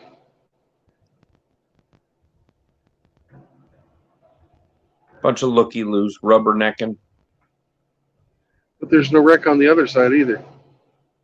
Huh? Maybe there's people decide to slow down right there. Yeah. There's this guy pulled off the side of the road. He had to piss. Oh, that's the four-way flasher. Yeah. That was perplexing. That's like that in Denver. You'll be bumper to bumper traffic, and then you get past a certain spot, and it opens up, and everybody's hauling ass, and there was no wreck. It's like a bottleneck. Everybody just hits it at the exact same time, and you'll spend 25 minutes going through it, and then all of a sudden, everybody starts hauling ass. And you're like, well, what the hell were we slowing down for? I-25 to I-76, the interchange there to go east on 76. If you're in rush hour there, you will spend an hour making it over to Colorado Boulevard, and then everybody just starts hauling ass out towards the airport. Yeah, like nothing happened. There was nothing around. Yep.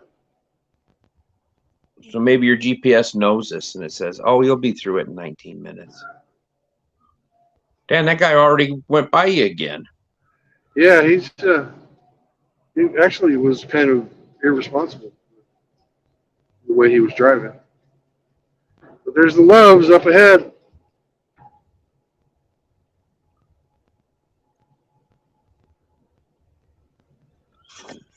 Now, which restaurant is this one going to have in it?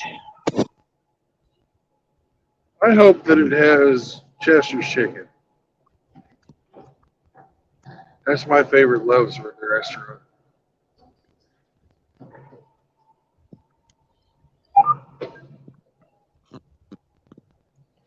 Chester the Molester's chicken. Yep.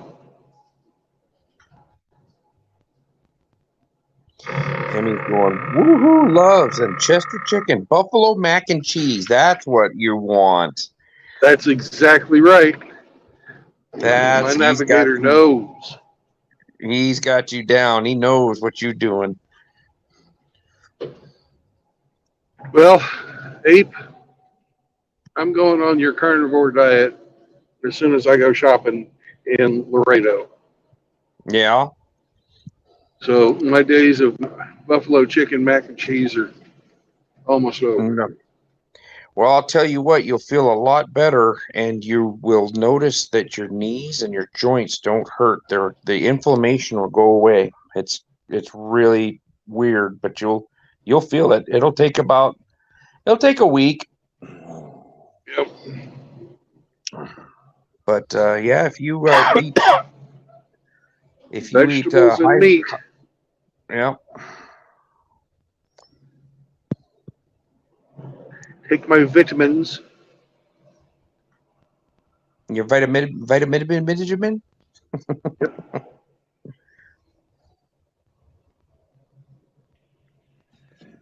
Yeah, I'm gonna get a wasn't real fucking propane grill. Yeah, I wasn't real hungry when I got up this morning, so didn't make any bacon, but I had 6. Oh, they say they're large eggs, but I don't know. 6 eggs for breakfast, and then I had two pretty good sized hamburger patties for lunch, and haven't eaten anything since. So, God, I'm so close to Loves, motherfuckers. Now we're stopped again for nothing. you know what? 5 minutes from now, they're going to run out of buffalo chicken mac and cheese.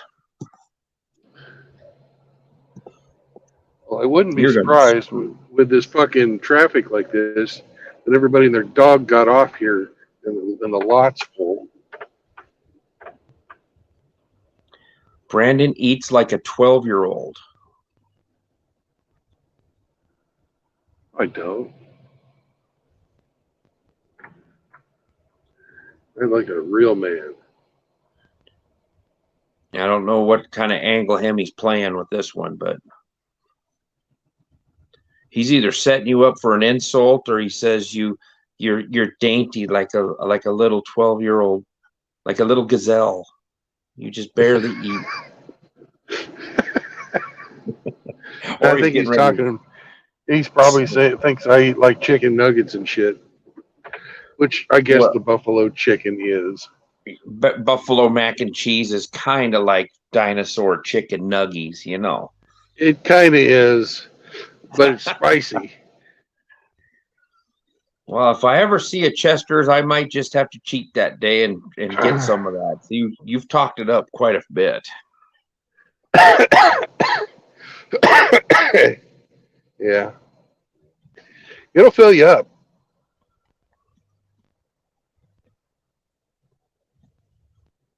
Man, I have nobody. 10 minutes left on my DOT clock.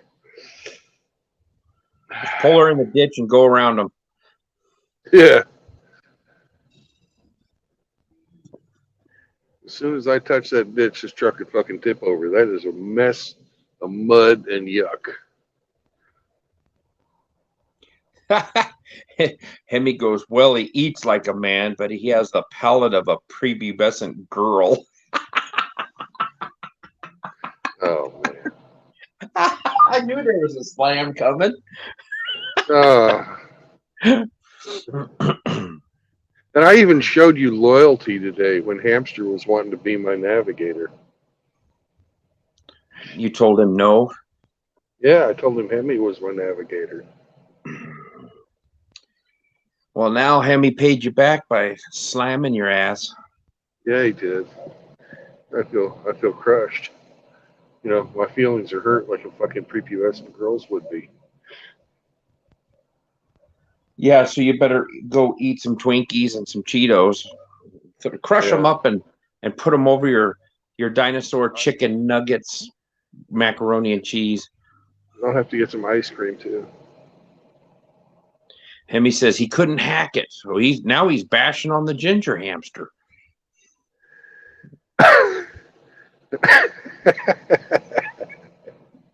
Hamster's actually a pretty good navigator. At least in St. Louis, he was. And then last night, he got me to Walmart.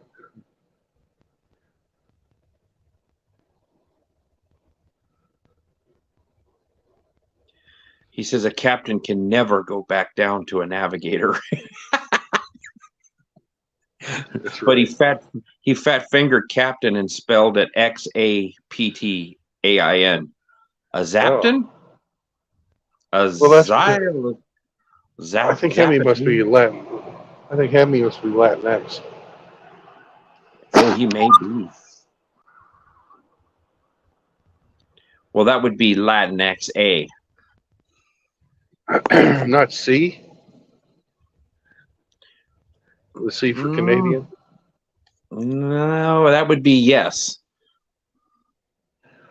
He says, he goes, yes, fat fingered.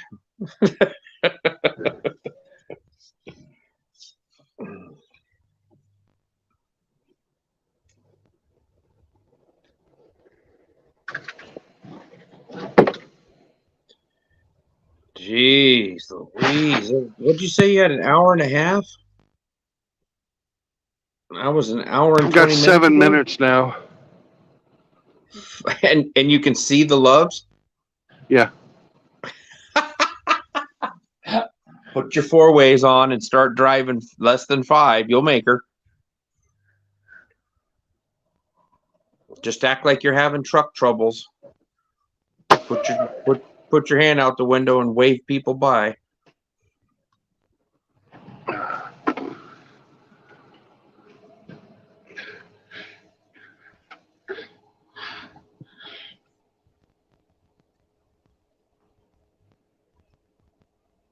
Tell them you identify as a woman and you're having menstrual cramps.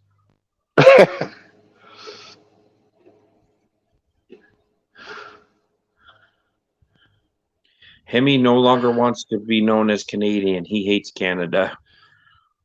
Okay. I would definitely hate your government. I don't like mine, but yours is out of fucking control. And mine's right behind you.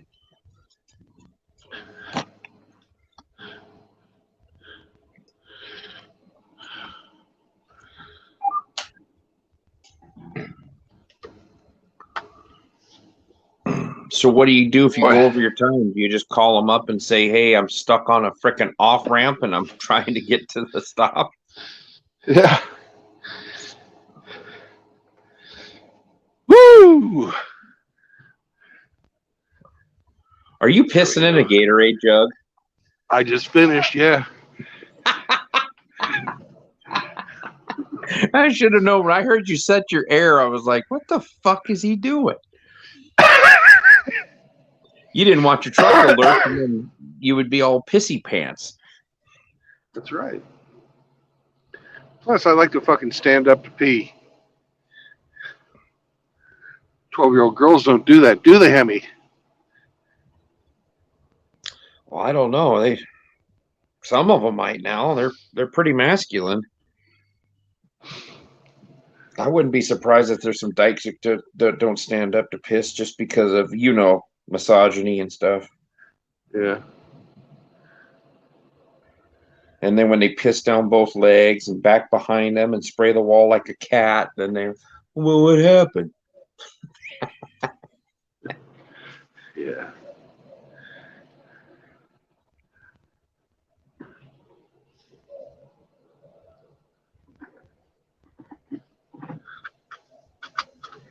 We had this old girl that retired from the railroad. She was a wild one.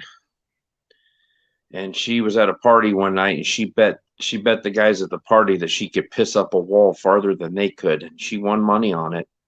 They're all pissing on the side of this garage, and they don't get it up to about their chest height, and she's like, "Is that all you fuckers can do?" And they're like, "Yeah, let's see you do better." She walked over there, bent over, and put her fingers down there and sprayed like a cat up that fucking wall, and got everybody's money.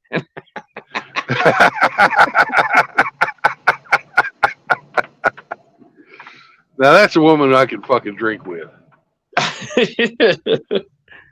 Oh yes, this woman she could probably make a sailor blush.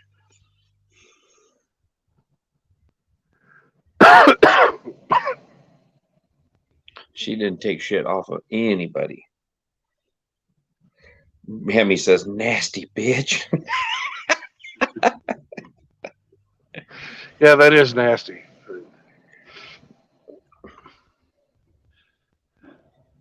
Yeah, I talked to a couple guys that they're all retired now too, but they were there at that party, and says, "Yeah, wouldn't have believed it if I wouldn't have seen it." Said she walked up there, pulled her pants down, let them drop, bent over with her butt facing the wall, and reached down there. And he says, "I don't know exactly what she was doing, but she sprayed up that wall like a fucking cat."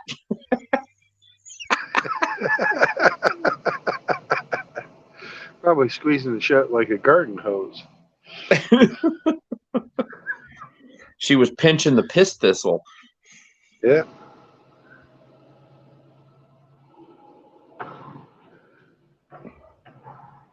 I think she even challenged a guy one time to write her name in the snow, and she could do a better job writing her name in the snow than he could.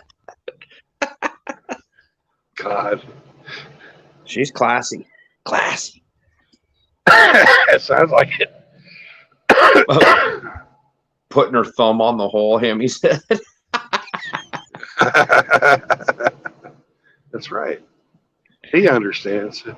Just like the garden hose.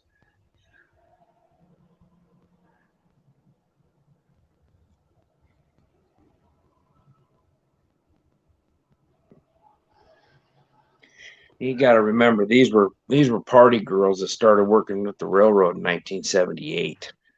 Right.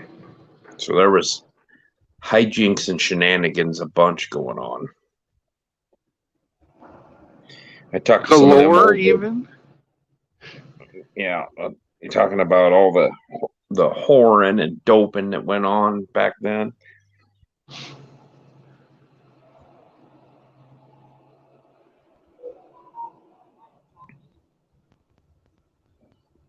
I'm in a driving violation.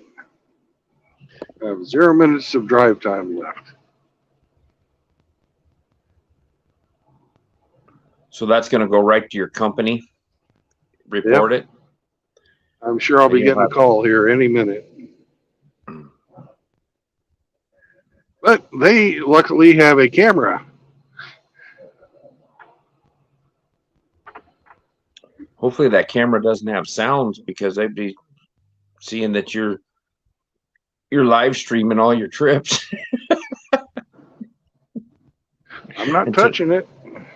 They can fucking. Well, that camera doesn't have sound, does it? Is it just a dash cam? No, not just dash cam. Yeah. That's what they tell us, anyways. They're listening to you. They heard you talking shit. You get no West Coast trips.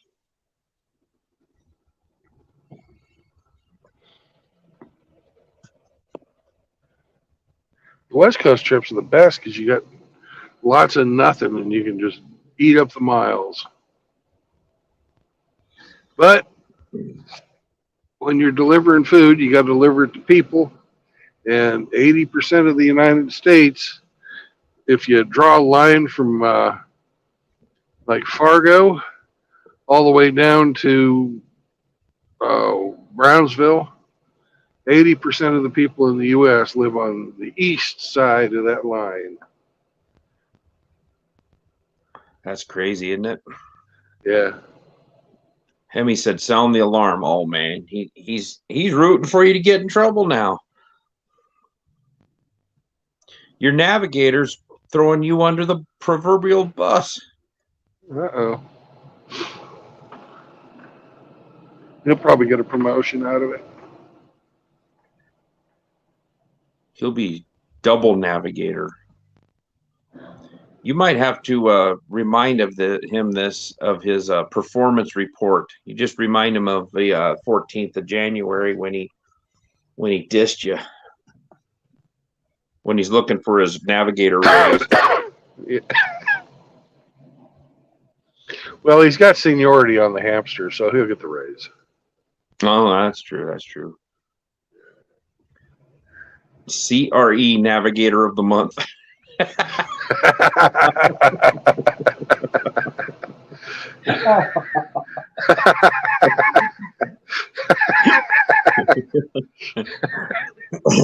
You're going to get your own parking spot and everything, Hemi. They'll put your fucking face on the wall, man. Do you know this Canadian? He's the Navigator of the Month.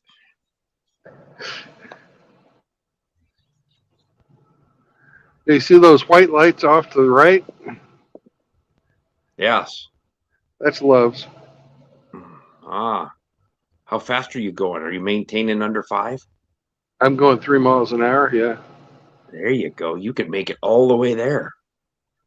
Well, you're already in trouble.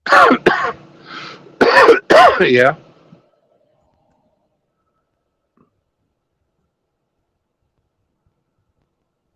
They're going to look at my driving record and see the speed.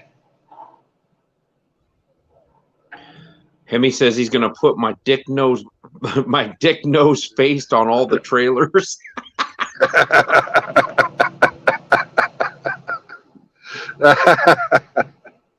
Come join the team. Do you have a dick nose monkey face? Come join our team.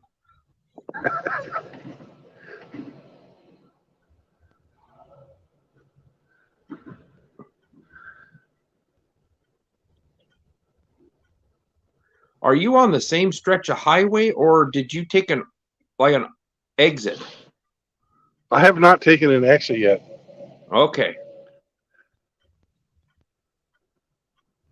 Yeah, isn't it amazing? Everybody sped up for half of a mile, and now it's bumper to bumper again.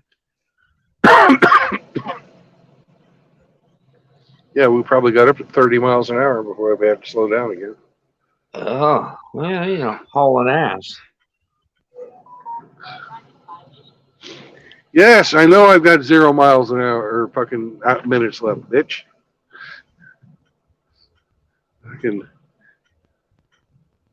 What do you expect me to do? Stop?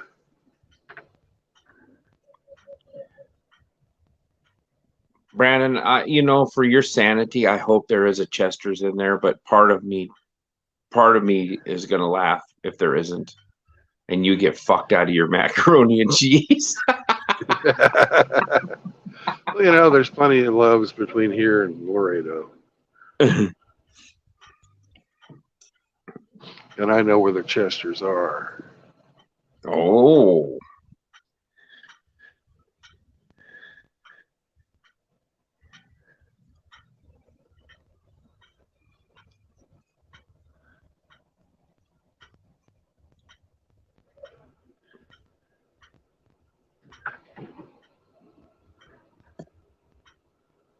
I'm surprised you ain't got a phone call yet. Emergency. Yeah, I'm kind of surprised at that too. They might be watching your camera right now. And if they can hear us, hi. Well, they can't hear you. You're on my headphones. They can hear me, maybe. Ah. As long as I'm hands free, they don't give a fuck.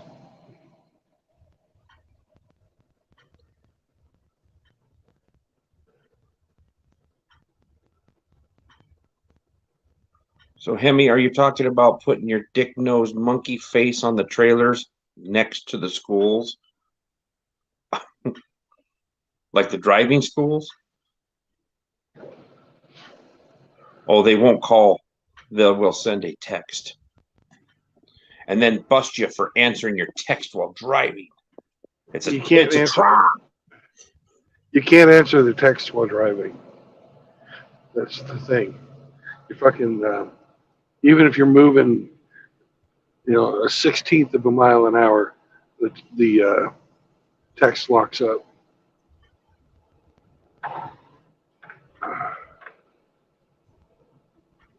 He says, no, that's where the Chesters are. Oh, next to the schools? Duh. Ha ha ha ha ha. We got a Chester's. Oh, dang.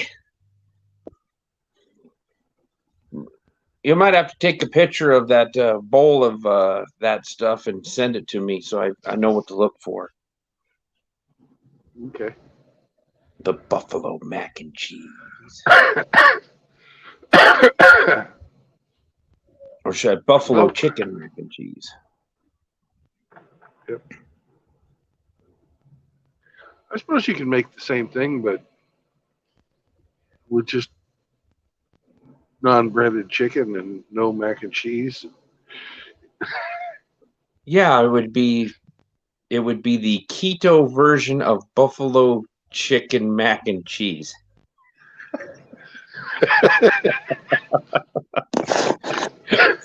Which translates just into plain fucking buffalo chicken. Yes, it'd be the carb-friendly version. And they'll charge you twice as much for it. Yeah.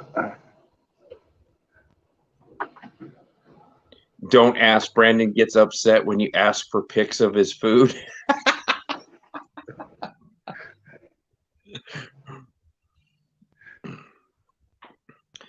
Successful Endeavors wants to know, what mile marker are you at, Brandon? I think you're at 8:53, aren't you? Yeah, something like that. Yeah. Just in Beaumont.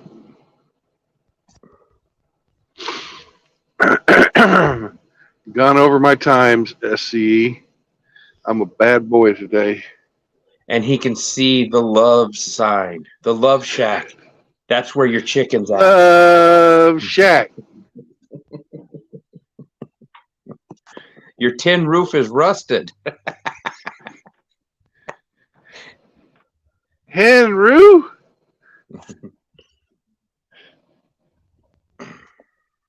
Say what? I heard that guy's got a Chrysler and it's as big as a whale and it's about to set sail.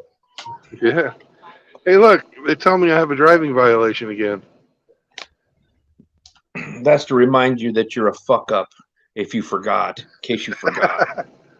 In case I forgot, yeah. Yeah.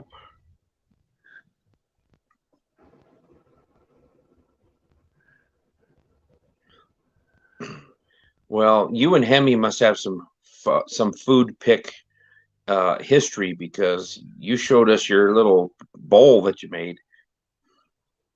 Yeah. There at the Waffle House you had made for you, the sausage bowl. No B-52s, please, thanks. Oh, SCE. He's not a B-52s fan. No. Did you know that that's the only number that's illegal to shout out at an Iraqi bingo game?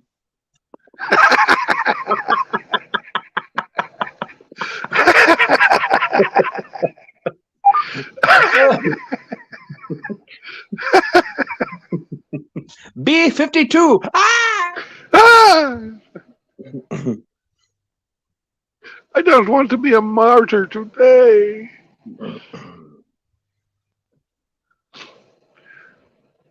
You wouldn't know what to do with the virgins if they sat on your face. Hemi says he told me he's not an Instagram bitch taking pics of food. I see. I did tell him that one day.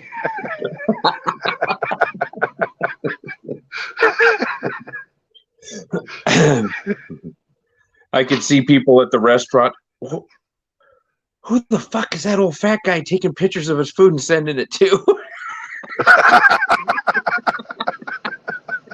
Is he an Instathon? Oh, SCE says, I kill you. Yeah, I can actually read these right now because we're not fucking moving.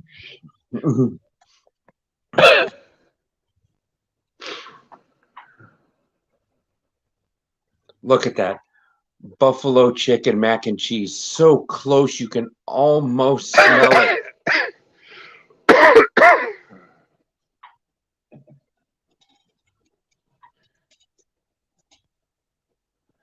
Watch this fucking exit be closed.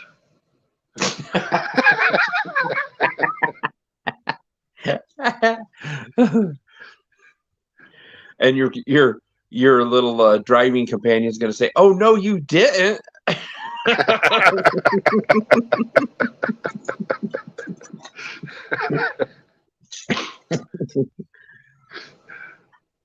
That's all you need is an uppity bitch fucking GPS unit chewing your ass. Oh no, you didn't.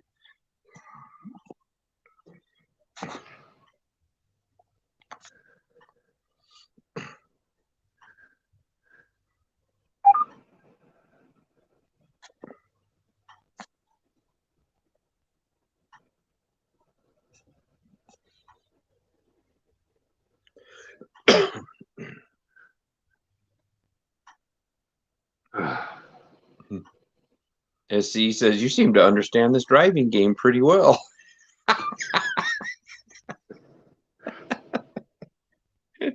Oh, I wish Ike was here so he could watch you and tell you what you're doing wrong.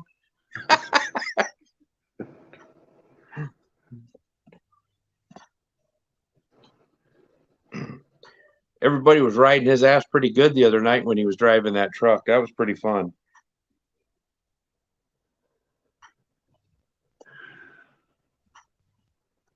Yeah. He's like telling me, I'm at level 8 now. And you still go into the corners too fast.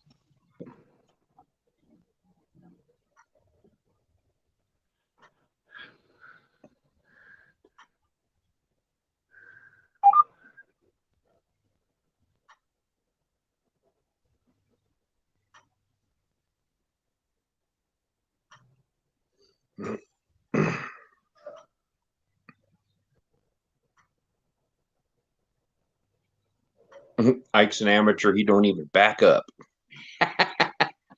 Pull throughs only, sir.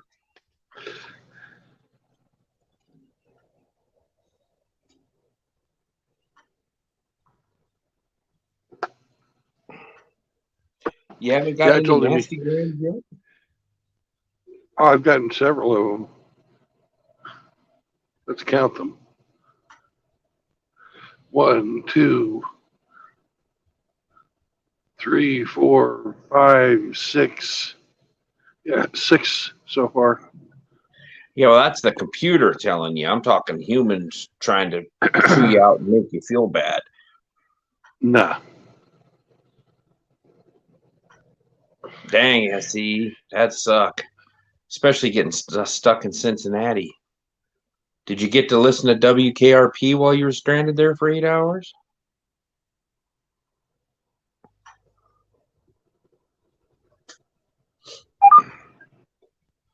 Lonnie Anderson. Oh. Yeah, I think she was pre-fake boobs. That girl had the curves, and they were all natural.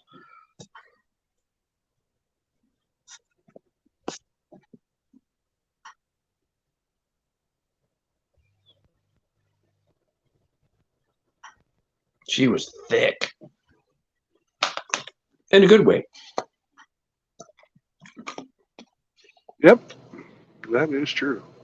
You know, another one I always thought was really they I wouldn't say dumbed her down, but they made her look less pretty than she was Marky Post. Oh fuck yeah! When she was on Goddamn. Night Court, I was like, I liked her in even before Night Court. I liked her when she was on Fall Guy. she was on Fall Guy? Yeah, she was Heather Locklear before Heather Locklear was Heather Locklear.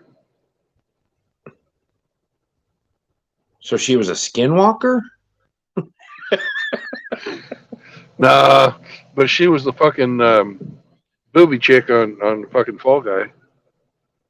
Oh, I remember Heather Locklear being on Fall Guy. Yeah, well, Marky Post quit Fall Guy because she didn't want to be the booby chick anymore, and she went to Night Court. And then they cut her hair, but she still had the fucking rack on her. Yeah, they kind of butched her out, made her a professional woman. She was an attorney, so you know you had to hear her roar. You know, they kind of made her character into a feminist. It looked like. Hemi says, "Fuck boobs. They are just globs of fat." Fucking them is fun. Yeah, it's fun. It is, especially when you poke the old head through right when you're finishing, hit them right in the nose. And then if you bust her in the nose, that's called a strawberry shortcake.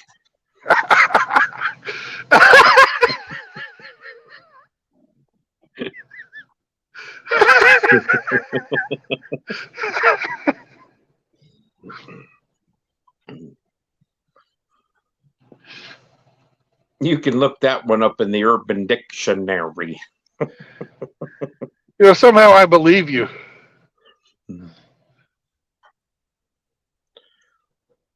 Your camera's stuck on freeze frame, Brandon. It hasn't moved. Oh, wait, never mind.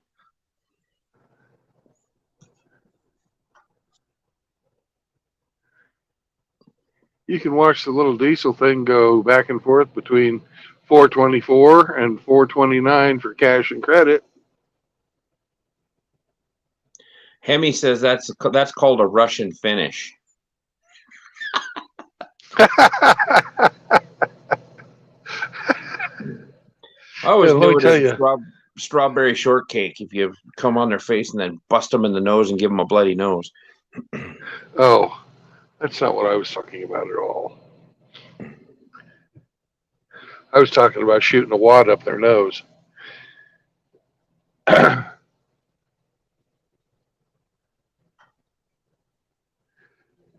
That's uncalled for. It's fucking hilarious. I had a girlfriend who always, like, when you're getting ready to come, she'd put her hand up in front of it. So you pull the old sneaky snake and wormed one around the corner? No, I pinned her hands to the bed.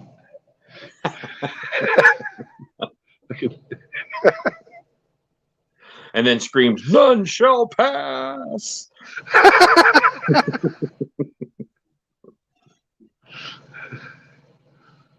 You could have put the old Billy Bank shot on her. Yeah. Dang, man, you have not moved at all.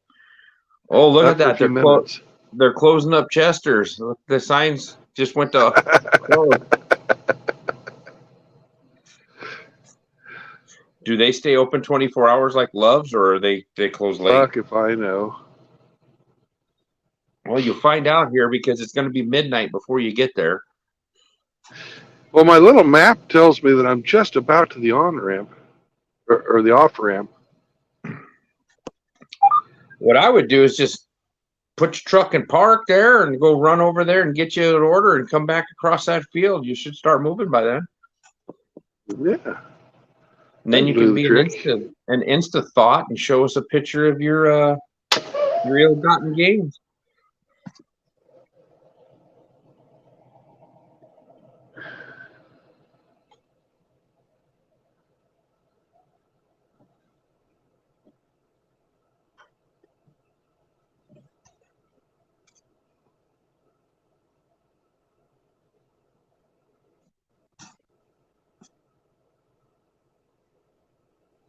But it actually looks like there's some spots over at the Loves. So Yeah, Hemi just put in there, watch there be no spots left.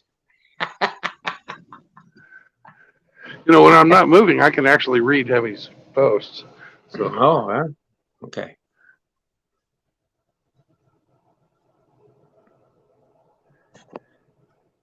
Fine. I won't read any more of his posts. you can read them. It's Yeah, not like no. it's classified because he's Canadian and it's highly entertaining.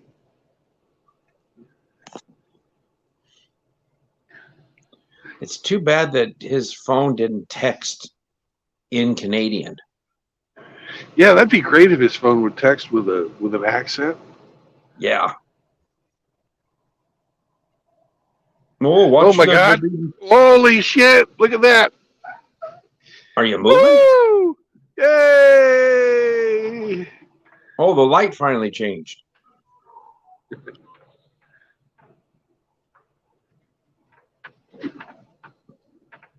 And you're stopped. No.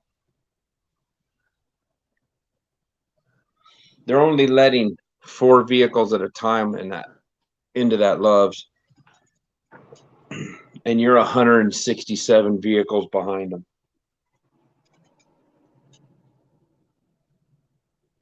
Hey, white truck! I let you in. You should have let that guy in. Why didn't you do it? Are you a dick? Are you a dick? Are you a penis? Mr. McCarthy fucking white truck? Oh, and he's gonna fucking squeeze up on him. Mm-hmm.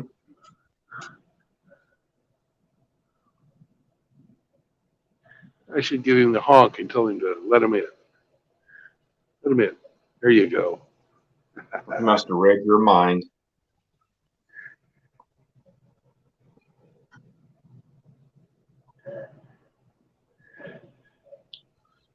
What's diesel price down there?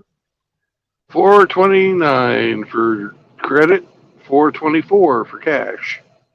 That's what it is where I'm at right now.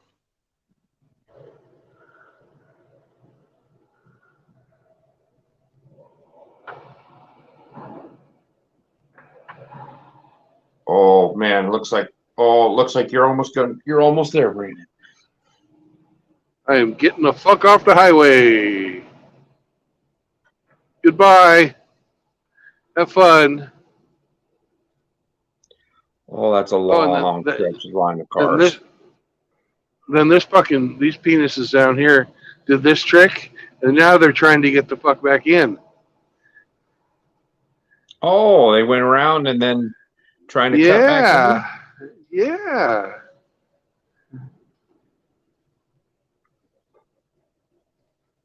Oh, look at the freaking on ramp. Oh, good thing you're staying tonight. I can't believe there's that many trucks standing in that line.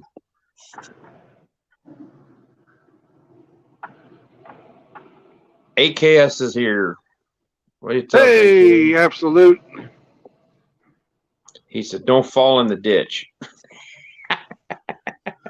I'm going to try not to. Thank you for the great advice.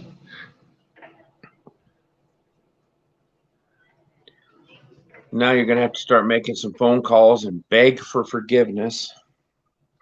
I'm going to call up Logs and Records and say, hey, I was stuck in fucking a traffic jam for the last, and there was nowhere to pull off the highway. You guys can review my fucking video logs. Yeah, so much for having an hour and 10 minutes on your log being able to come back, huh? Yeah. That little stunt cost you a earlier start. Would you no cop, no stop that sign? Yep. Damn, Yeah, you pretty really much. want that mac and cheese, don't you? No, truck, don't pull in there. That's for the cars.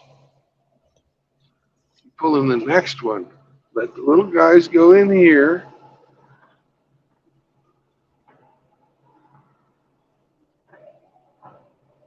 And we go down here where the big boys play.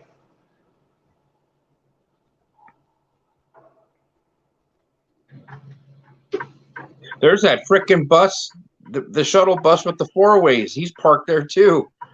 Did you see that? Yeah. You just went by him. He still got his four ways on. That boy ain't right.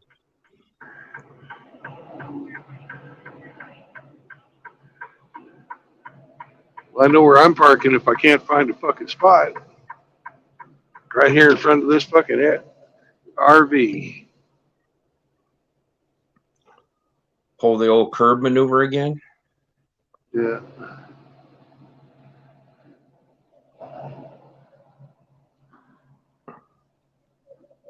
Dang. Must have been a bunch of other guys and ahead of you starting to lose their time. Had to pull in.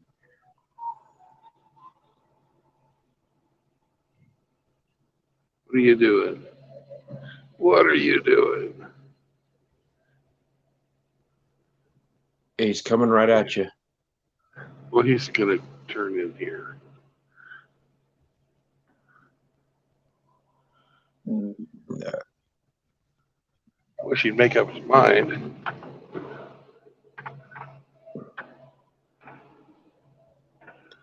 He's going to back up right in front of you. Well, he can do whatever he wants because I'm going this way.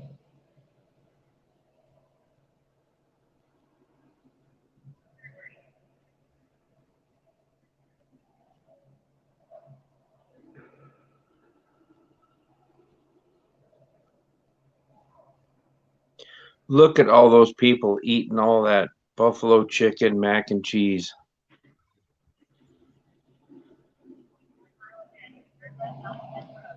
Somebody thinks they can save themselves a fucking spot. Yeah, I don't want to get in a fucking fist fight tonight.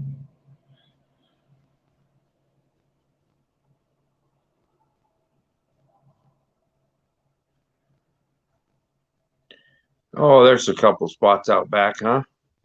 Yes, there are, and I'm going to take one.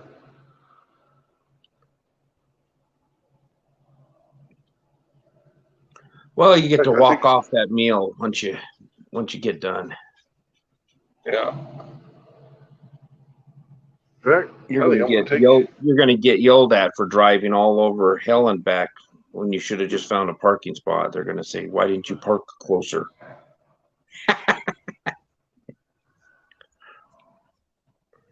Does every Loves have a repair center? If you want to call them that, yeah.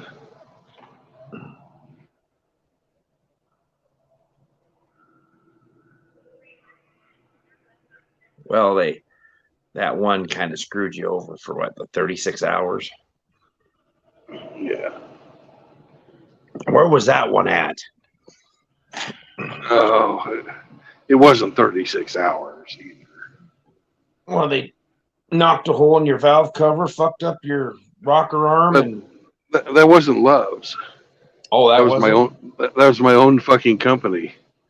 Come on, Mr. Millennial Transport Service. What are you doing?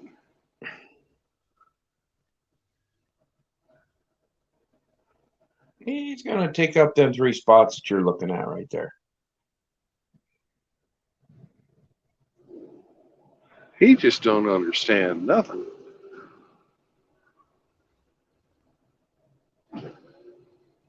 Well, you've made it to the other side of the truck stop.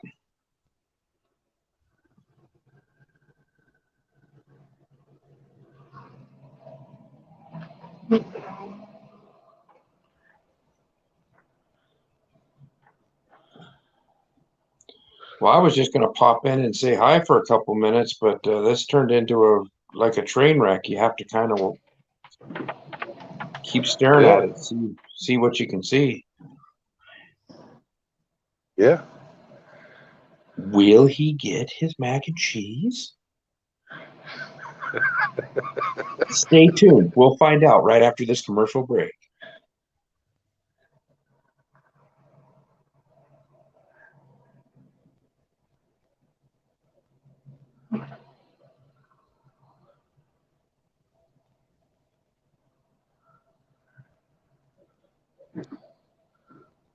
This is why fucking Ike needs to do the backing so he can find joy in backing, because backing is a joyful thing. Yeah, you should be playing that song, Back That Ass Up, right now.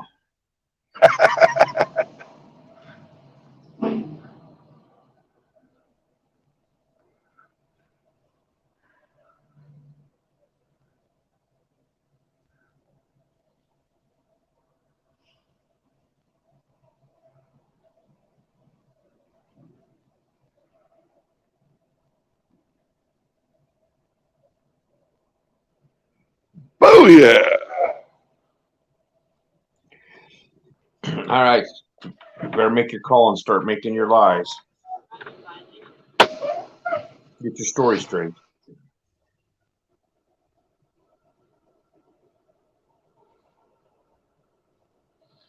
Yeah, I put myself in post trip. Fucking do my inspection. There's a super trucker in front of us. You can tell there's a super trucker with all the lights. Yeah, but I think he's a level 1. He's not a level 2 yet because he's not a bull hauler. Yeah. Well, there are, many levels to super truckers now. The super duper truckers, fucking, they're the ones that do the wide loads and the fucking extended fucking trailers and shit.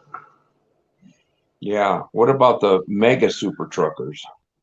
Like they haul the fucking houses, the mega super truckers do. Oh, yeah. Night, Hemi. Good night, Hemi. Thank you. He still wants you to be his navigator of his heart.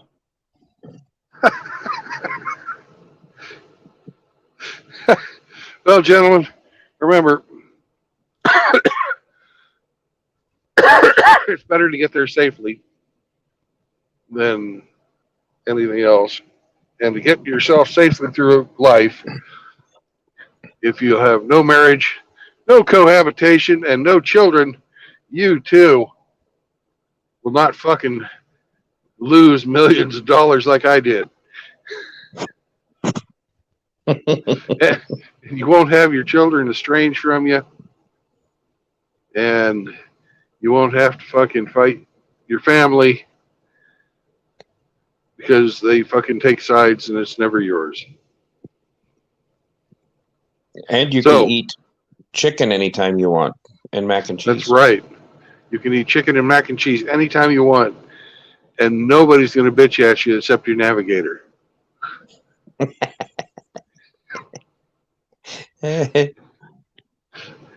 So, peace out, brothers. I'll see you on the road tomorrow.